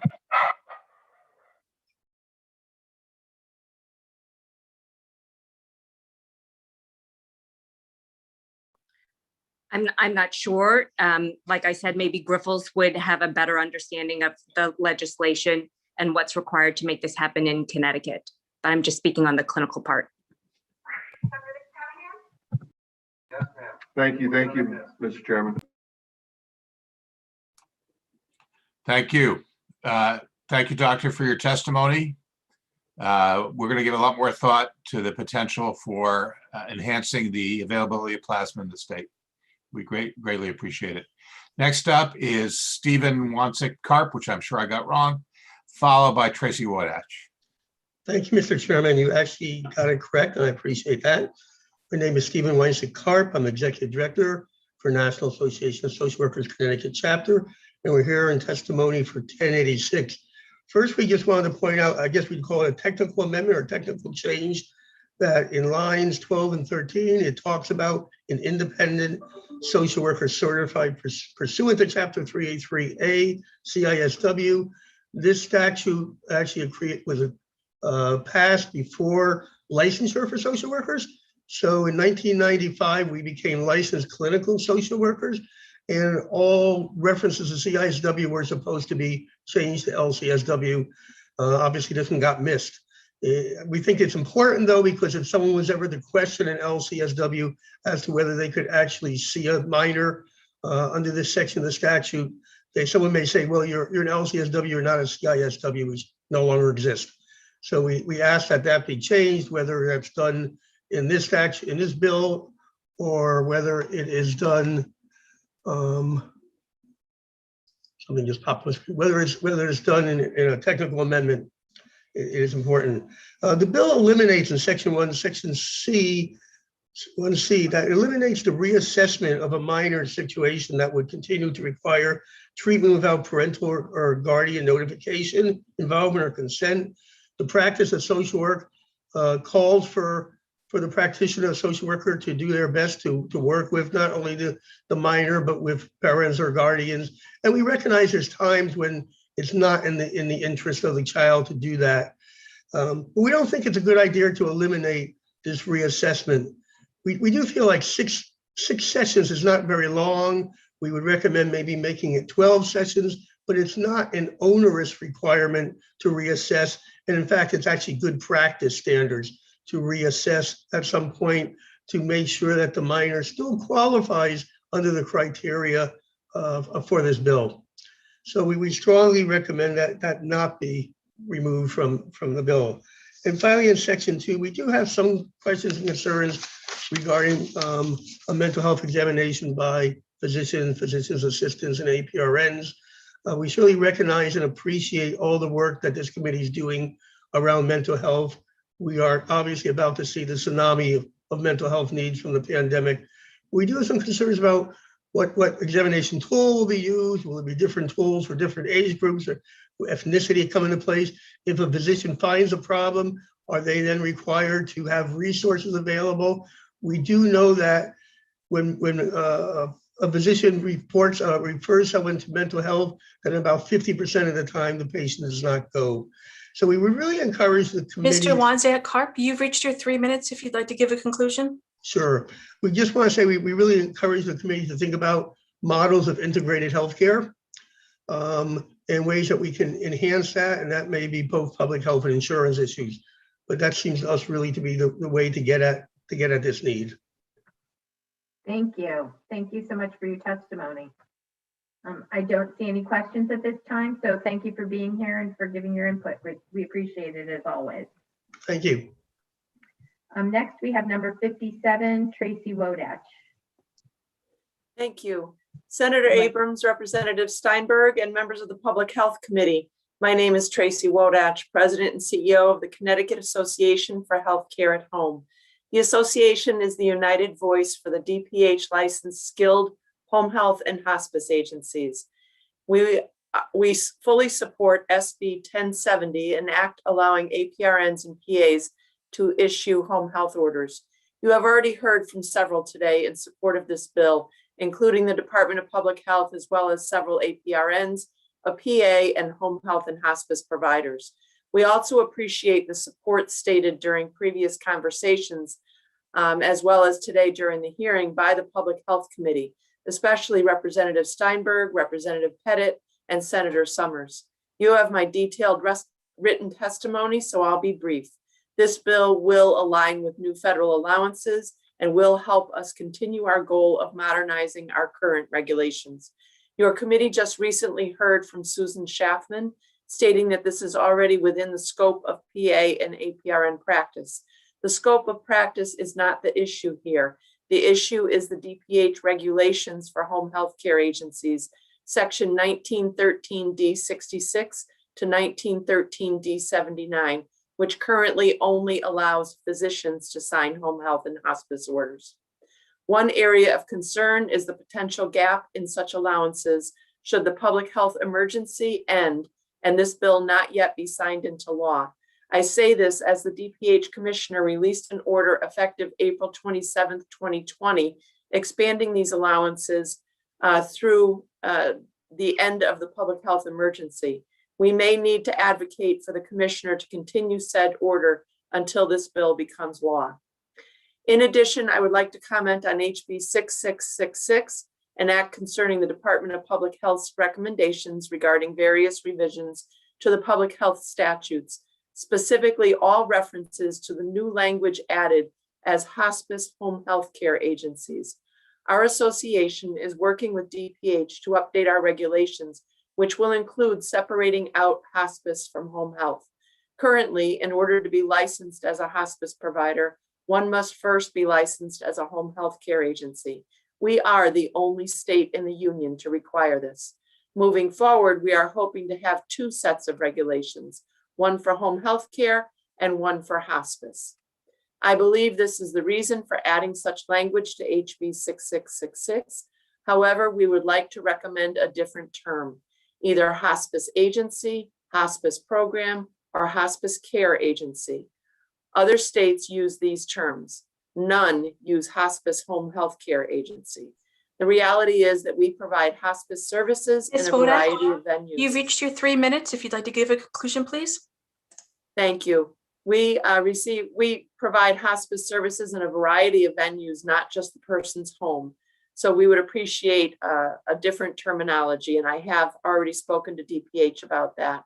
Thank you for the opportunity to testify today. Thank you very much, Tracy. Appreciate that. I don't see any questions at this time, so thank you for your input. So we always appreciate hearing from you. Thank you. Next, we have number 58, Becca Torrance Barker. Good afternoon. Hello, Chairman Abrams, Chairman Steinberg, Ranking Member Summers and Huang, and distinguished members of the Public Health Committee. My name is Becca Torrance Barker, and I am here today representing the American Massage Therapy Association Connecticut chapter, which has over 2,200 members in our state. That's about half of the active licensed massage therapists in this state. I am a state licensed massage therapist of 16 years with a business in South Windsor, and I have been board certified since 2017. I am here today in support of Section 39 of HB 6666, an act concerning the DPH's recommendations regarding various revisions to the public health statutes. Specifically, we support the revisions to the General Statute, Section 20-265H, found in Section 39 of the bill. This section will allow massage therapists to manage businesses that employ hairdressers, cosmeticians, estheticians, eyelash technicians, nail technicians, and massage therapists. This was a right that massage therapists used to have, but which was inadvertently changed with the passage of the esthetician bill in the 2019 legislative season. We deeply appreciate the efforts of Representative Gilchrist and the Department of Public Health to correct the statute and to restore the ability for massage therapists to once again manage businesses that employ other health and beauty technicians. Our members and member businesses that have suffered as a result of that inadvertent statutory change appreciate this correction as well. On behalf of the AMTA Connecticut and our 2,200 members, I respectfully request that you support HB 6666 as it pertains to correcting the statutes relative to licensed massage therapists being allowed to manage certain businesses. Thank you very much for your time today. Thank you so much. And thank you for being so kind and understanding in this, in what was obviously unintentional. And so we're glad to be able to go back in and correct that. So thank you for that testimony. Appreciate it. I don't see any questions, so have a wonderful day. You as well. Next is number 60, Emma Boris. Hi. Hi. Sorry. Hi, Senator Abrams, Representative Steinberg, and members of the Public Health Committee. My name is Emma Boris, and I'm here to testify in support of raised Bill 1083, also known as Halen's Law. I was diagnosed with epilepsy when I was 11 years old. My epilepsy has been challenging to control, but I refuse to let that stop me from living my life. I'm very proud of my involvement with the Epilepsy Foundation of Connecticut, especially when I was selected to represent my home state at the 2019 Teen Speak Up Public Policy Institute in Washington, D.C. During my year of service that followed TSU, I had the opportunity to meet with Senator Haskell and share my story. He has been a wonderful ally. As a young adult living with epilepsy, the issue of sudden unexpected death in epilepsy is an issue very near and dear to my heart.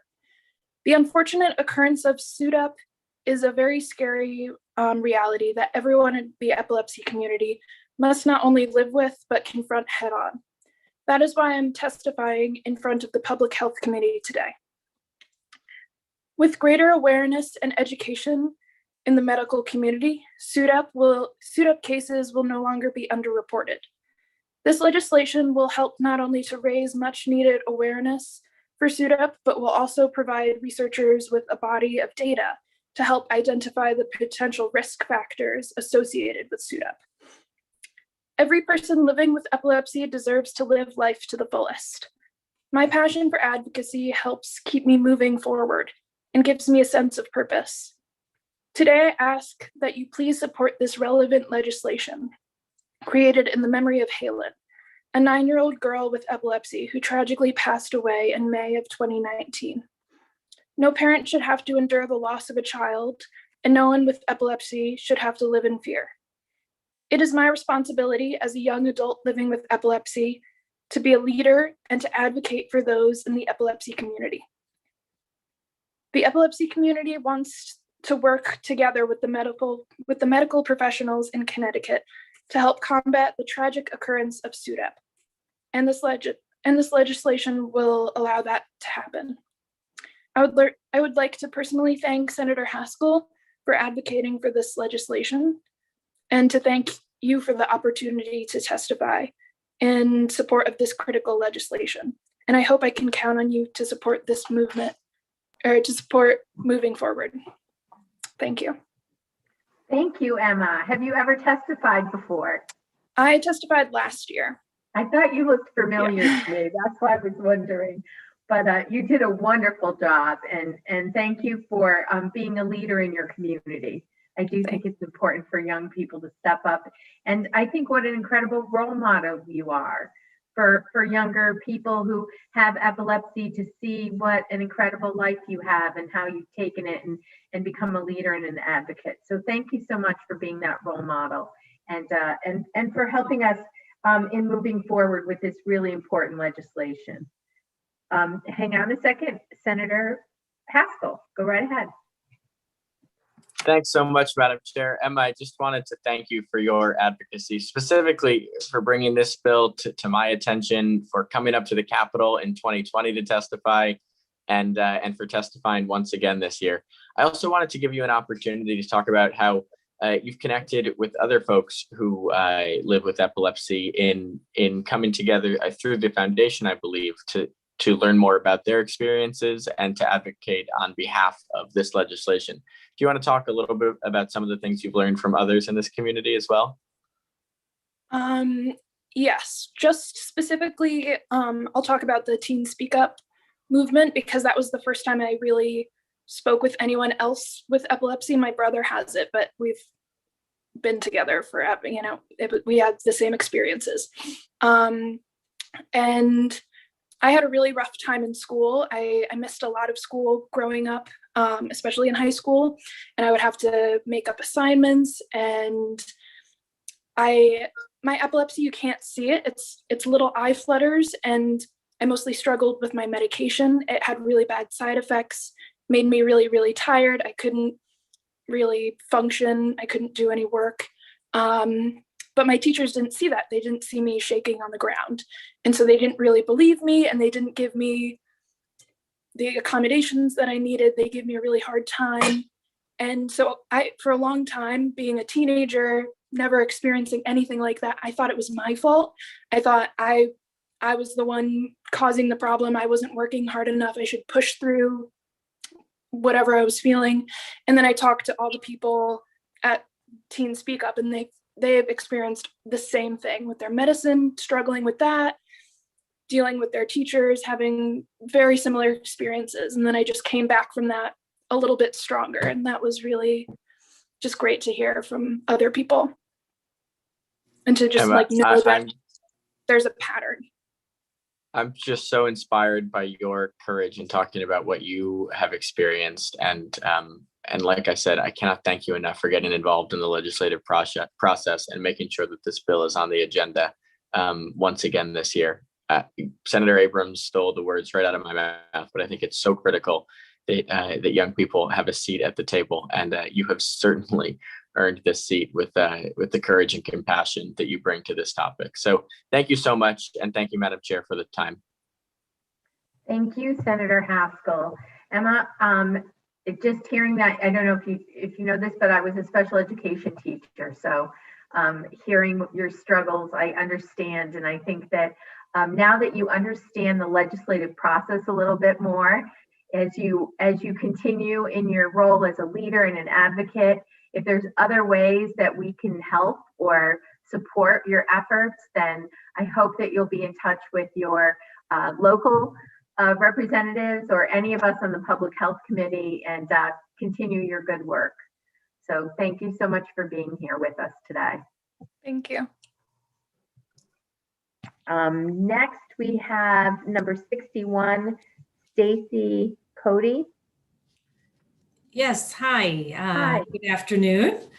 And hello to you, Senator Dougherty Abrams and Representative Steinberg, Vice Chairs Anwar, Kushner, and Gilchrist, and all members of the committee. Thank you for this opportunity to testify before you in support of sections 70 to 72 of HB 6666, particularly the sections that allow young adults experiencing homelessness to access their birth certificates and state IDs through a fee waiver.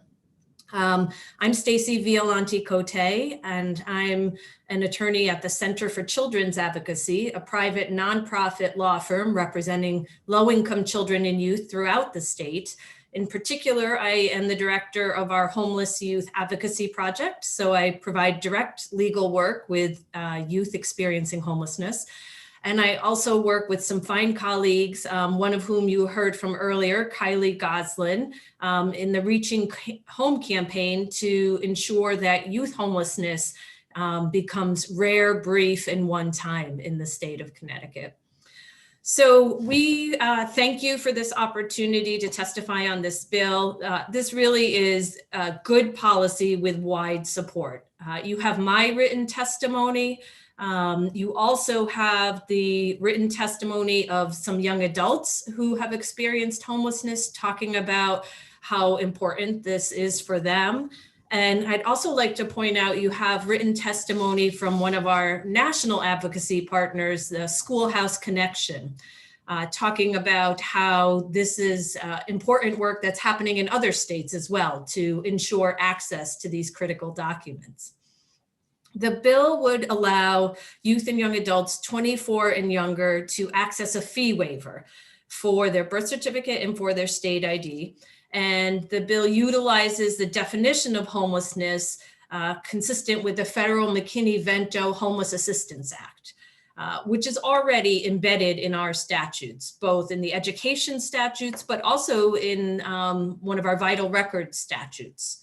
And this definition also aligns closely with the experiences of youth who are moving around and moving from house to house and experiencing homelessness and housing instability. So that speaks to the importance of the language and what those sections of the bill actually do. But what I think is so compelling from the young people is how important it is for them to get immediate access to these critical documents, and that we remove any of those barriers. You heard from Raina earlier, where she talked about the need to be able to immediately access benefits. Ms. Violante Cote, you've reached your 3 minutes. If you'd like to give a conclusion. I will, thank you.